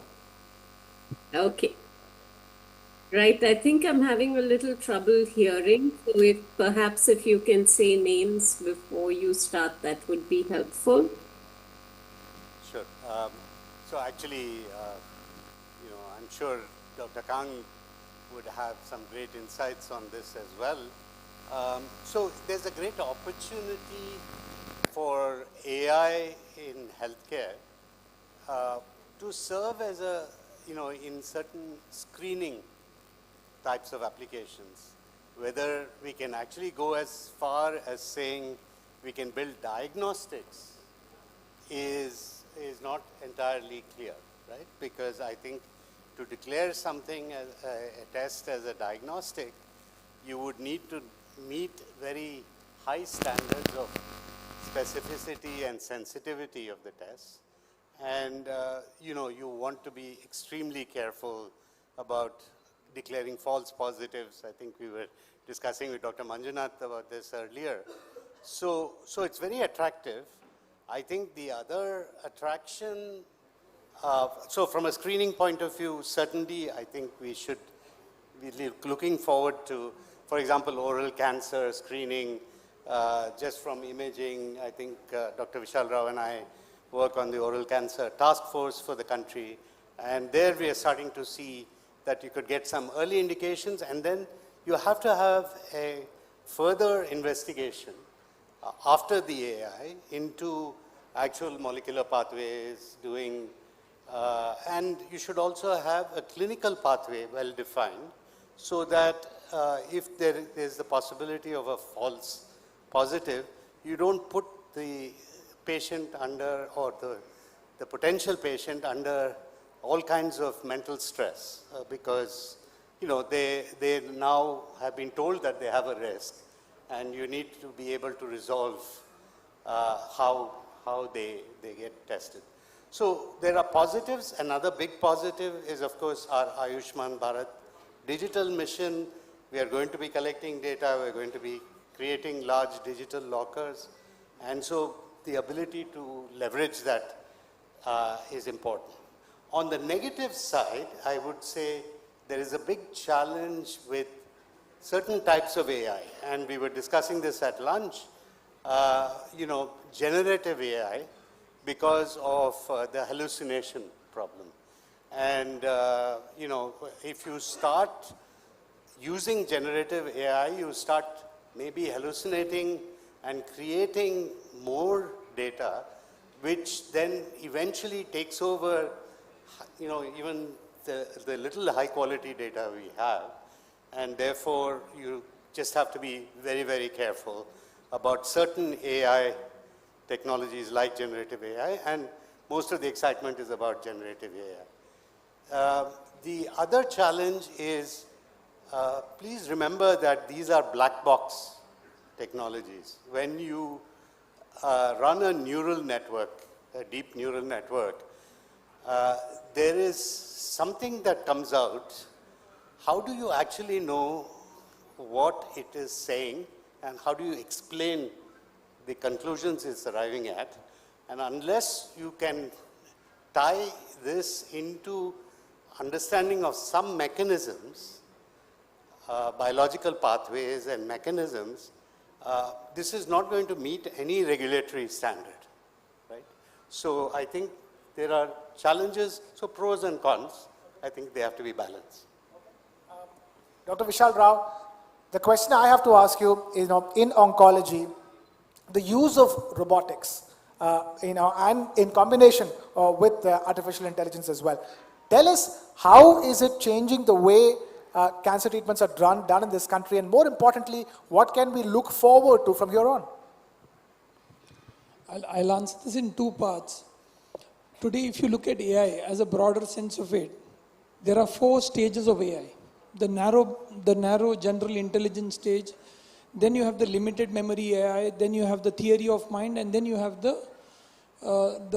self-aware AI. These are the 4 phases. Now, what we are doing with robots right now, and I can give you an experience of just a couple of months back. We were at Sunnyvale in California at the world's largest robotic summit surgery meeting, and representing India was a very proud feeling there.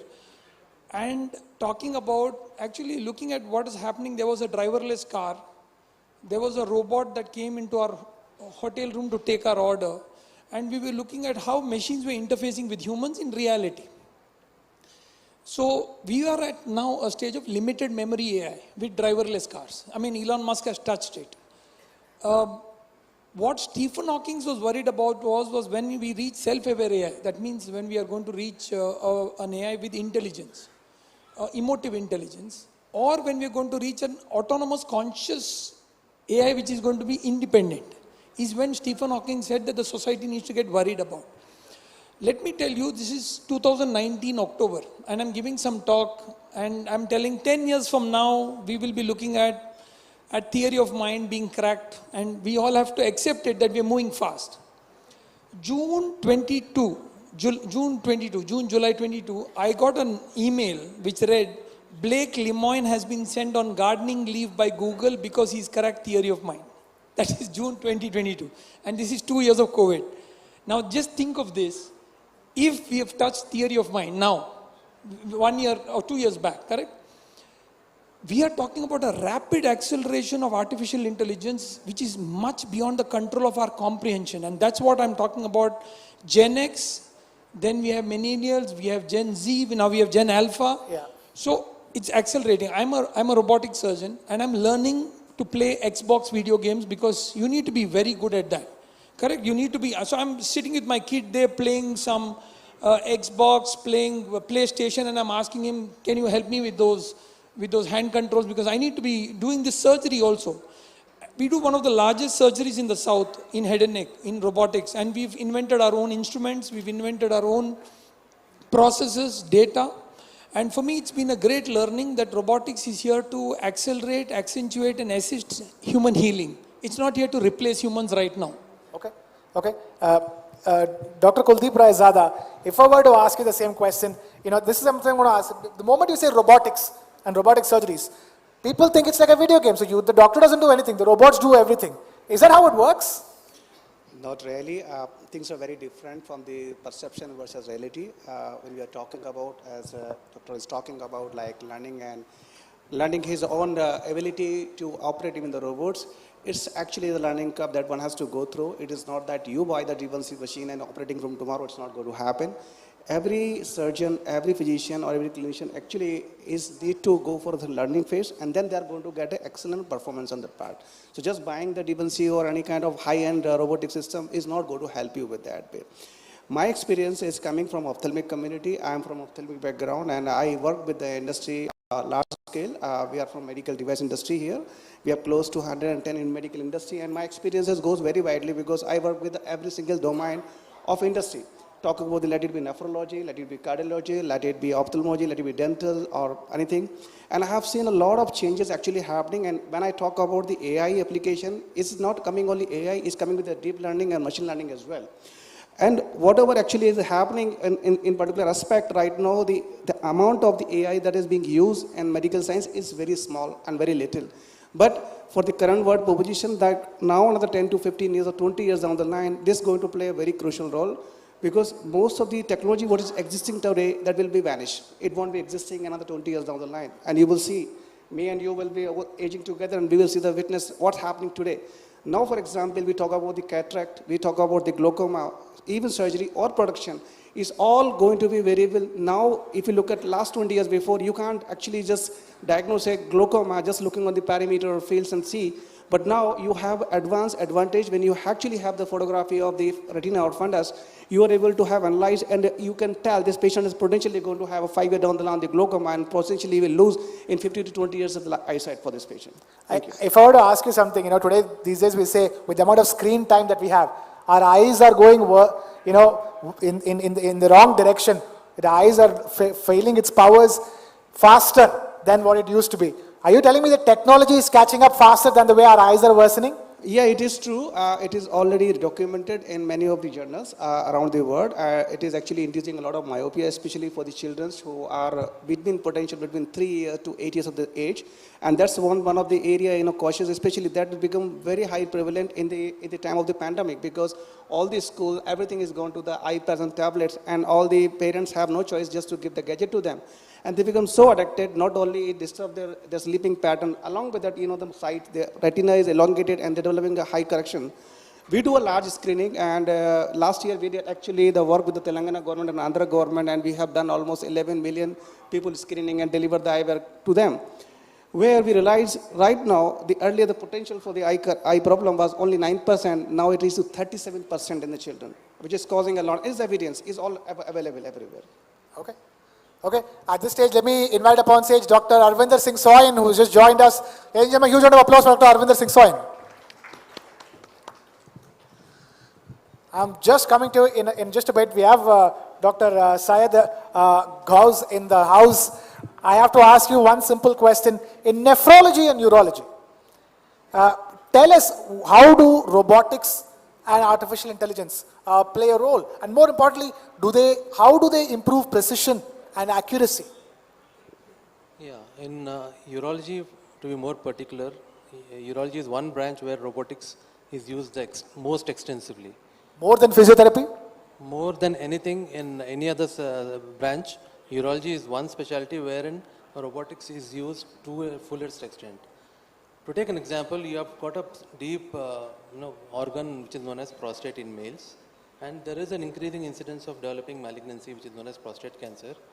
And to treat that when it is surgically treatable, robotic is the best possible way where you can access it in such deep pelvis with a lot of precision, preserving the neurovascular bundles which are all around it, preserving the ejaculatory function of the patient, because the sphincter mechanism which holds the urine, the control of urine when the patient has an urge, that is there, and we tend to go there, scoop out the prostate from there, and then suture back the bladder back, to its own position.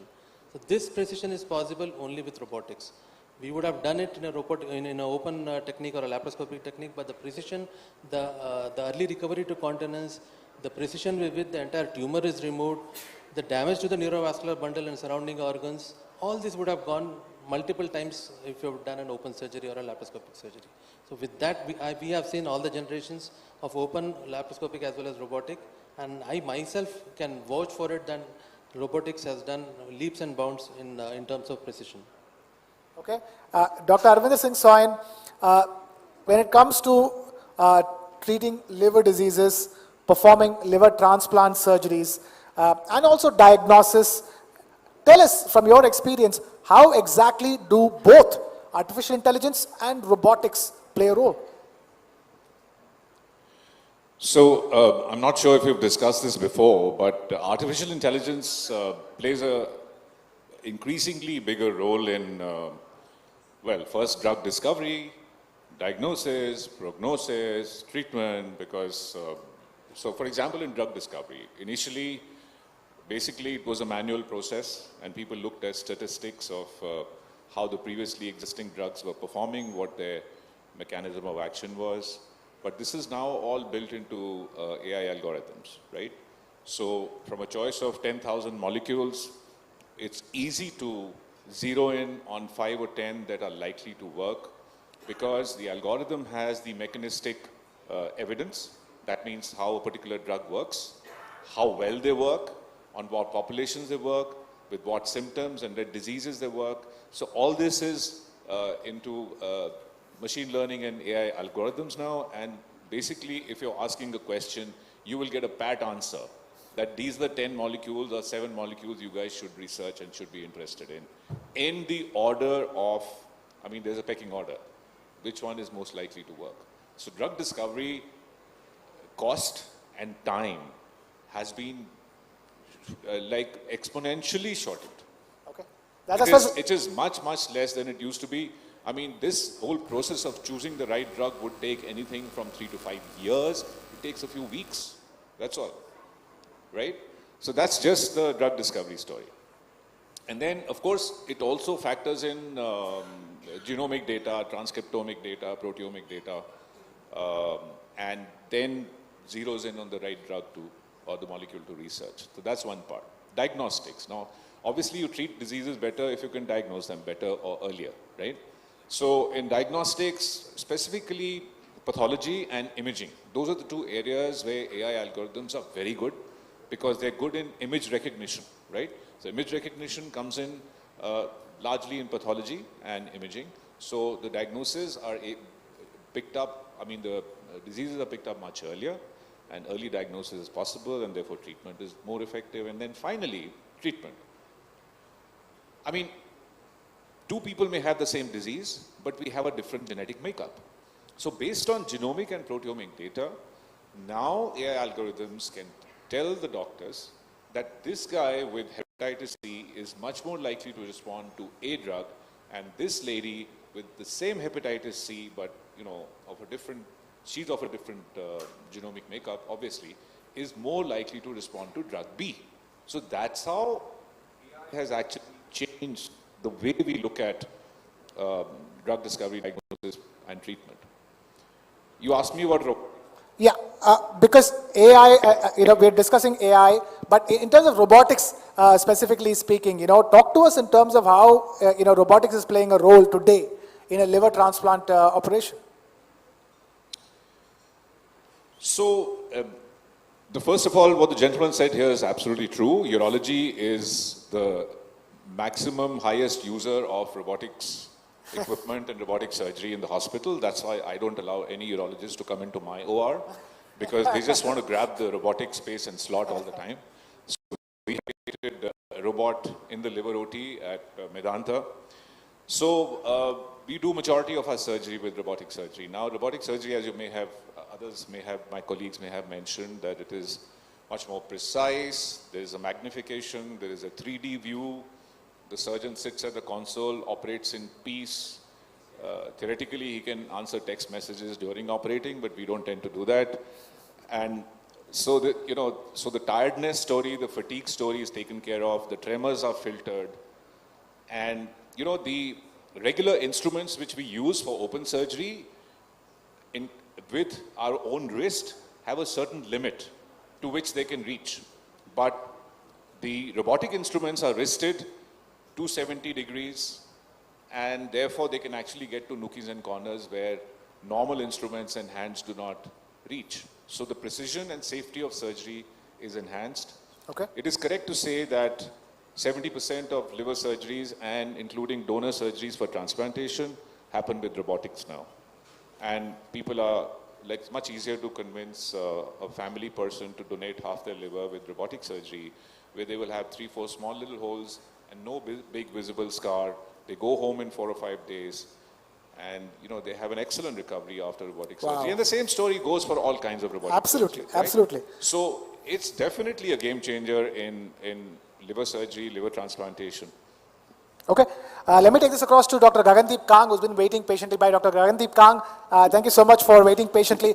I want to ask you about artificial intelligence in the context of clinical decision support in public health settings.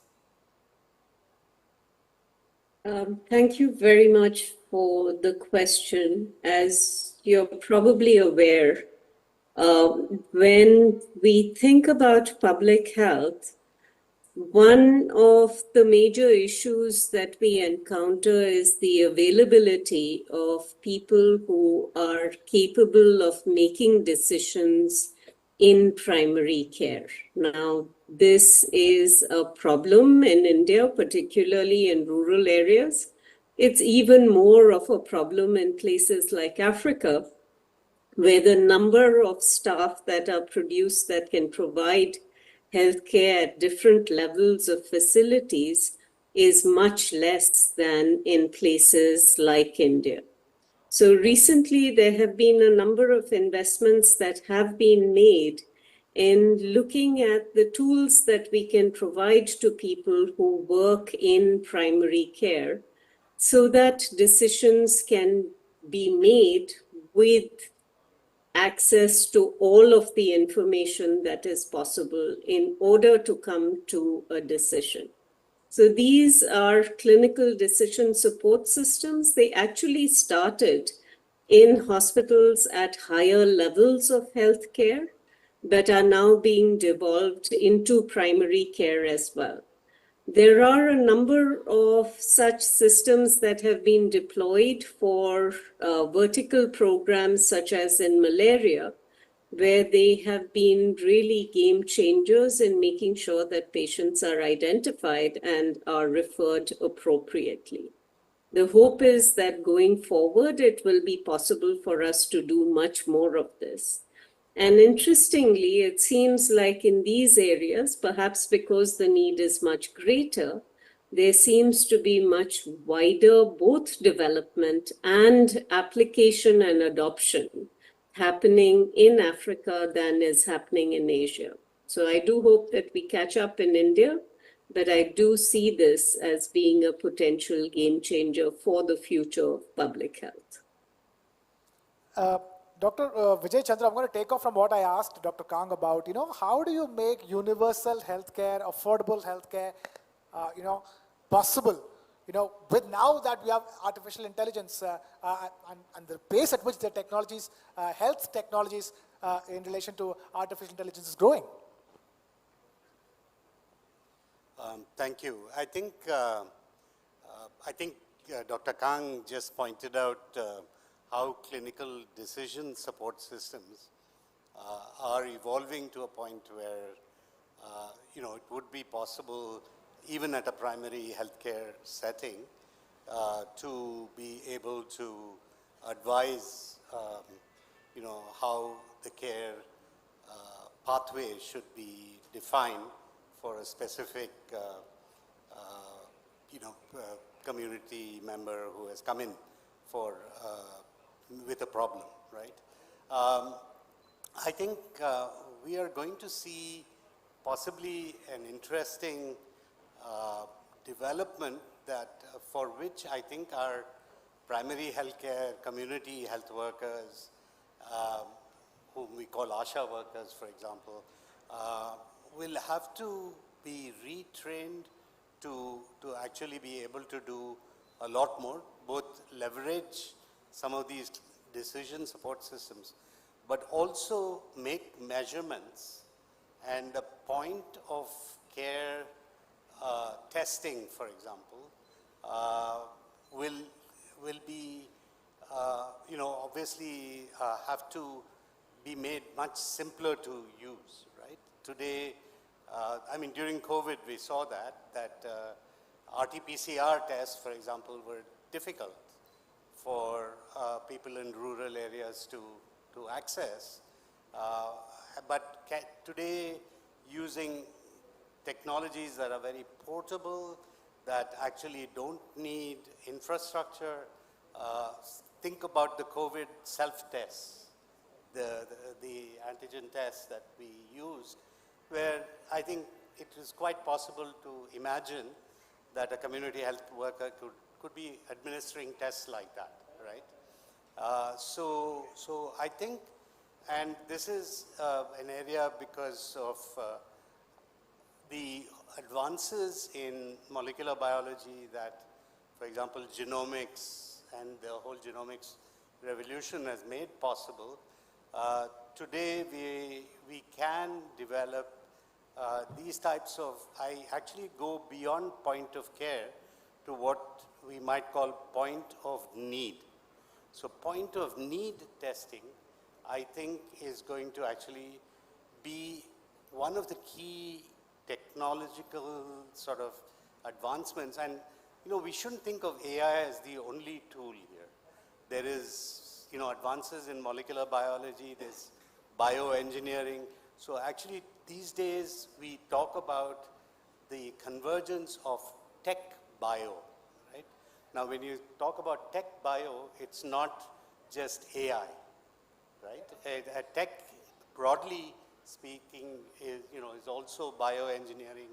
It involves some aspects of nanotechnology, nanoscience.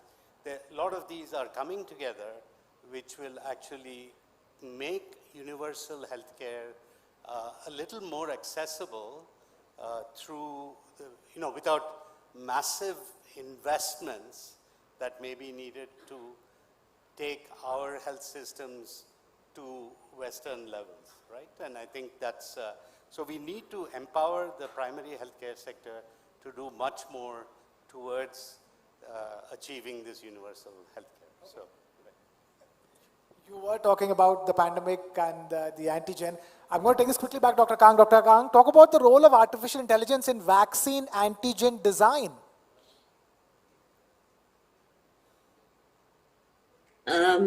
Well, thank you for that question. And I think it's fair to say that the use of AI in designing new vaccines has already started to happen. The first vaccine that was designed using an AI system was actually a vaccine for COVID, which was made by a Korean company called SK Biosciences. So what artificial intelligence allows you to do is to be able to rapidly iterate on what kinds of antigens might be most immunogenic and really safe. So if you're thinking about making small proteins as antigens, it becomes very feasible to be able to make lots of potential constructs and then predict which ones are the ones most likely to work so that you're not wasting a lot of time and effort testing out different kinds of antigens. Skycovion, which is the COVID vaccine made by SK Bio, was the first one made using this approach. But these approaches are going beyond just small proteins now to look at other vaccines that could be made for difficult to address targets. So this is being used to look at new vaccines for malaria, TB, and even now HIV to see if these very difficult vaccines can be solved by bringing all of the knowledge we have to bear into the models, but then using those models to do better than humans have done so far. Let me shift the focus back onto robotics and bring this to Dr. Vishal Rao. If I were to ask you a simple question, what are you most excited about when it comes to robotics and surgeries in the immediate future? I think Dr. Arvinder very nicely alluded to the topic, and he said, see, in simple terms, today what we see with robotics is that what a surgeon has is small eyes and big hands, and what a robot has is big eyes and small hands. I think that's what the sum and summary for all robotic surgeons is. Now combined with the aspect of artificial intelligence, machine learning, and the way it's learning, and I'm seeing the way it's adapting itself and understanding, it's going to be able to give us more suggestions, it's going to be able to do some more independent tasks, and that's something that is very exciting in the area from diagnostics to therapeutics to theranostics. It's going to cover up majority of the areas, and we will, AI and robotics are going to merge together in some form very closely. And that's where I would like to maybe put a word of caution, and I often tell to the junior enthusiasts who come up to me saying, let's use AI, and the word AI comes recurrently, that AI is not a replacement for natural stupidity. This idea of telling that we will use AI everywhere and saying, sab mein AI dal do, and wo kuch aa jayega, is a wrong notion. So please, we have to hold back our gears on saying AI is solution for everything. And I would like to just add that today in drug discovery, I've had 3 patents from India in drugs, 3 new drugs and 3 cancer drugs. The biggest understanding for me in using it in drug discovery, one of them is in the market, 2 are in the pipeline, but 1 patent granted, 2 under patents. Fantastic. The one patent granted cancer drug that I had, I used AI a lot, and I was fascinated to see what capabilities it had. We partnered with a group in Connecticut called Frontcourt AI. This group is one of the only groups that uses large language processing along with evidence mining combination, a very high advanced, which understands conversational AI of proteins, understands protein interactions, discussions. And what it did for me, which I thought was very interesting, was I had to create an US FDA application, which is a very cumbersome process for which I need to do, I don't know, I've already completed the preclinical phase, but I may require another 20, 30 other tests, which I really don't know. And by the time I finish this application, I would have spent hundreds, thousands of dollars. So what they did for me was, they said, we are going to put all your data through this entire system. And it is a very interesting thing today that pharma, by default, it does not want to share its proprietary data. So how do I get to know what's happening protein to protein, new drugs? By the way, India does not do drug discovery, FYI. So if you're doing drug discovery in India, you will be punished. They'll say, what on earth are you doing? Why are you doing it? Because we are a generic market. So please be happy with what you're doing with generic. So when I started with drug discovery 10 years back, people actually dissuaded me to not doing it. Now to the point when I've understood, after having 1 patent in a novel drug, saying that when this AI system was used and they were able to crowdsource this, they were able to give me such a detailed information within a span of 5 days. Created a US FDA application for me using an AI system, which actually created an entire data set using all protein interactions and predicting outcomes also. So which means my data became more simplified, my data application became more simplified. I had an official US FDA submission ready by an AI. So that is what I thought the potential in future of AIs could be. Okay, it sounds like how ChatGPT helps a university student, fill up forms and fill up answer sheets very quickly. I'm going to take this to Dr. Soin for quickly. Talking about robotics, one thing that not enough people talk about is the fact that robotics now plays a crucial role in training surgeons. Isn't it, Dr. Soin? Hello. Yeah, that's absolutely right, Krishna, in many ways. So from my own experience, we do robotic surgery every day. First of all, a simple thing like there is a second console, right? So second console means that there are 2 surgeons who can sit at the same time and have the same controls, which are identical controls of the instruments which actually do the surgery. So if my trainee surgeon is sitting at one console, I'm sitting at the other one, and it makes the whole process much safer and more efficient for the trainee as well as safer for the patient. See, people here may or may not realize that all surgeons train on human beings, right? That's a fact of life. I know when you enter the hospital, you want the when you enter the hospital, you want the senior most surgeon to operate. It's good if they are supervising, which they always do in my system, and I'm sure all good systems. So senior surgeon, experienced surgeon will supervise physically by scrubbing up and actually operating with the junior surgeon. But the junior surgeon learns on human beings, right? So there needs to be safety incorporated, and especially with new techniques like robotic surgery. this second console is a huge help. Another way that the training helps is the AR and VR, the XR technology basically, or virtual reality, augmented reality. Virtual reality is completely virtual, and augmented is, in addition to physically what exists, you actually add the computer elements on top of it. Help train surgeons on simulators without touching a human being. So that's a big thing. So the simulators with robotic instruments, the robotic machine, the Da Vinci robotic machine, which basically pretty much monopolizes the robotic world, they have excellent simulators to learn. So even I, 10 or 12 years ago when I started robotic surgery, I spent hundreds of hours on simulators, right? So I think that with the simulators, with the second console, the training has obviously become much safer and more efficient. One more way, which I recently learned, we had this conference of the pipeline that the intuitive surgical guys who do this robot have. And one of the amazing things they demonstrated was that they now have AI sifting through master videos. So I've submitted my master videos of liver surgery and liver donor surgery. And they have thousands of such video clips and footage. They fragment each surgery into steps. They then develop algorithms where, let's say 20 masters, they analyze the same step for 20 masters, and then they reach some benchmarks. So they have benchmarked each step of every major surgery, at least in liver surgery. And then when people are learning, they have to come up to that level. So that helps with dexterity, that helps with safety, and that helps with learning and shortening the learning curve.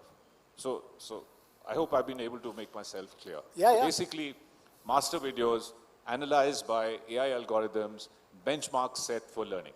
So that's how training has helped. Fair enough. Dr. Gauss, I see you strongly agree with Dr. Soin. Yeah, because I am into this day in and day out. And he himself agrees that nowhere else but urology uses the robotics the maximum. Absolutely. To break it down and to make it more simple for the common public, what Dr. Soin actually wants to say is, you have My Intuitive app in your phone itself. So what you do is, at the end of the procedure, you say you have completed a procedure.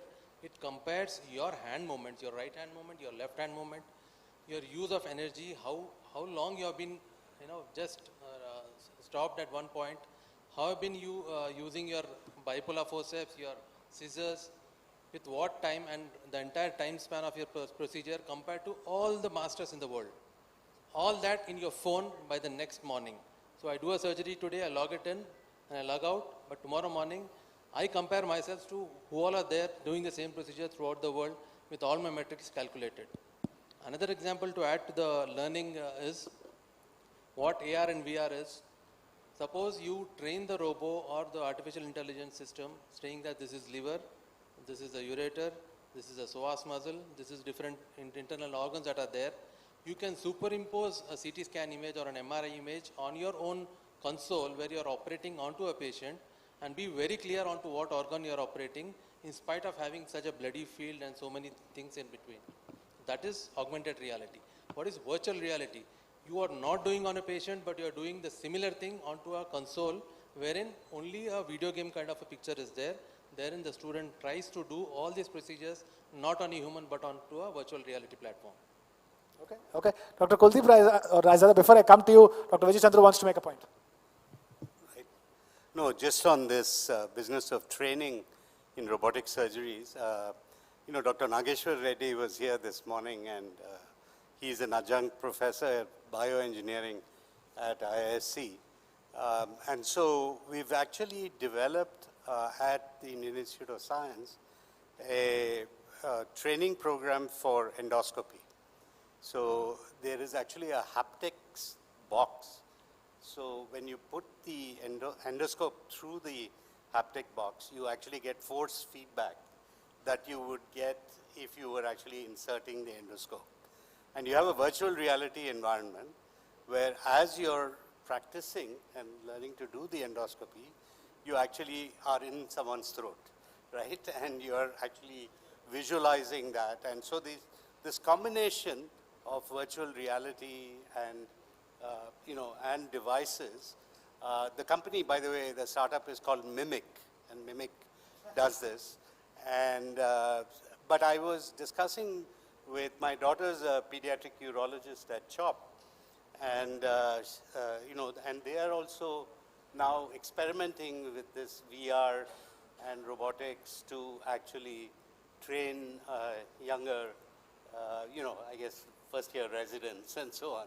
So I think there's a great opportunity there to develop these things. Of course, there's a great opportunity to develop both in terms of artificial intelligence and robotics. The only opportunity we don't have is time. We've completely run out of time here on this fascinating discussion. Dr. Gagandeep Kang, Dr. Vijay Chandru, Dr. Vishal Rao, Dr. Kuldeep Razada, Dr. Ghaus and Dr. Soin. I would have loved to continue this conversation forward, but only for the paucity of time, we are wrapping this up. Ladies and gentlemen, a huge round of applause for all the doctors over here who've simplified something we only heard and read. Now we know exactly how it works. Thank you so much for joining us and being with us and helping us understand. Please stay on stage so that all the special panelists can be felicitated.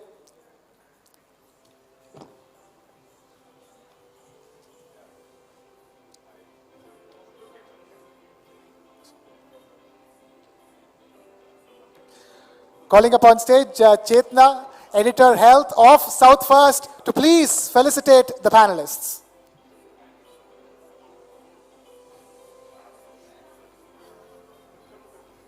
Please do give all the panelists and Chetna a huge round of applause. This has been a fascinating discussion.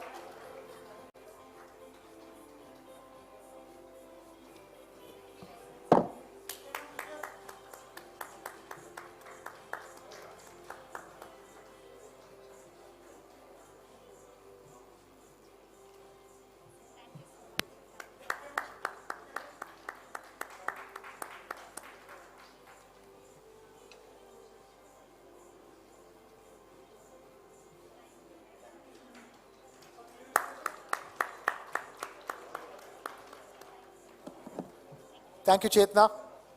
And thank you all doctors and panelists, Dr. Ghaus, Dr. Rao, Dr. Chandru, Dr. Azada, and Dr. Soin. Thank you so much.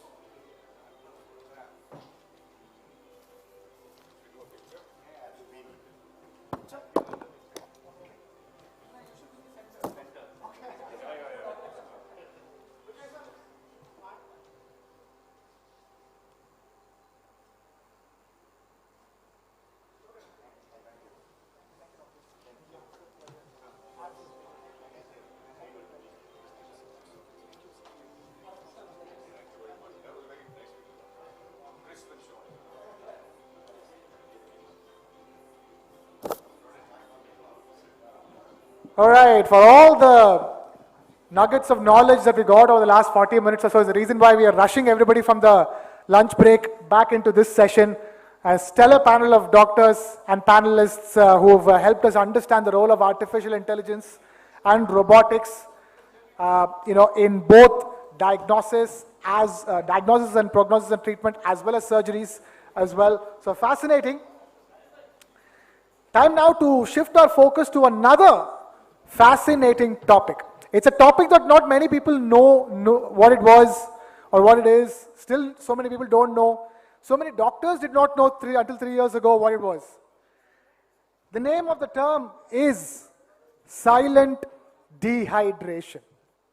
Silent dehydration. Few years ago, nobody even spoke. Everybody knew dehydration, but nobody spoke about silent dehydration. Now we understand there is something called a silent dehydration. Doctors have recognized it, and we're also finding out ways to tackle silent dehydration. And for this session, may I please call upon Dr. Ravinder Reddy, Consultant Surgeon, Care Hospital. Ladies and gentlemen, huge round of applause for Dr. Ravinder Reddy. Please take a seat, sir. Let me also call upon stage Dr. Harshad Malve, Therapy Area Head, Self-Care, Kenview.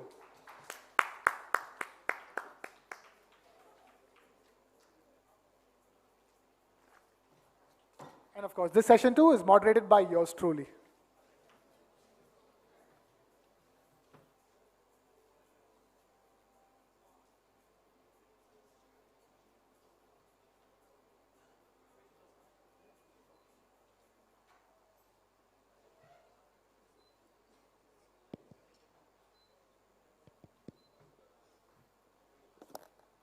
Okay. Do we all have our mics? Thank you. Yeah. Requesting everybody to please settle down and take your seats. This is going to be fascinating. For all those of you who are still wondering what is silent dehydration, we're going to be explaining this to you. It is not something to be taken lightly.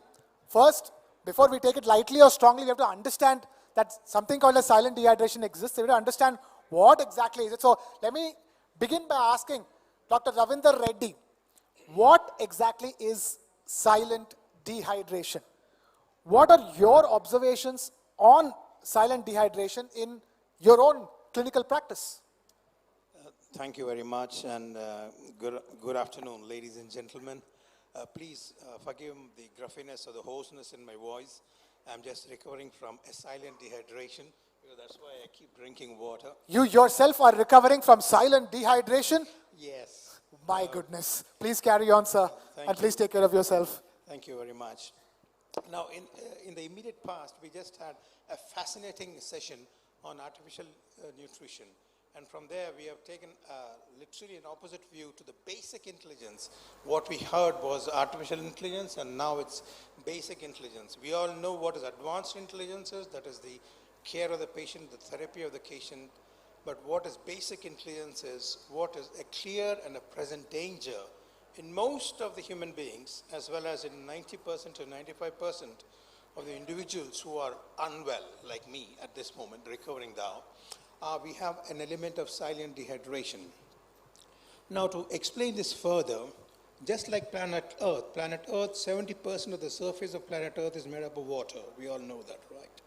Similarly, 70 to 80% of human beings, 70 to 80% of the weight of the human beings is actually made up of water. 70 to 80% in an immediate newborn, to about 70% in adults. I weigh about 70 kgs, which is an average dude, and I have about 40 to 45 kgs of water in me. And to maintain this, daily I need to take 2.5 to 3 liters of water, and I excrete not exactly the same amount, but reasonably good amount to maintain a balance. Now, when there is a situation where the amount of fluid in the body is less than what it should be, then that is underhydration, which is a more correct term, but very commonly it is known as dehydration. Now, there are many tests to actually develop to diagnose dehydration, but a silent dehydration, I've used the 2 or 3 terms named after very famous, clear and present danger, and that's what it is. Most of the individuals who are unwell have an element of silent dehydration. And are there any specific tests to diagnose it? No. They absolutely no. But what is important is, once again, I come down to the way I open my statement, is the basic intelligence. We need to understand that every individual who is unwell has an element of silent dehydration. Let me talk about illnesses first. So it could be an overt illness, such as, you name it, all the metabolic illnesses or an infectious illnesses. Most of them, it's quite often that they have increased utilization of water, because water is one of the main things which we all need to get the entire system in us up and going about. Whenever we are unwell, this particular system takes a big meeting. One of the main reasons is we have, due to many reasons, I'll not go into that, our intake is less. We swallow less due to altered perception of our taste, or non-availability, or just we are too lazy to walk up to the kitchen or to the refrigerator to drink, or more commonly in the elderly or in the infirm is where they do not have adequate caregivers, or more importantly, patients who are having caregivers but they are not aware to actually be mindful of the water intake of these individuals. Now, this is what is silent dehydration. The commonest clinical manifestation, if I should use the word clinical, is actually lethargy, weakness. That is silent dehydration. If I find a 10 or 100 rupee or a 50 rupee note down and I get up and pick it up, I am surely having silent dehydration. But if there is the same amount of note fallen down and I could be least bothered to get up, and that means I'm having an overt dehydration. Most of us get up and pick up the note, isn't it? That means we do have a silent dehydration. coming back to the silent dehydration in normal, such as you and me, is the environmental climate. Right now, we are in the midst of July, we are in the midst of Olympics, and as we all know, there's an ongoing raging heat wave going on in Paris. And I was reading an article recently, what is the most commonest intake where all these athletes from various countries are having? They are actually frequently sipping water to avoid the silent dehydration. In other words, we do not need to be exposed to the harsh sunlight as we see in Hyderabad in the months of summer. Even being indoors itself, we actually lose adequate amount of water right from our skin, transpiration. It could be hidden, transpiration. It could be overt or very clear, that is perspiration or sweat. It could be the very way a person is breathing very rapidly. Each time we breathe in like that, the water, actually the temperature, depending on the environmental temperature, is either hot or too cold. It is the sinuses that actually utilize the water vapor in there and make it consumable to the body. In other words, we are utilizing water there. So we lose water there. So it's not just an inadequate oral intake, but the environmental temperature. The last thing is the medications. There are quite a few medications that actually cause loss of water. The commonest one we all know is actually the diuretics, and they are very rampantly used right, left, and center, because we, ladies and gentlemen, have the duality of not only having the illnesses of the poor, but also the illnesses of the rich. In other words, the metabolic illnesses are so high, especially the cardiac and the cardiovascular and the renal, the chronic kidney disease, that the doctors actually put a moratorium on the amount of water we take in. And we say that, okay, if you got cardiac failure, you need to take only, I say, a liter of water per day, or not more than that, sometimes even less. Now, the person is not mindful or not educated to actually tell them it depends on the environment as such. If you are in an air-conditioned environment, it's fine. But if you are in a hot and a humid condition, which most of us are in India, right, that reduction of 750 ml will actually lead to more silent dehydration. So silent dehydration is something which is clear and present. And why are we more concerned about this much is because it certainly delays the recovery of the individual from whatever he or she is suffering from. Okay. Dr. Reddy, silent dehydration. Dr. Harshad, we have an idea of now what is silent dehydration in so-called non-diarrheal cases. But you can probably now talk to us about the concept of FEE in treating silent dehydration. If I may, FEE stands for fluids, electrolytes, and energy. Doesn't it, Dr. Harshad? Exactly. So, good afternoon, everyone. As Sir has rightly pointed out, right, silent dehydration exists, and exists with all of us in non-diarrheal conditions. So, dehydration with diarrhea is different. Silent dehydration in non-diarrheal condition is entirely a different entity. And as Anchor is rightly mentioned, right, the fluid, electrolyte, and energy. Now, Dr. Reddy has already mentioned we need fluids, but along with fluids, we also need electrolytes to facilitate the absorption of fluids. But the absorption of water or fluids is not only facilitated by electrolytes, it also needs some amount of glucose in the body, okay? There are SGLT2 receptors present on kidney which facilitate the absorption of water. So energy also plays a very important role in body. All of us do a lot of day-to-day activities which need energy. What happens particularly when it comes to illnesses, our basal metabolic rate goes high. So energy requirements are already on a higher side. But at the same time, when you are ill, you have poor appetite. So as it is, you are not eating well. So on one side, the energy demands are high. On other sides, you are not eating well. That leads to something called as energy deficits. So in these illnesses, you need to address the energy deficits as well.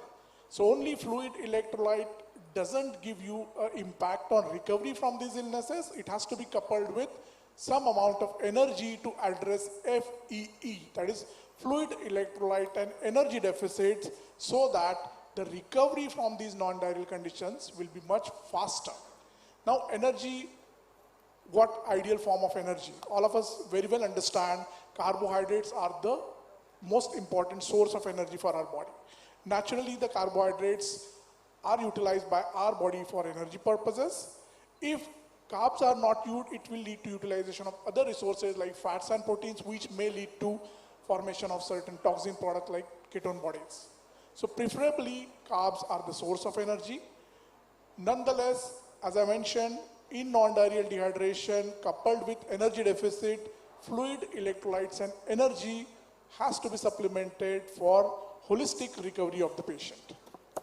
Okay, quick question before we wrap up to both of you. Usually when there is this dehydration, people say pani pilo. But silent dehydration means that you don't even know when you're dehydrated. Can you preemptively drink water, or is water just enough to deal with silent dehydration? It's a very practical question. So let me give you an example. Whenever we are exposed to the harsh summer weather, or when we are really thirsty, which means that we are actually very significantly dehydrated.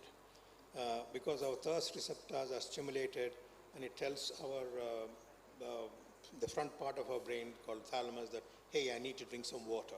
So what do? We take a huge chug of huge water bottle, and straight away we chug the whole liter bottle down, right? Thinking that we have corrected our dehydration. Probably it will only satisfy the dry mouth. To a significant extent, it will satisfy the incidence of dehydration by 30, 40, maybe 45% at the most. But to correct the dehydration, we need to constantly keep drinking water, depending on whether, even in healthy individuals, again, I come back to the normal intake of water in us is about 2.5 to 3 liters in 24 hours, provided we are in a normal temperature such as what we are experiencing right now. But in case we are exposed to harsher one, we incidentally we live in a very semi-arid area of the world, so you need to constantly keep checking in water. Every time we drink water doesn't mean that we need to have salt and sugar as such. Unless in some individuals who are having an extreme sense of vomiting or diarrhea, or as Dr. Harshad has said, illness like fever and other things, in them we need to add the electrolytes and energy. Otherwise, simple water in most of us who are not hospitalized, who are not suffering from any ailment, should suffice. Okay. The other part is, I'm just taking a few more minutes, the other part is in case we are unwell, right? Pure water is not sufficient. We need to be mindful of the amount of calories we take. Remember 25, it's a very simple number to actually remember. 25 ml per kilogram per day. If somebody is 50, I leave the calculation to you all. Similarly, 25 kilocalories per kilogram per day. And we can calculate how many calories.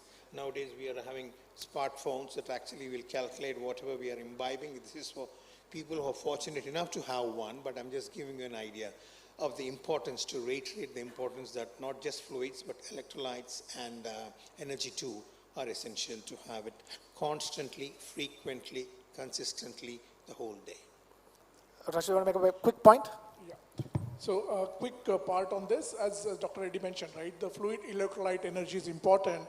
This is not something which is there we talking about. It is scientifically backed. It is evidence-based. A recent consensus recommendations from Indian expert panel, recently a consensus recommendation got published in Journal of Association of Physicians of India. The expert recommend that fluid electrolyte energy formulations to be started from day one of non-diarrheal illnesses to have the impact on recovery from them.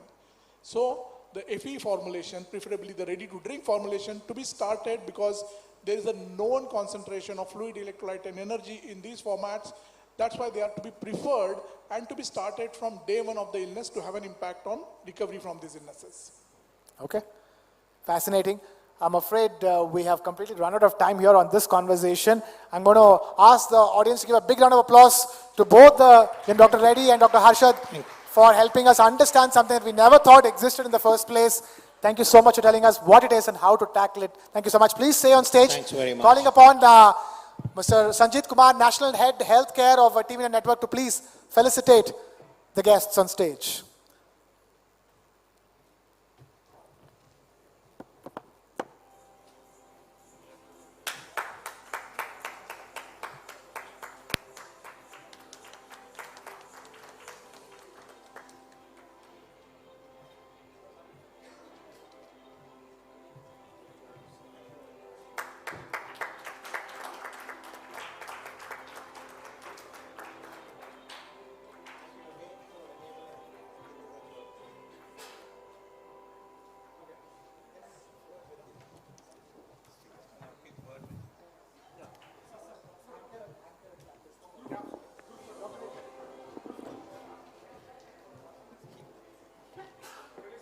While we thank our panelists, I think we should also thank our audiences for being so patient, involved, enthusiastic about all the topics that we've been discussing today.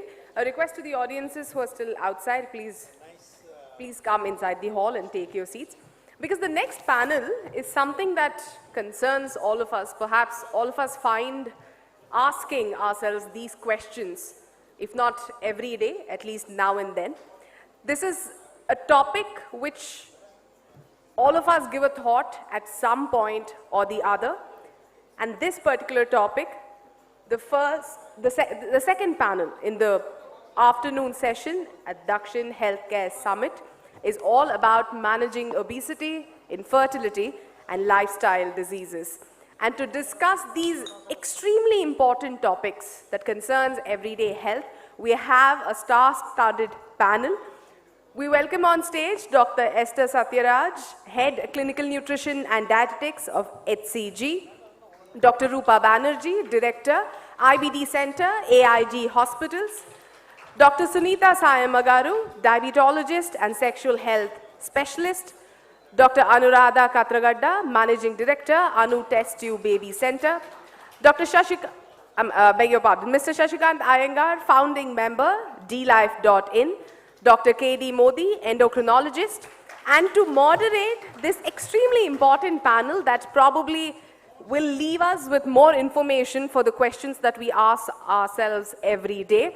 Dr. Sudhir Kumar, Neurologist, Apollo Hospitals. I'm here.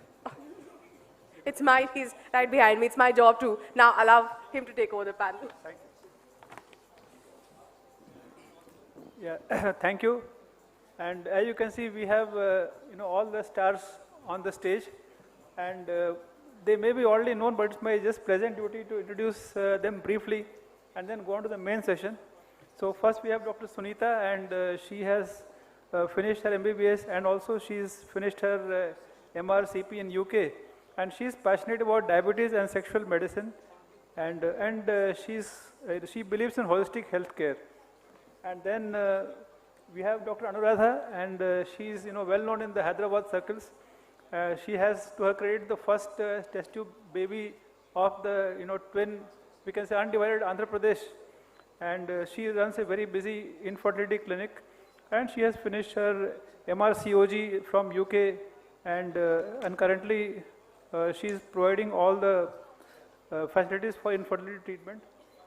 And then Dr. Rupa Banerjee, again very well known, and she's a senior consultant gastroenterologist in the Department of Gastroenterology and the director of IBD Center at Asian Institute of Gastroenterology, Hyderabad. And she has established the first dedicated IBD Center of Excellence in India in 2004, so 20 years back. And she's actively involved in research also. And of course, she's a very popular gastroenterologist. And Dr. K.D. Modi, again very well known in Hyderabad. She's a leading endocrinologist, and he has finished his MD, DM and DNB, and he runs his own Modi's clinic also, and also attached to Care Hospital in Hyderabad. And he has authored many chapters, he has many research papers, and he has also received multiple awards. And last but not the least is Shashikant Iyengar, popularly known as Mr. Shashi. And he is one of the leading metabolic, he is not a doctor, but his knowledge is probably better than many other doctors also. As a doctor, I can vouch for that. And he's one of the founding members of delife.in, which was founded by Mr. Anup Singh, India's oldest and largest low-carb community. And it is called as low carbohydrate, but they have full-fledged programs for dealing with diabetes, obesity, and other metabolic disorders. And definitely we can benefit a lot. So now, I think after the introduction, you have finished everyone, or Esther? Esther is missing, okay. I think, yeah, correct. Esther Satyaraj, she is the head of Department of Clinical Nutrition and Dietetics at HCG Cancer Hospital in Bengaluru. And she has a PhD in nutrition from NIN, so she was in Hyderabad earlier. And she is a registered dietitian from Indian Dietetic Association. And she is also actively involved in clinical research, presented and published many papers in conferences. And she is the program director for Fellowship in Oncology Nutrition course with Rajiv Gandhi University of Health Science, Karnataka. So that completes the introduction for all our 6 panelists. So as you can see, we have a diverse group of people who are from endocrinology background and also infertility and nutrition, obesity. So for the lack of time, we would focus on few things, that is diabetes, obesity and infertility. And now I think because obesity is one of the leading problems that we face in our country and also abroad, so let us start with that. And we would first ask Dr. Modi. So one is that, what is the prevalence of obesity among adults and children, and what are the main differences between the two? Please. Good afternoon. Actually, obesity, even in India, it is increasing very fast. And previously, we were under impression that in rural India it is less, urban India it is very high. But rural India also it is increasing, and roughly around 45 to 50% of urban adults, they are in obese category. And among childhood obesity, it is as high as 25 to 30% in urban India, which used to be around 10% like that. And rural India, it is a little less, but that also is 15 to 20%. So it is obesity, mother of all disease. It is prevalence is increasing very fast in urban and rural India. Yeah, Mr. Sashi, I think my next question to you is, like, once we know that already there is so much of obesity and overweight, and from your low carb platform and also, from your experience, can, any nutrition strategies, where are the Indians going wrong? And what do you suggest, to people who are already overweight, obesity, or those who want to avoid that? So what are your views on that? Yeah, so we know that due to the influx of modern processed food, the high energy dense processed food or junk food, they are one of the major cause of obesity. Along with that, the high glycemic foods, and for the matter even intake of refined high omega-6 oils are also hypothesized to be involved in insulin resistance, which ultimately leads to obesity. So the way out is to abstain from all this processed food, excess sugar or cut off sugar, get off refined oil, and the most important aspect is to increase protein intake. I think one of the panel member earlier has stressed on the importance of protein intake.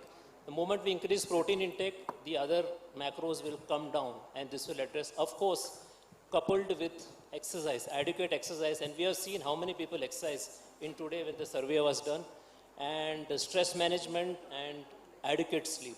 I think this will take care of obesity to a big extent. Thank you.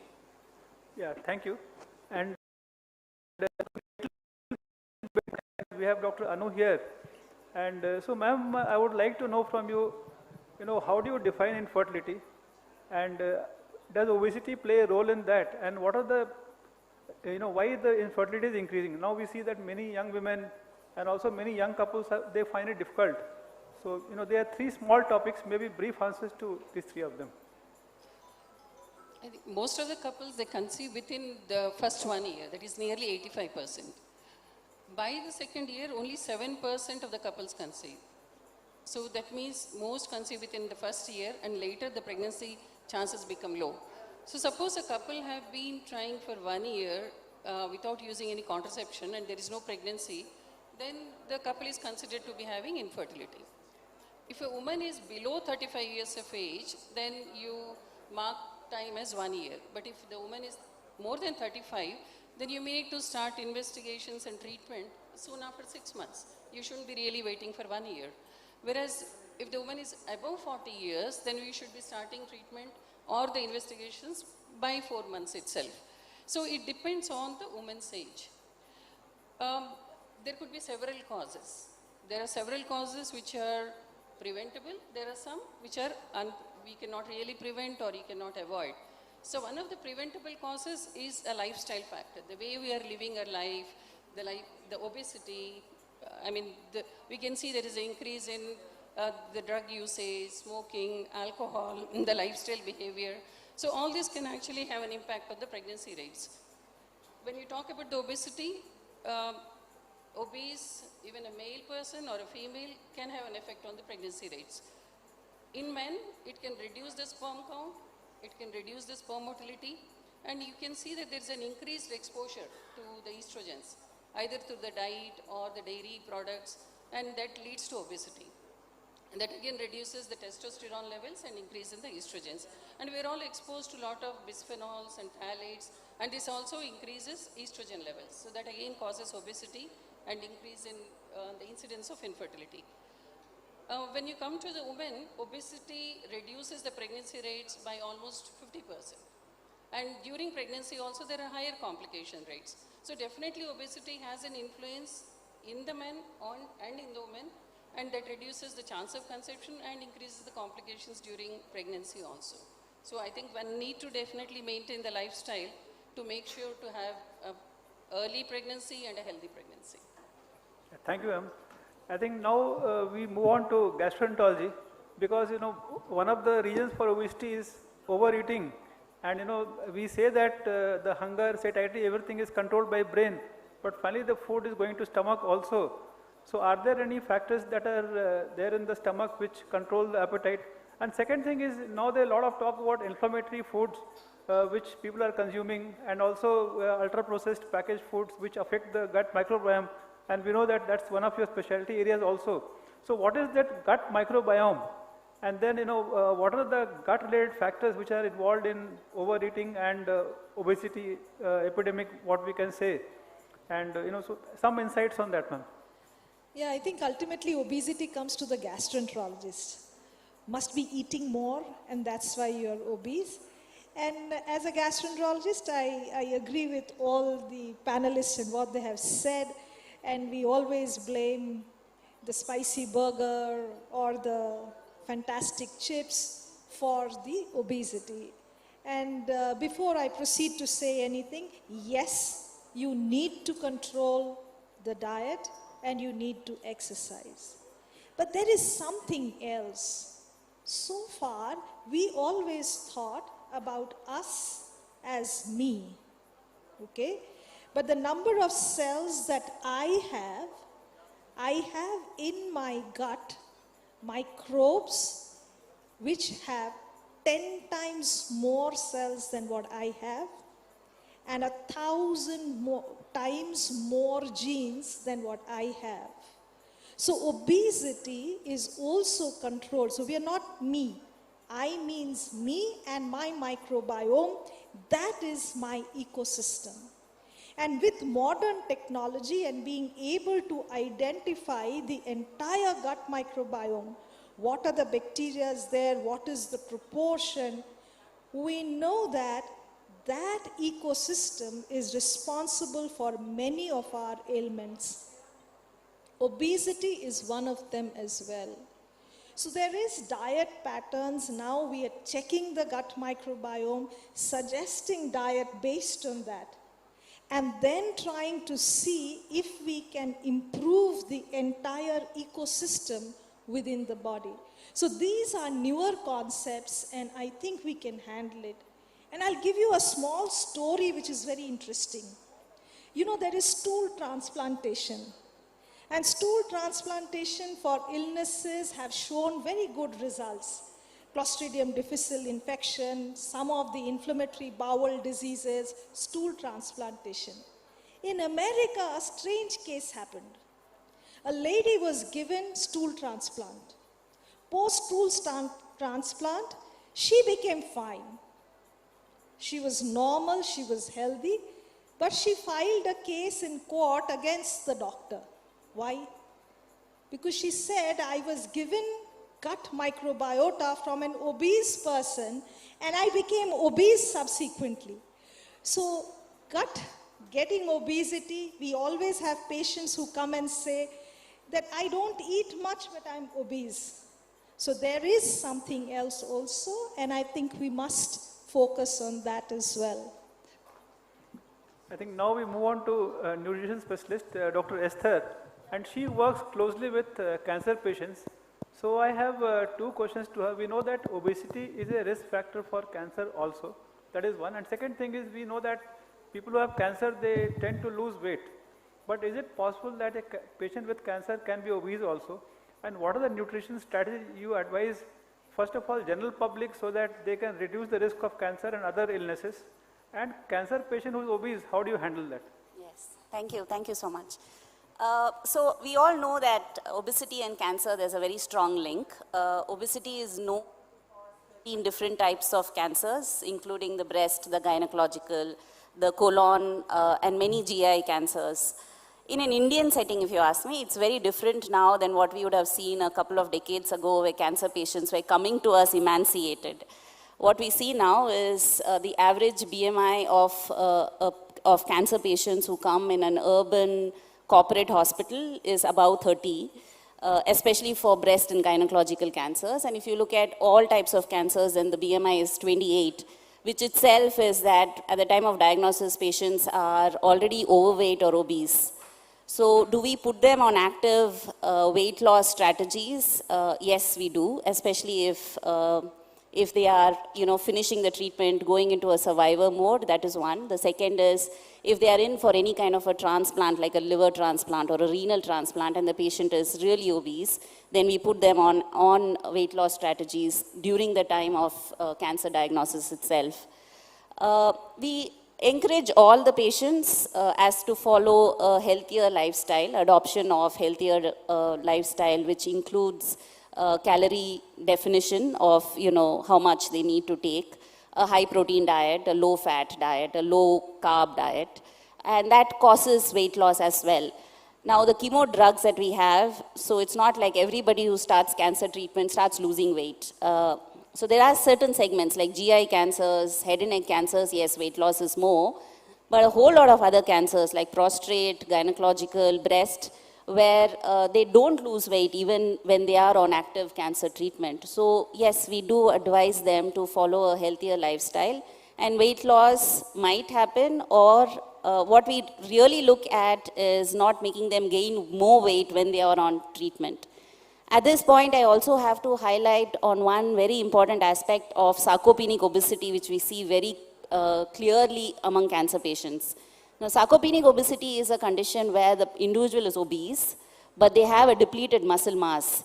And that's a very concerning condition for us because we'd want to preserve the muscle mass when the patient is undergoing treatment, while we don't want them to have too much of fat mass. So the diets are more defined with exercise and other therapies so that we are able to build the muscle mass while targeting weight loss and fat loss. Thank you. Yeah, thank you. Thank you, Dr. Sunita, for waiting for so long. But I think still you are a physician who deals with diabetes as well as lifestyle disease and sexual health also. So my question to you is, how does obesity or diabetes or other lifestyle disease affect a person's sexual health, both men and women? And how do you manage them, in terms of, say, obesity and diabetes affecting sexual health? Right. So what I'm seeing nowadays is that there's more young men, more than women, more young men, less than 30 years old, approaching me for sexual health problems. Whereas maybe this was not the case when I was in UK. I would see more kind of middle-aged men approaching me for the problems. But here in India, especially even in Hyderabad and all over India, I'm receiving that. And when I go into their history, even they themselves are not aware. When I do the basic blood work, what I'm noticing is that they're either very much, they are quite obese. When I take their general health parameters, and they are either pre-diabetic or over-diabetic, but they were not aware that they were diabetic. So, and how does metabolic disorders cause sexual health problems? As Dr. Anuradha said, it's to do with obesity and low testosterone, increased estrogen levels. That causes erectile problems in males. In females, it leads to vaginal dryness, painful intercourse. When you look at diabetes per se, again, it's got to do with the interplay of the nerves and the blood circulation to the penile, to the pelvic organs. So in males, again, they end up with erectile dysfunction, ejaculatory problems as such as well, retrograde ejaculation and ejaculation. In females, we see decreased vaginal lubrication. In both males and females, we see a lack of libido and also sexual arousal disorders. So basically the disorders are across the spectrum. We also see both males and females experiencing orgasmic disorders as well. So metabolic disorders do impact a lot on the sexual health. And it's a bit worrying, especially if you put this in the context of what Dr. Anuradha said about the infertility. And I think you are seeing more and more patients about that, yeah. Thank you, Dr. Smith. I think now we go on to the next major part, that is the diabetes. And this I would like to start with Mr. Shashi. So one thing is that, always I see people who say that, doctor, my HbA1c is only 6.3, I am all right, doctor told me nothing to be done. And then there are people who may be obese and they have something called insulin resistance, but most of them are not aware.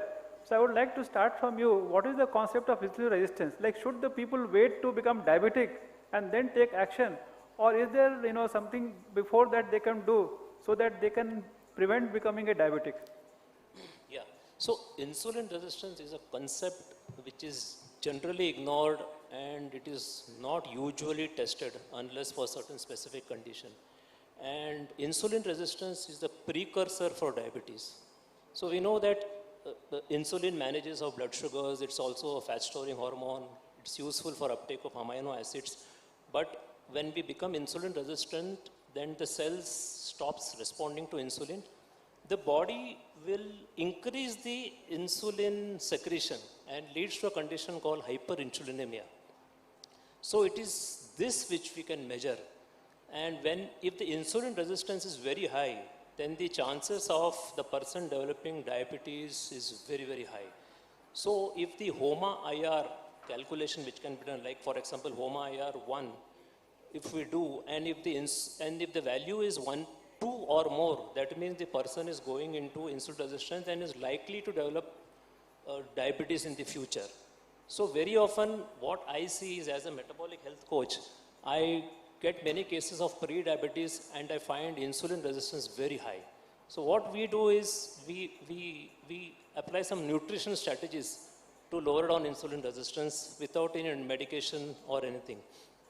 We apply low carbohydrate and higher protein diet, by which the insulin level also comes down and blood sugar value also comes down. So if we measure insulin resistance, if we measure HOMA-IR early, then we can apply certain nutrition strategies and prevent the full-blown diabetes or formation of diabetes itself. Now, there's one more side to it. Not every person with high insulin resistance may develop diabetes. It's sort of genetic thing. Some may develop hypertension. We also know ladies developing PCOS. Even cardiovascular disease is highly associated with insulin resistance. So if you can measure insulin resistance via measuring fasting insulin, fasting blood sugar, and calculating HOMA-IR, there's also other way, that is we calculate the triglyceride upon HDL ratio. If this is very high, that means the person is insulin resistant and is approaching towards diabetes or any other cardiovascular issue. So if we measure insulin resistance very, very early, then we can actually avert the formation of diabetes. Yeah, thank you.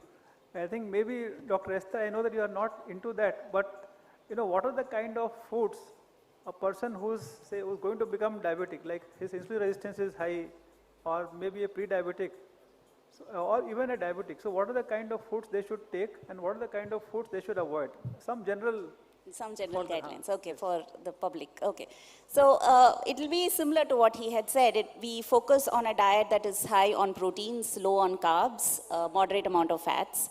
But what we also look at is the total calorie intake. So we go with simple calculations to make sure that the total calorie intake is not too much, and that gets balanced with adequate amount of physical activity. So once we know how much of calories an individual has to take, then we break that down into macronutrients. our Indian diets typically give about 60, 65%, even up to 70% of calories coming from carbohydrates. And that is what we try to cut down. We don't put them on ketogenic diets at this point. We put them on something that gives carbohydrates is still the primary source of energy, but we probably give it about 50% of calories, 50 to 55% of calories coming from carbs. We step up on proteins, but when we say we step up on proteins, it's not like we give them some 40% of calories coming from proteins. We step it up from, say, 5%, which what an Indian generally takes, to about 10 to 15% of calories coming from proteins, and the rest of the breakup is for fats. So if I have to break this down into foods that we eat, how we advise is make sure that you take more of complex carbohydrates, something that is high on fiber as well. Every meal contains some source of proteins. So if there is a non-vegetarian, then it becomes easier because eggs and chicken and fish, all of these are sources of proteins. They have more variety. But even if the person is taking a vegan or a vegetarian diet, then we give alternate sources of protein. But every meal comes in with a protein source. And fiber is emphasized because it is not just linked with glucose metabolism, but it's also associated with a lot of other metabolic parameters and the gut microbiome as well. Thank you. Dr. Modi, next question to you. So basically, once people have already tried lifestyle factors, especially diet, so the question comes is, when should the person start medications? And patients always wonder, one is the tablets, that is oral hypoglycemic agents, and then when is the need to start insulin? So these are the two questions many people have, in a diabetic, when to start medications and especially when to start insulin.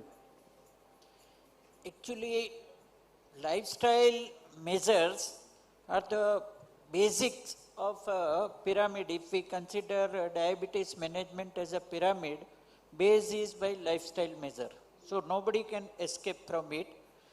Timely food, timely sleep, and good quality food that all other speakers say, that good fiber intake, protein intake, good quality of fat and complex carbohydrate. So this is the basics of diabetes management. And everybody wants to avoid a medicine, but unfortunately 95% of diabetic patients, they require medicine. 95%. So if you need medicine, then don't feel shame that I have become slave of the medicine. Whatever generally nowadays trend is to start with double drug rather than monotherapy and gradually increasing. People say that if you attack aggressively diabetes, then on the long run your sugar will remain under control for a very long period. But sequentially, if you increase medicine like monotherapy, then wait for 2 years, then second drug, then again after 2-3 years. So that gives troughs and peaks, and that gives a lot of blood sugar fluctuations. So that approach is not considered good. So most of the patients, yes, up to 7 to 8 years of diabetes, 70 to 80% of type 2 diabetic patients, they can be managed on drugs.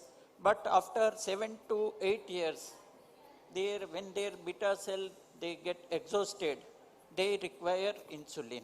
So indication of insulin is that optimum oral drug therapy, if your blood sugar is not controlled, then you will require supplementary insulin. Generally, we start with single dose basal insulin, and afterward we increase it, and subsequently basal bolus. Like means with each meal you give one bolus insulin, and night time you give basal insulin. So that is the course. Yeah, thank you, sir. I think now to Dr. Sunita, because many patients who have diabetes, they want to know whether they can ever come off the medications or not. Many times it is not possible. But is there something called diabetic, remission from diabetes? Can a diabetic, come out of medications forever or at least for long term? And is that possible, and how is it possible? Yeah, the answer is a resounding yes. At least I can speak from my own experience, my own patient database. So yeah, after what Modi sir has said, that the patient goes on the medicines, and then at some point, basically what I've seen in my experience, patients approaching me, they're actually fed up of medicines. That's the thing. The first thing they come into the room, they say, can you do something about, can I come out of medicines? That is the first question. And yes, I'd like to give hope to all, whoever is listening today, it is possible. But it's like a 50-50 thing. It's, the motivation has to be from the patient's end. The doctor can't do any magic here. I can advise, I can suggest, I'll help. What works for me, or what has helped me reduce the medications, not only in diabetes, but even for, say, blood pressure medicines, or even the statins, the cholesterol medicines, is that I look at the patient as a whole. It's not just, I'm prescribed diet alone or exercise alone. So that's the other speakers have spoken. What I look at every clinic review is to focus on diet, exercise, obviously, also on sleep. Much was talked about it from the morning, but most importantly, the stress. So that is the elephant in the room, I guess, because no person, whether rich, poor, male, female, old, young, I have seen each and every patient is stressed in these current times. So every review of mine focuses on the release of stress, either through counseling, through simple trips. And I think it's more like a holistic care. And what I've noticed over the last 8 to 9 years, ever since I started my clinic in Hyderabad, is that I've been able to actually bring down the medications of my patients. And some of them are on no medications as well. And yes, so that's what we call the remission of diabetes. So yes, it is possible. I do have my patients. They are in remission. So the next question was for how long it is possible. Now that depends upon the patient. So if the patient is able to manage his lifestyle changes, positive lifestyle changes, for months, years together, he's going to be in remission. At some point, and he knows, and I think it's more to do with the awareness and the education of the patient. Once it enters the patient's mind that, yes, this is possible, I have seen that they have been able to control the diabetes or other metabolic disorders quite well. It is that first initial hurdle is for them to understand. And once that's done, I think half the battle is won. So diabetes remission definitely is possible. And I think one last thing I would like to tell here is that is possible in majority of patients who have actually lost quite a lot of weight. If they're able to lose roughly around 10 to 15 kgs, it's quite possible. They can keep that under remission. Yeah, thank you. I think now we are going to the last round of questions, and then we'll have short 5 or 10 minutes for the audience also. So keep your questions ready. And so I think now we'll come to Dr. Anuradha. So basically, couples who have infertility, is IVF the only treatment, or do all of them need IVF, or when do you advise IVF, and what is the success rate? People want to know, is it 100% guaranteed?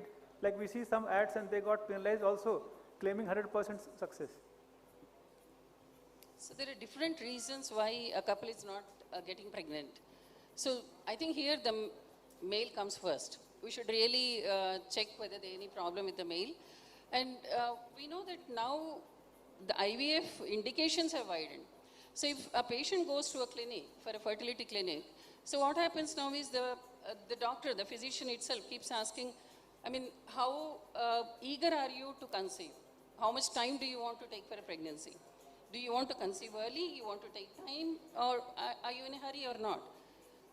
So definitely, we should not really rush into major treatments. We should try with the simplest as much as possible, but considering the age of the woman, it is very, very important. We do know that from 30 there is a difference, and the best reproductive age is between 24 to 27.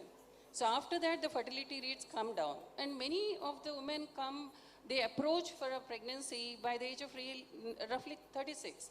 And by that time, we expect the fertility to be already naturally declining. So depending on the cause and what the patient wants, the treatment is done. But then we should insist to try with the simple treatments as much as possible. And again, depends on the cause. Suppose the men have azoospermia, there are no sperms at all, or there are very few sperms, then you cannot really wait for a natural conception or a simple treatment. Then you have to plan for IVF or ICSI. There is an advancement where you can just pick up a single sperm into a needle and inject directly into there. So with that, even with very few counts, or even if you don't find anything, you just retrieve from the testis and use it. But again, in women also, when there are tubal blocks, there are endometriosis, then you go for IVF. So IVF is not really required for everyone, but then the horizons and indications of IVF really have widened now. So many are going for IVF and it doesn't work out in the first few. But then we should know that IVF does not have a 100% success rate. The maximum chance in each cycle is no more beyond 40 or 45%. So we should not really get eluded with all the advertisements which say that, okay, come to us or whatever, surrogacy will have a 100% chance or a 75% success rate for you. That is not true. It started with a single-digit success rate 46 years ago, and now we have just come up to almost 40 to 45%. So definitely the chances in each cycle are not 100%. So the couple should understand. But only positive point is, suppose you do not conceive in one cycle, it does not mean that's the end of the whole thing. If you try more attempts, by the end of 3 or 4 cycles, we expect almost 80% to conceive. So it has the best success rate, but still it has its own limitations. Thank you. I think next to Dr. Rupa, you follow quite a bit on the lifestyle. So there are two sub-parts. One is the, Indians, we are blindly copying the West, and there is westernization of lifestyle in most of us. So what is the impact of westernization on the lifestyle diseases? And second is, you also focus quite a bit on the rural areas. So we know that in cities, there is a pandemic of lifestyle diseases. How about rural area? Like, are they exempt from all these things, or are we also facing similar problems there? I think this is a good question and a very relevant one in the modern scenario. Yes, there is westernization, and I don't need to highlight why. I mean, Hyderabad also 20 years ago, and now it's so changed. We have the swanky malls, our airport is world class. And when you have, there's technology, we have women in high positions, right? And together with that, there is the other side.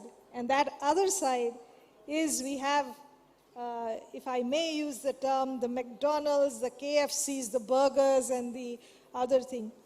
Penetration is happening because suburban Hyderabad, the villages are all getting infiltrated. So I run a rural program, and I found it, what I thought and what I saw when I went there was so different. Every little village, there are no diarrheas. There are not malnourished children, who are running about the streets. They have a school, they have the school uniform, but every village has a different spellings used. Chow mein center. And there is the burger with B-U-G-G-E-R, B-U-R-G-R, but that store is there.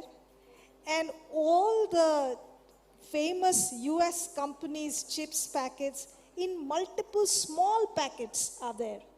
And that's surprising because they get it just for 2 rupees and 5 rupees, what we don't get here. So the school children are also coming out and having that. The consequences are lifestyle disease is a big spectrum. We discussed obesity, we discussed infertility. There is hypertension. Then there is reflux disease. We are doing a study in the villages. You won't believe it, but 40 to 60% of the villagers are saying they have upputundi kappuru karpuru. They have bloatedness, they have acidity, and all the other lifestyle diseases. So there is obesity, there's diabetes, there's hypertension, there is acidity, there is constipation, there is joint pains. They're not coming to us with malaria or tuberculosis and all that. So the infectious diseases are coming down, and it's an epidemiologic shift. What is happening is we are seeing the lifestyle diseases grow. Together with this, I would like to highlight one important factor. All of us have highlighted it, have mentioned it in some form, but I just want to say mental stress. Our kids are going through a lot of mental stress because of the education styles, again, mimicry of the Western world. And every patient that comes with reflux disease, their insomnia, there's addiction to electronic gadgets. I was checking the my mobile at least 10 times in this place to see whether my hospital has sent any message. And all that is also increasing diabetes, hypertension, and other lifestyle diseases. So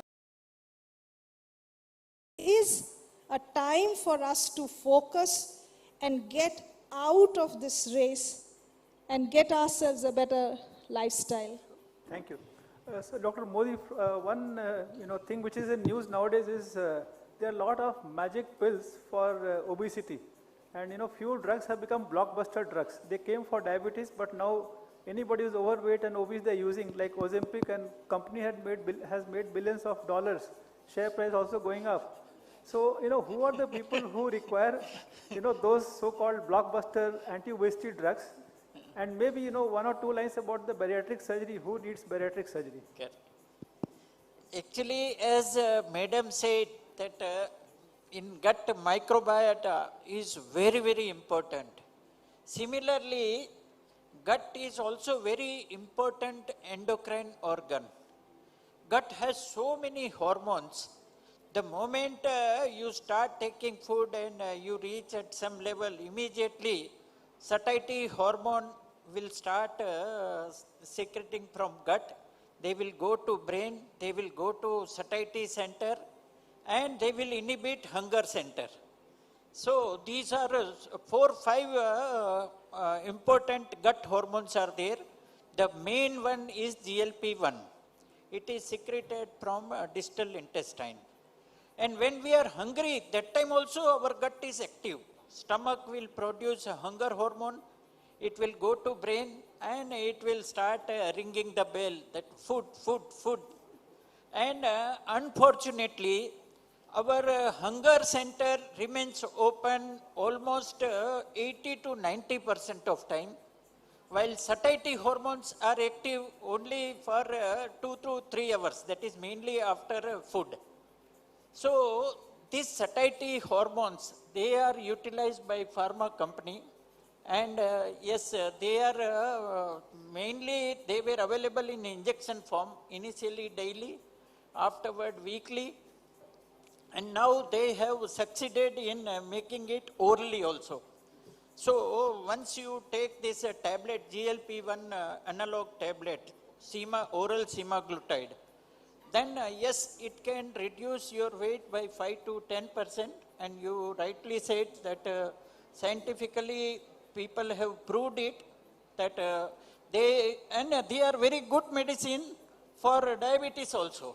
So oral semaglutide, once you give to obese person, diabetes will nicely come under control, their blood sugar fluctuations will come down, and weight will come down by 5 to 10%.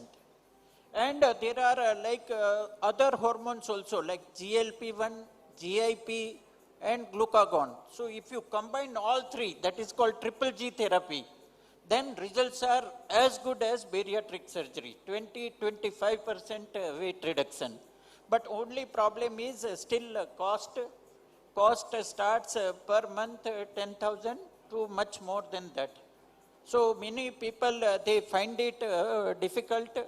But those who are morbidly obese, like BMI of 30, 35, 40 with uncontrolled sugar, hypertension, diabetes, if they afford it, we do suggest, because they are scientifically proved. And in India also, many of them are available. Oral semaglutide is available. Some injections are also recently DCGI approved. So yes, now they say that they are like blockbuster medicine for obesity, and morbidly obese people, it works. It will reduce weight by 10 to 20% to that extent, just like bariatric surgery. So thank you, sir. I think now to Mr. Shashi, I know that your dlife.in, along with Mr. Anup Singh, and you're doing a lot of good work in the low carbohydrate nutrition space. So just for the audience, what are the indications for which you advocate low carbohydrate nutrition? If you can just list those indications. Yeah, so practically in all modern chronic diseases, low carbohydrate or his extended version ketogenic diet works very well. So we use it for diabetes, for obesity, polycystic ovarian syndrome, and even hypertension for the matter. And of late, there are a lot of studies, publications coming out on the utility of ketogenic diet in the management of mental health conditions like bipolar, schizophrenia, and neurological condition, which includes everything. And most of them, you know this, Parkinson, dementia, ALS, and even in cancers now. Now, a lot of case study publications have come out on the application of ketogenic diet in cancers.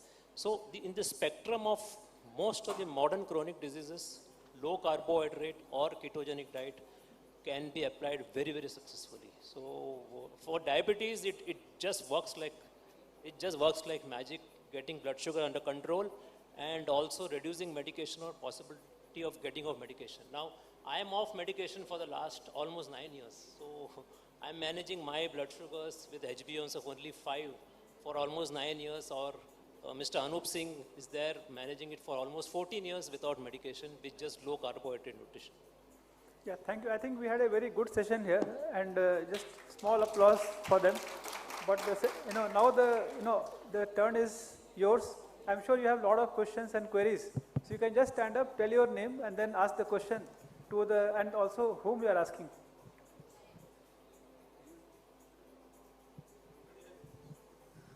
I just wanted to know about nowadays a lot of foods are being branded as superfoods.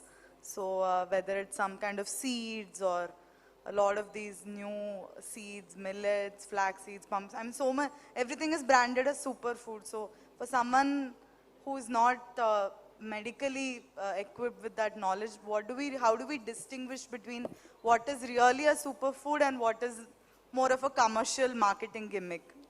Yeah, okay. But is there a superfood, and then if there is, what is superfood? Okay. Yeah, actually. Yeah, so no, there is nothing called superfood. I wish there was. It isn't. So a lot of foods get marketed like that, like whole foods, superfoods, magic foods. But end of the day, it is to do with how much calories an individual is taking, how much calories an individual is burning to and how much of strength workouts, how much of muscle mass an individual is having, that will actually define the person's weight and the body composition. So even if you're taking millets again are end of the day carbohydrates. Even if a person is taking seeds and nuts, end of the day it is proteins. So it gets broken down to what the major nutrient it contributes to, and then we calculate it to meet the calorie requirement. So anything that is too much is going to be not beneficial, and taking a tablespoon of seeds is good because it's a good source of fats, but if you take a tablespoon of seeds and eat everything else, it will not make any difference. So I think at the same time I'd like to highlight one thing, and that is the timing of the food. Sometimes you feel that I skipped lunch, okay, and I had only dinner, so I'm having just one meal. The binge eating that happens, I think that needs to be controlled. So you should not go to a stage when you are so hungry that you could eat anything.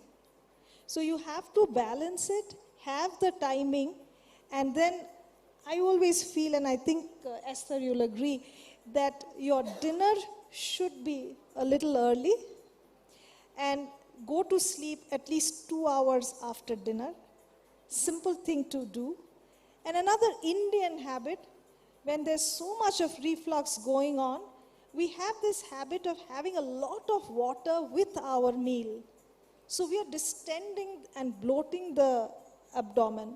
So take small amount of water with the meal, wait half an hour, okay, so there's no traffic jam, and then drink the rest of your water requirement. In fact, water can be had throughout the day. You can have your times. If you're working, then you need to know that, okay, at this time I'll have that water. But this Indian, wherever you go, they first put the water, and then you have the meal, and then you drink that whole water.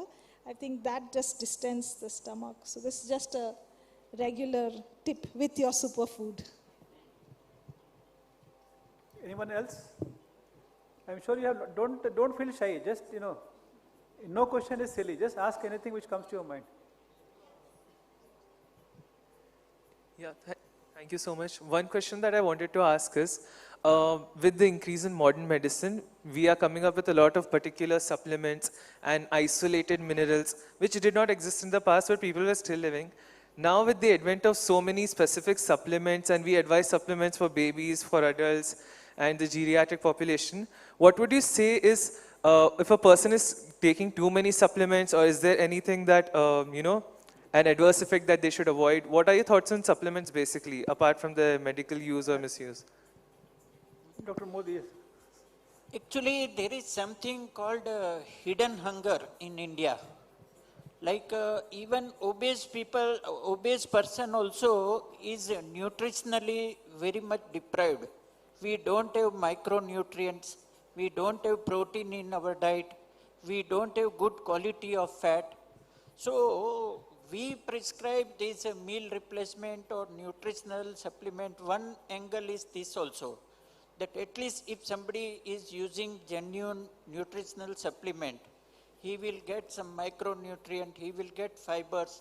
Even in natural food, all these micronutrients content has come down so much that I will tell you one NIN survey that iron content in tomato in 1989, whatever it was there, now it is only 20%. Only 20%. So even from natural food also we are not getting adequate micronutrients. We are not getting, our normal protein requirement is 1 gram per kg. And average protein intake in India is only 0.5 to 0.7 gram per kg. So everybody is protein deprived. So I am not propagand of all these nutritional supplement. But at least when I read that this contains this much iron, this much micronutrient, this much selenium, this much fiber, so I feel that at least he will get this much. So that is one more idea after prescribing this nutritional supplement. But, thank you. We had a wonderful session, and I thank all our esteemed panelists and learned speakers who gave their valuable insights, and also audience for actively participating. So with this, we come to the close of this session and hand over to the organizers. Thank you so much, Dr. Siddiq. It was indeed a panel that, like I said, all of us have questions for, and to show you an appreciation, a token of appreciation to all the panelists here, and I invite on stage Dr. Janki, Research and Development Head, and Shweta, Manufacturing Head of Yazaz. Yazaz is also our hamper sponsors. Please proceed to the stage so that we can introduce you to our panelists who have kept us engaged and informed through the day. Ladies and gentlemen, a round of applause to the last panel today here at Dakshin Healthcare Summit 2022. The panel discussed what I keep insisting is an everyday conversation that we have. Thank you so much, Dr. Esther Satyaraj, for being here today. Dr. Esther Satyaraj is Head Clinical Nutrition and Dietetics of HCG Hospital. She's flown down all the way from Bangalore for this event.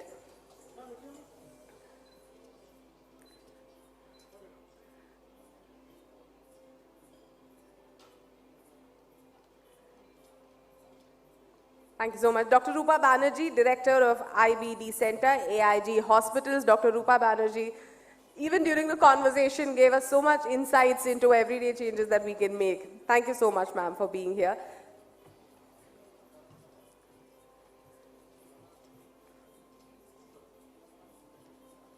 Dr. Sunita Saimagaru, diabetologist and sexual health specialist. Thank you so much, ma'am, for being here and engaging all of us in this conversation. Dr. Anuradha Katragada, Managing Director, Anu Test Tube Baby Center, for her insights, especially on fertility.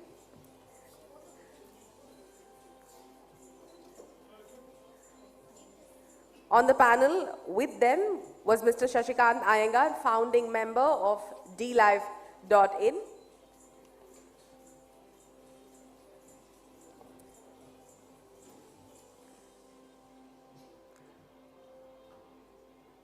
Dr. K.D. Modi, endocrinologist, who is part of this panel as well. Thank you so much, Doctor, for being here today.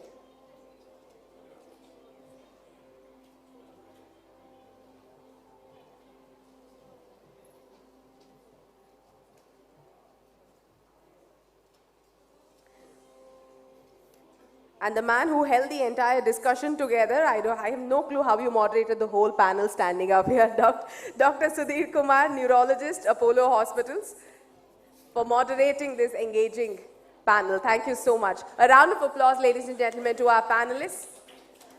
We would request the panelists to please stay back for a group photo. Yes, please. Laptop. With this we come to the concluding part of Dakshin Healthcare Summit 2024. A very special guest is here joining us today to deliver a special keynote address. Most of you may know him, but definitely all of you have heard about him. Popular as brand guru, there isn't a single product or a service that Mr. Harish Bijur does not know of, whether it is from the conception stage to ideating it and implementing it as a successful product. It is my pleasure to invite on stage brand guru Harish Bijur, the man who understands brands like no other. He will touch upon the topic of Medicare in new era. I request the audience to give him your attention.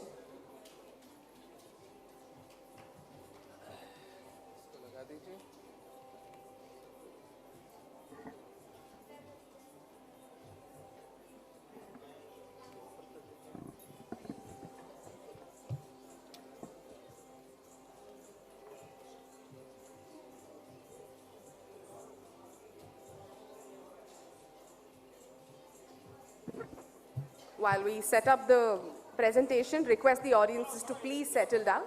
I understand you are very excited to interact with our doctors, but 10 more minutes with the presentation. Please be seated. We appreciate your patience.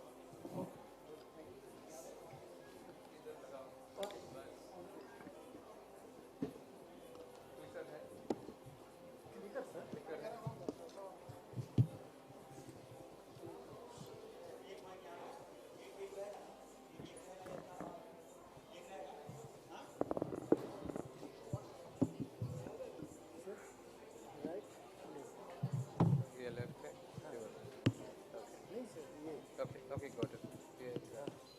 आगे शुरू करें.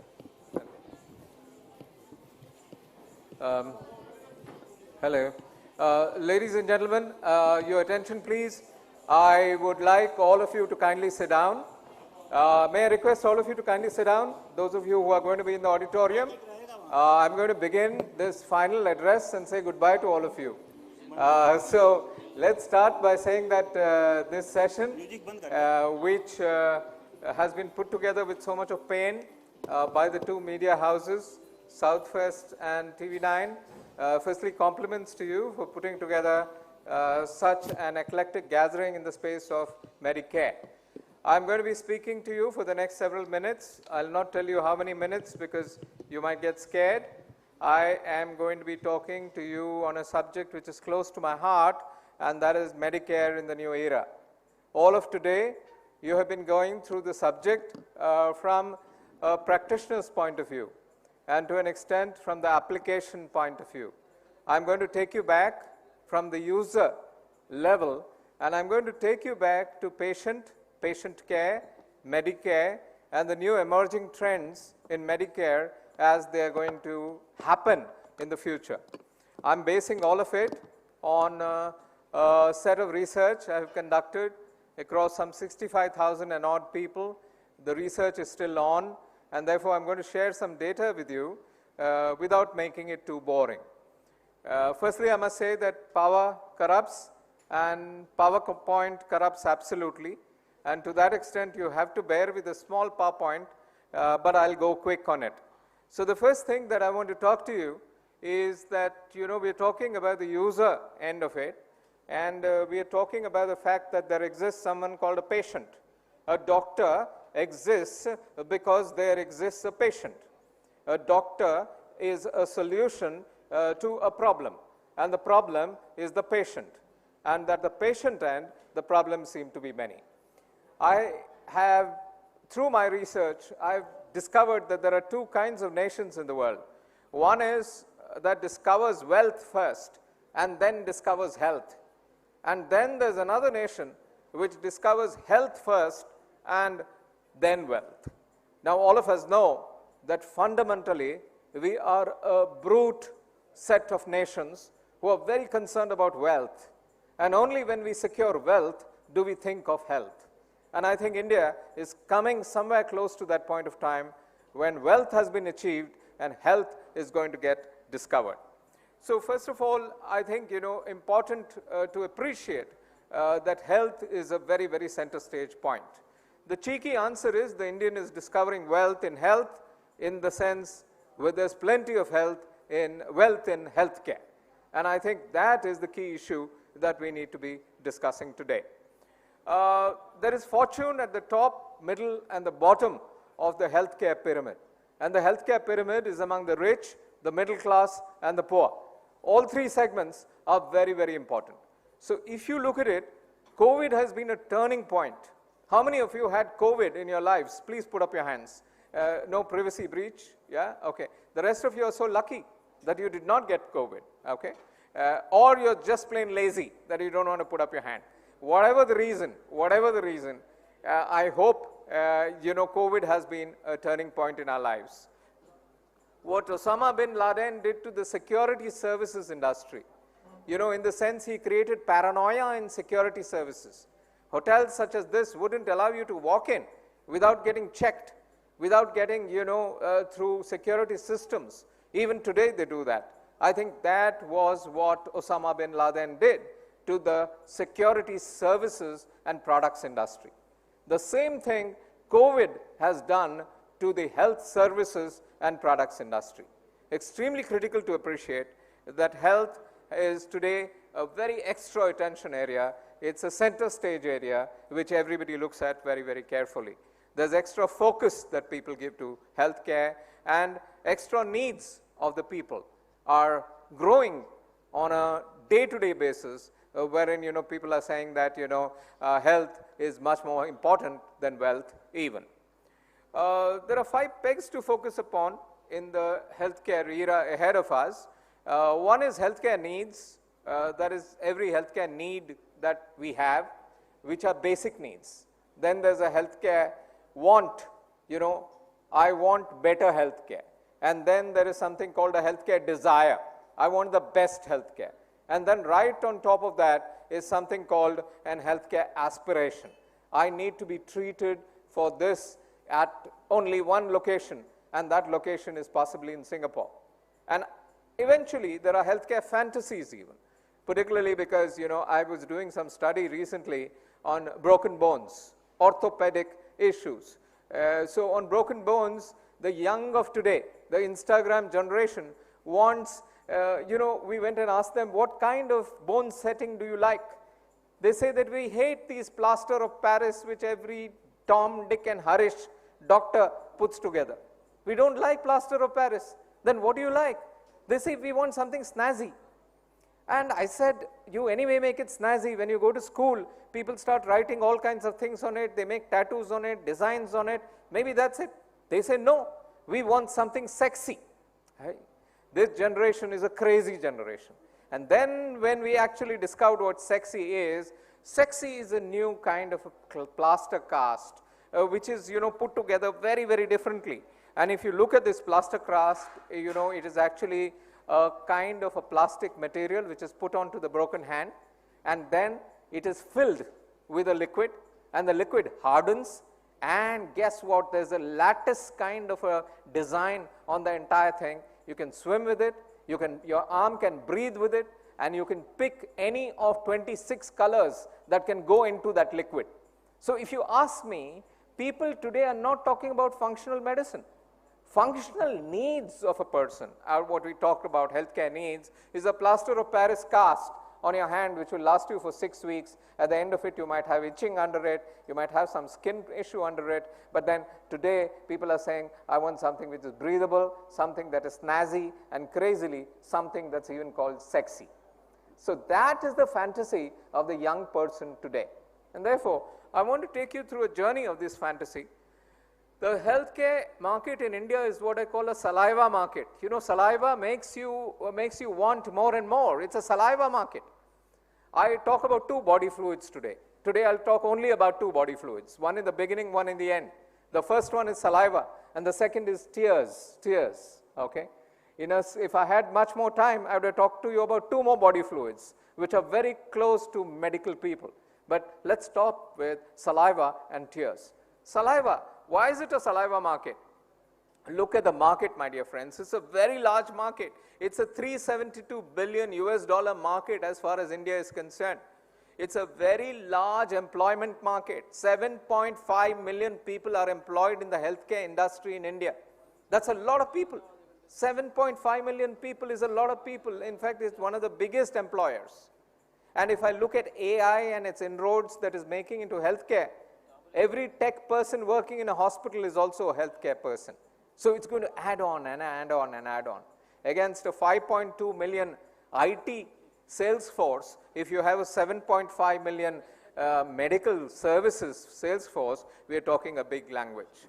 The hospital market touches $98.98 billion okay, out of this $372 billion 372 billion means the healthcare market is 372 unicorns. Unicorns. We talk unicorns. The startup talks unicorn. That's $1 billion. One small billion $. This is 372 billion $.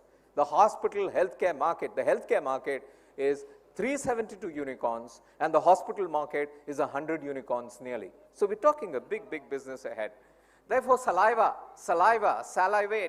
The medical tourism market is today at $8 billion and we haven't even touched the tip of the medical tourism market.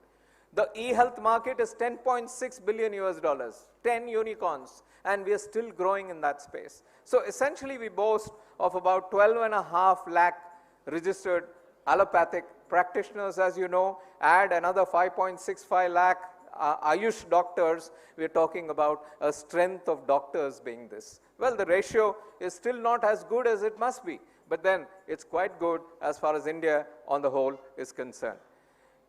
Extremely important point to note is we scrape the extreme top tip of the iceberg of healthcare opportunity in India.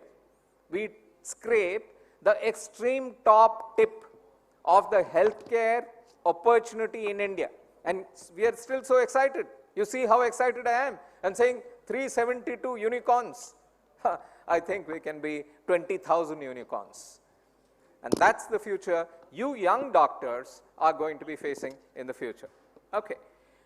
Medicare, again, you know, in the years ahead is a very big opportunity. But we need to understand it better. We need to understand it better, get off the treadmill we normally are on most of the time. In Medicare, if you work in a hospital, you know exactly what treadmill you are on. Seldom do we get the chance to get off the treadmill. I speak to doctors every now and then. One of my first clients was a pharma giant in India, and that took me to meet some 2,600 and odd doctors over a period of 12.5 years. And in this doctor visit, I know what kind of a life a doctor leads. I think we need to get off the treadmill a little bit and understand what's coming, what's unraveling, and how do we look at it differently. we need to context it to the era of users who are unveiling ahead. You know, how many of you in this room were born after 2010? Please put up your hands. After 2010. What? Not a single person. Obviously, yeah, obviously. 2010 is so-so. How many of you have children in the house who were born 2010 onwards? Yeah, yeah, okay, okay. Now, you know who this animal is in your house? The children in your house. It's called the alpha generation. Alpha generation. Gone are millennials. We are millennials. You're millennials. How many of you are millennials out here? Put up your hands. You're so yesterday. So yesterday. How many of you are Gen Z? So yesterday. Yeah, yeah. How many of you are Gen Y?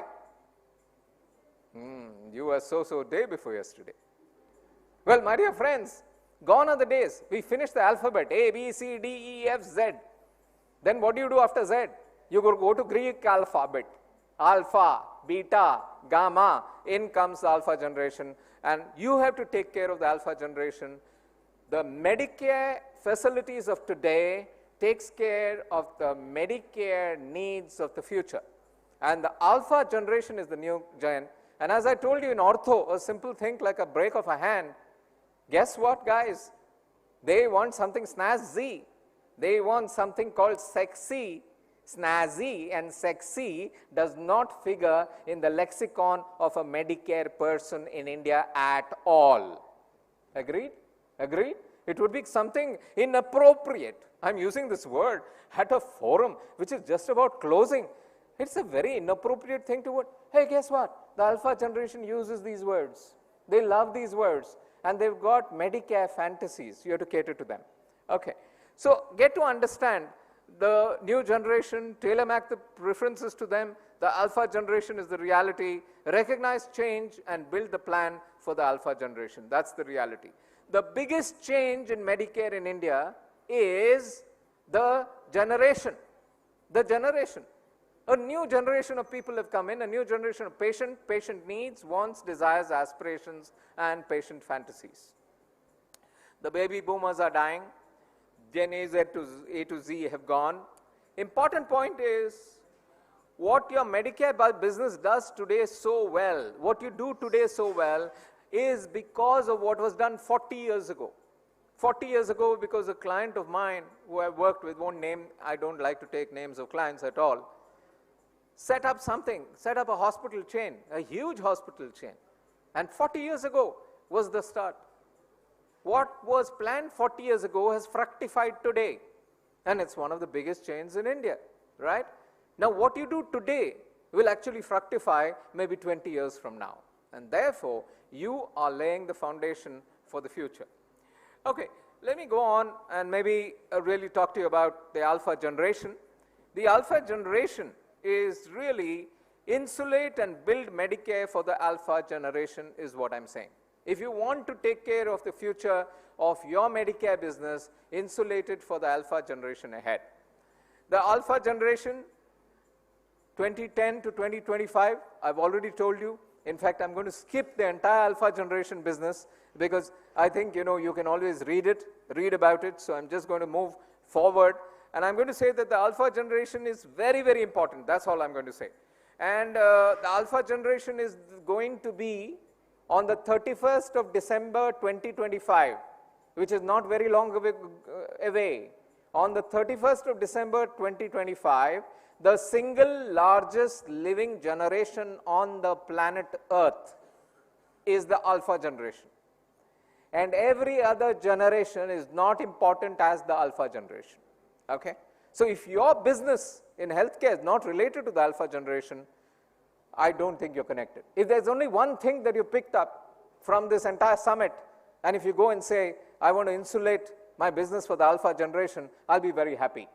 Because you're doing something that's going to be strategic for the business that you're going to build for the future. The alpha generation is actually, you know, all about the youngster. It's about people who live on the social media landscape, people whose language you just don't understand. They come up to you and say, Mom, you be you. What? You be you. What is you be you? Mom, you do you. My God, my son comes up to me and says, Dad, I read 8 newspapers in the morning, I pile it all up. Dad, you've destroyed the trees, go digital. Now this generation doesn't believe in a lot of stuff you and I used to believe. We need to learn what it is and we need to go further. This generation is killing traditional media altogether. Okay, digital media is it. Traditional media is dead, dying, on the stretcher. Okay, so there are popular culture influencers out here, and all of them are really talking about the alpha generation and what it does. Okay, let me talk about the alpha generation a little more. Is the immediate and not so distant future, in the sense that tomorrow is the alpha generation. You think it's too far away, but it's already in your house. But the alpha generation is not in a power situation today. You are in the power situation. Give it another 7-8 years, the alpha generation takes charge of the power situation, and that becomes the biggest way of looking at the future. Okay, let me fast track the alpha generation. As I said, I'll want you to read it. Let me put it that the alpha generation is very, very tech savvy, totally tech savvy. In fact, any problem with your phone in your home, I'm sure you give it to the youngest kid in the house, because you know the youngest kid is the most savvy. The alpha generation is totally connected to whatever is at the cutting edge, at the bleeding edge of technology. If I look at the entire situation, the alpha gen has 2 currencies in their pocket, okay, and you have 2 currencies in your pocket. One currency in your pocket is money, which you and I know, all of us have in the pocket. The second currency is time.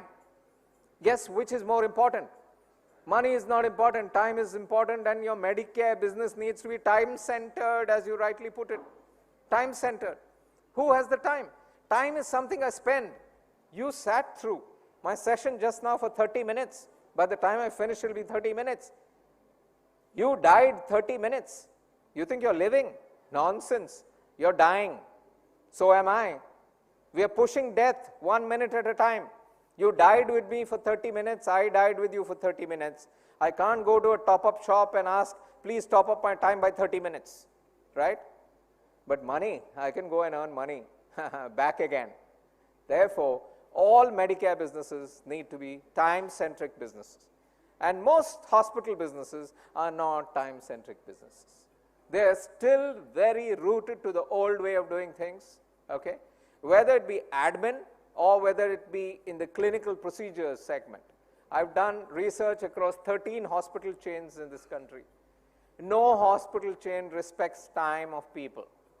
I've done research across 64,000 and odd people, and every one of them has complained that doctors do not respect the time of patients.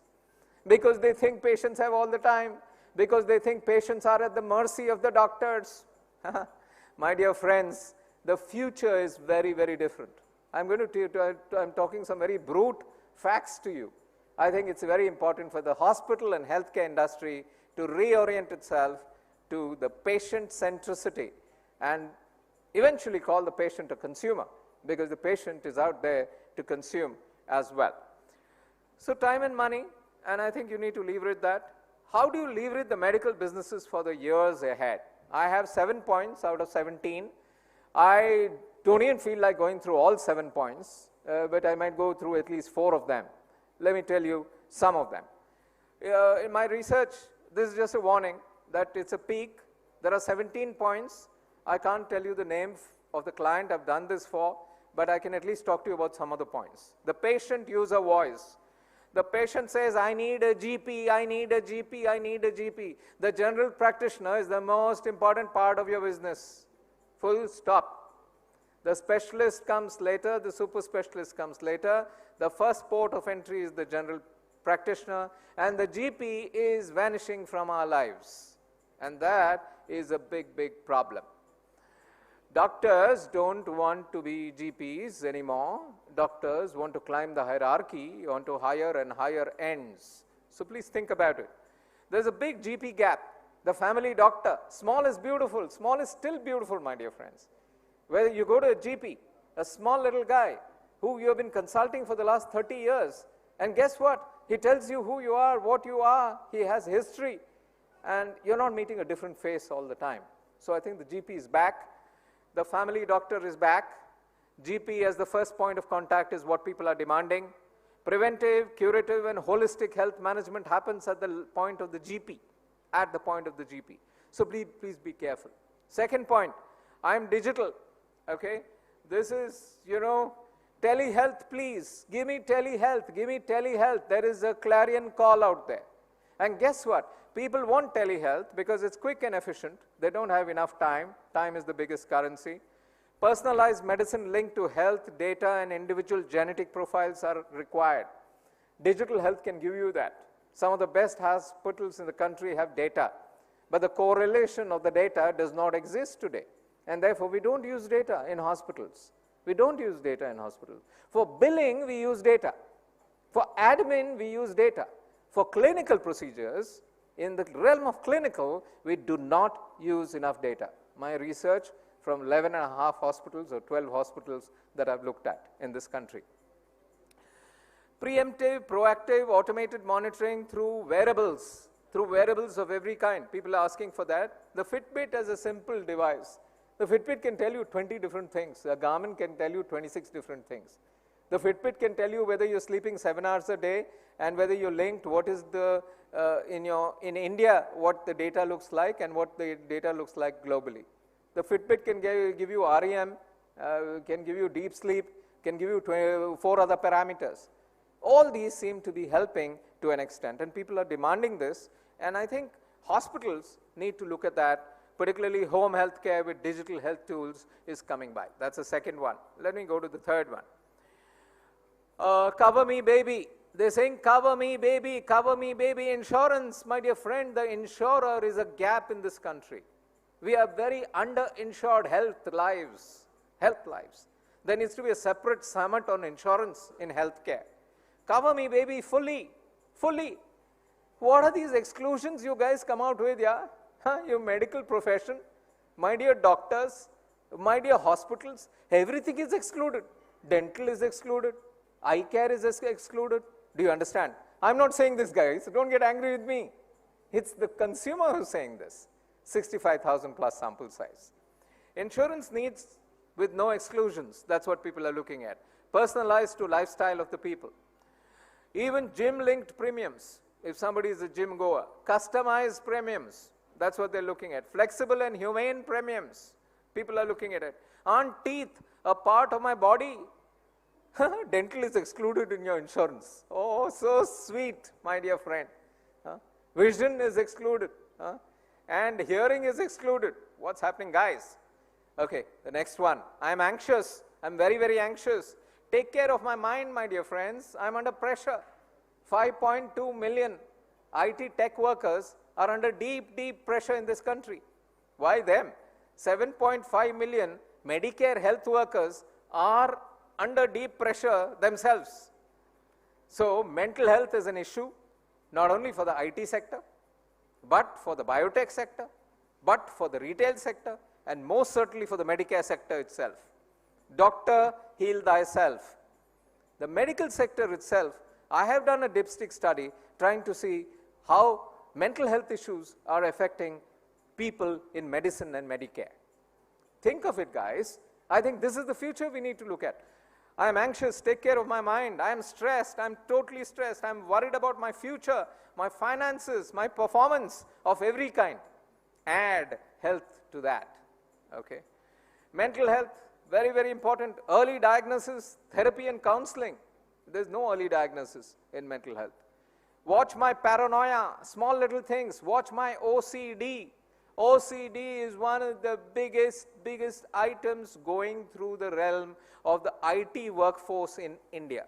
And I'm saying this very loudly. Okay, I'm sitting there and I've done a study, I've told you. I'm sitting there at the business of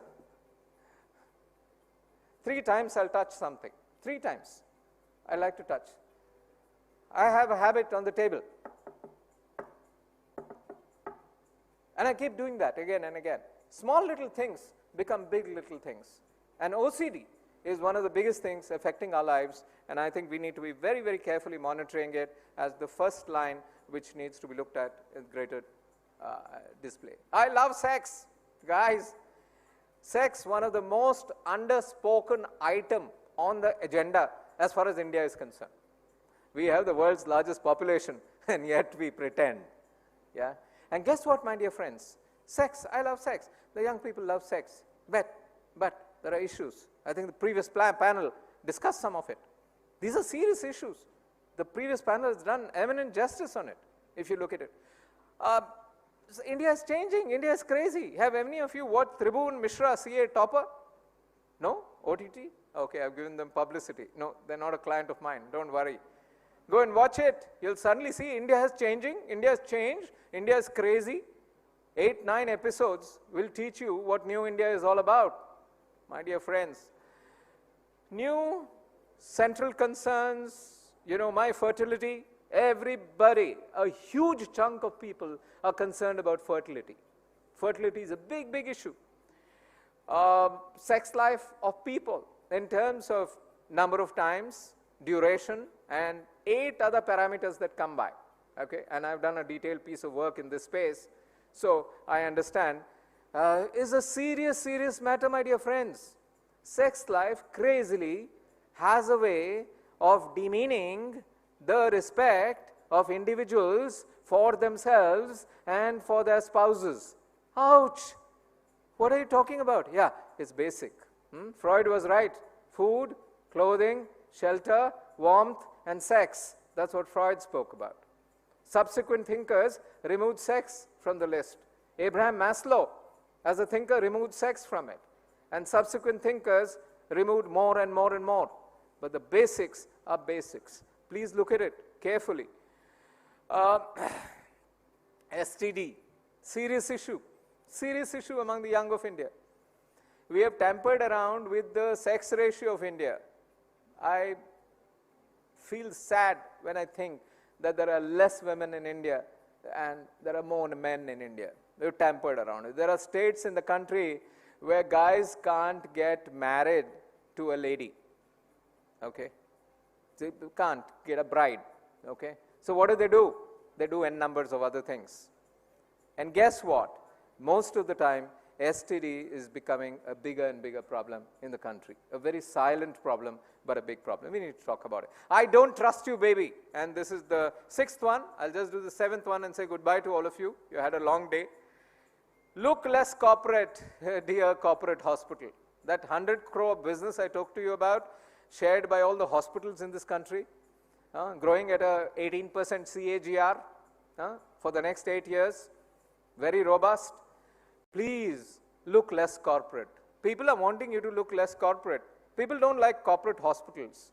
Corporate hospital distrust is coming by. I'm a politically incorrect guy, okay? So hate me, love me, but listen to me. That's it. And this comes from consumer research. People don't like corporate hospitals. So don't behave like a corporate hospital. Change your hospital practice away from corporate to personalized. Make your corporate hospital look like an aggregate of GPs of every kind put together with an umbrella of specialists and with a super umbrella of a super specialist set. Well, corporate hospitals, not trusted. Small is still beautiful. Okay? Middle is sloppy. In between the big corporate hospital and the GP, middle is sloppy. Nobody wants to go there. And big is ugly. Big is ugly. Don't look ugly. Look less ugly. So corporate hospitals of today need to look less ugly. That's the statement I'm making. Please change. I want to trust you, baby. This is the last one. Hospital concerns. Hospital concerns need to be smooth and fast. Hospitals are not smooth and fast enough. Zero waiting and no waiting room at all. I want a hospital with no waiting room or zero waiting room. Well, waiting list on tokens can go up to 97, 98 for an appointment slot of 1 hour. 1 hour, 60 minutes, 98 waiting patients. Actual data I'm giving you. Actual data. Where does this work? It doesn't. People wait for 5 hours and they get out there. And it's like a train perennially running late because, demand is not catering to the supply that is actually happening. Must allow me a second opinion. People are asking for a second opinion in corporate hospitals. They're saying, give me an option. And this could be an E option which you yourself give me. I want to double check what my specialist has told me. Because corporate distrust is coming in, my dear friends, because the specialist has recommended a set of procedures. And people are getting questioning. They have Google, they have Search AI, which is superior to Google. Have any of you tried it? It's just been launched 6 days ago. Search AI is beautiful. And I've got Chat GPT. With all this, people are asking, ortho again. You know why I'm taking ortho? It's the simplest, non-controversial area. If I take any other area, there'll be a fight here. Ortho. Why must, there's a bipartite patella. You know this better than I. There's a bipartite patella on a patient. It's very clearly bipartite. Patient goes to the doctor, shows it. Doctor is a specialist. This is a branded corporate hospital. Shows it to the specialist. Specialist looks at it and says, it looks like bipartite. Oh, thank you, doctor. But there is synovitis around the patella. That could be because of gout maybe, or because of something else. Doctor says, no, I cannot decide that. I need an A-line X-ray. Only, why the book says that an A-line X-ray can only tell whether it is a patella or not. You know what I mean? 20 different things can come by and can happen. So if you ask me, extremely important that corporate hospitals must look softer, they must look friendlier, extremely important. And these are just 7 related issues raised by me. There are 23 big ones. No time to do that this time. I'm going to close by saying that Medicare in India is a gap. There are bigger issues to tackle if you look at it. I call it the soft underbelly of Indian Medicare. Call it the soft underbelly of Indian Medicare. We need to fit solutions for each of these as we plan for the future of Medicare in the country. The soft underbelly, second body fluid I spoke to you about, tears. Okay. The tears are 28% of Indians don't have access to primary healthcare facilities. Let's cry about this. Let's cry. Okay.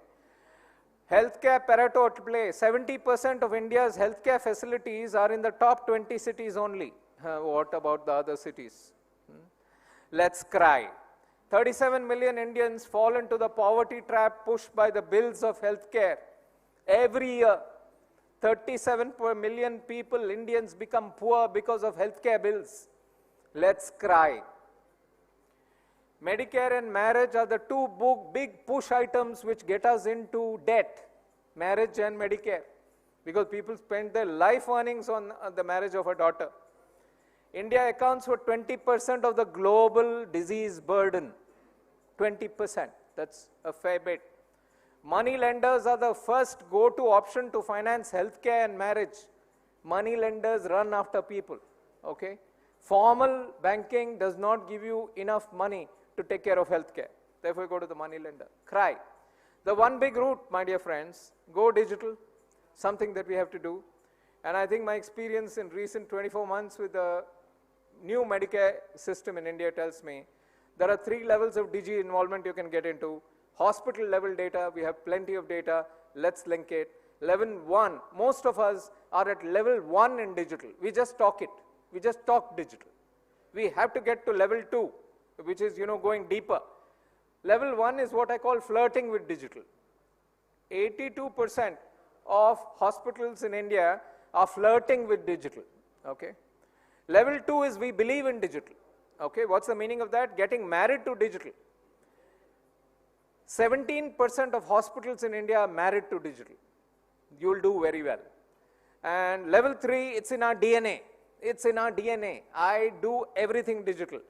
Now we don't have anybody in that space at this point of time. I hope the coming years will get lots more coming into that space, going digital. And digital is essentially in our hospitals, we believe digital deeply for admin, billing, etc., tracking, patient, reminders, appointments, 20 other things. 64% active. In clinical, digital is only 17% active. And therefore, we need to do a lot more in clinical than we do in the other way. My dear friends, digital is it. And in parting, just to leave your face with a smile, I just want to say there is a network of the digital and the living. Analytics, data, and living today is a promiscuous life. I'll tell you how. My phone sleeps with my refrigerator. My phone, I've got a smart refrigerator at home. It sleeps with my phone in the sense that my phone knows how many eggs there are. Now, in the fridge, when 24 eggs become 2 eggs, my fridge orders eggs from the grocery store, which is located in my basement. And my fridge is authorized to make a payment. I still don't trust technology fully. I've authorized only 2,000 rupees because I don't want it to go berserk. 24 eggs, by the time I get back home or my wife gets back home, the 24 eggs are lying in front of the door. Who ordered the eggs? My fridge. Who decided? My fridge. How did the fridge know? 24 minus 22 is equal to 2 eggs. This family eats 6 eggs a day. Get 24 eggs. Simple algorithm. My refrigerator, which ordered, sleeps with my grocery store because it tells the grocery store. My grocery store knows the data of my refrigerator and maybe 20 other smart refrigerators around. Okay? My grocery store sleeps with 40,000 customer phones because those phones are possibly linked there. My customers sleep with credit cards because if you want to pay, your credit card is linked there. Okay? My credit card sleeps with my bank because without a bank you can't have a credit card. Okay? My bank sleeps with my rating agency. Could be ICRA. Okay? My rating agency sleeps with my insurance company because my insurance company needs data there. My insurance company sleeps with my car because my car is insured as well. My car sleeps with my car company, whichever the car company it is. My car company sleeps with Aadhaar because without an Aadhaar card I cannot buy my car. My Aadhaar sleeps with my PAN card because the government said your Aadhaar has to be linked with the PAN card. And my PAN card sleeps with my jeweler. Every time I go to buy jewelry more than 2.5 lakhs worth of rupees, my PAN card has to be shown. My jeweler sleeps with my PAN card. And my jeweler sleeps with Facebook because he is on Facebook. And eventually Facebook sleeps with Cambridge Analytica. And you know what happened. If you ask me, we are all interrelated, my dear friends. Interrelated with data. The Medicare industry is going to make it even more interrelated. But in the case of the Medicare industry, very rich data which can be mined, which can be used for consumer benefit can be brought up. So my dear friends, on that note, I would like to say, ouch, data is important. We can't stay without data. The entire Medicare industry needs to embrace data, be with data, live with data, and sleep with data.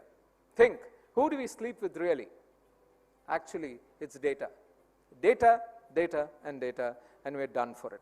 Thank you, my dear friends. It's been a pleasure being here. Thank you for your patience, for your time. I've gone quickly for a bit because I thought it's the end of the day, and you people are tired, and half the audience, is not here. So what's the point of going through nitty-gritty?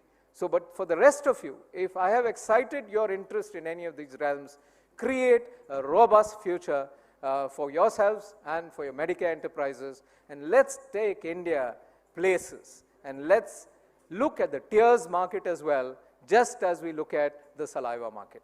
Thank you. God bless. I'm leaving an email ID out here, which is harishbijur@hotmail.com. I don't have time for questions, but if you mail me and say if you were at the South First TV9 forum, I promise to reply to you within 24 hours. Thank you. God bless.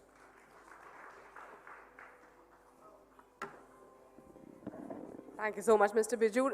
Before he leaves the stage, I would like to invite Garima of TV9 to present to him a token of our appreciation.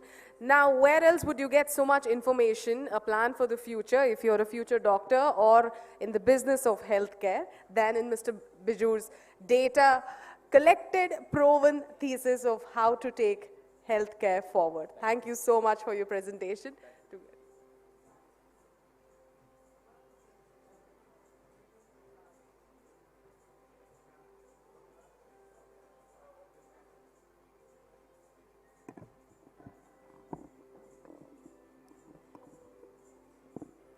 A round of applause. Dear audience, you have been extremely patient through the day, and I do hope after all of these sessions and the interactions that we have seen today, we're richer for our knowledge in healthcare.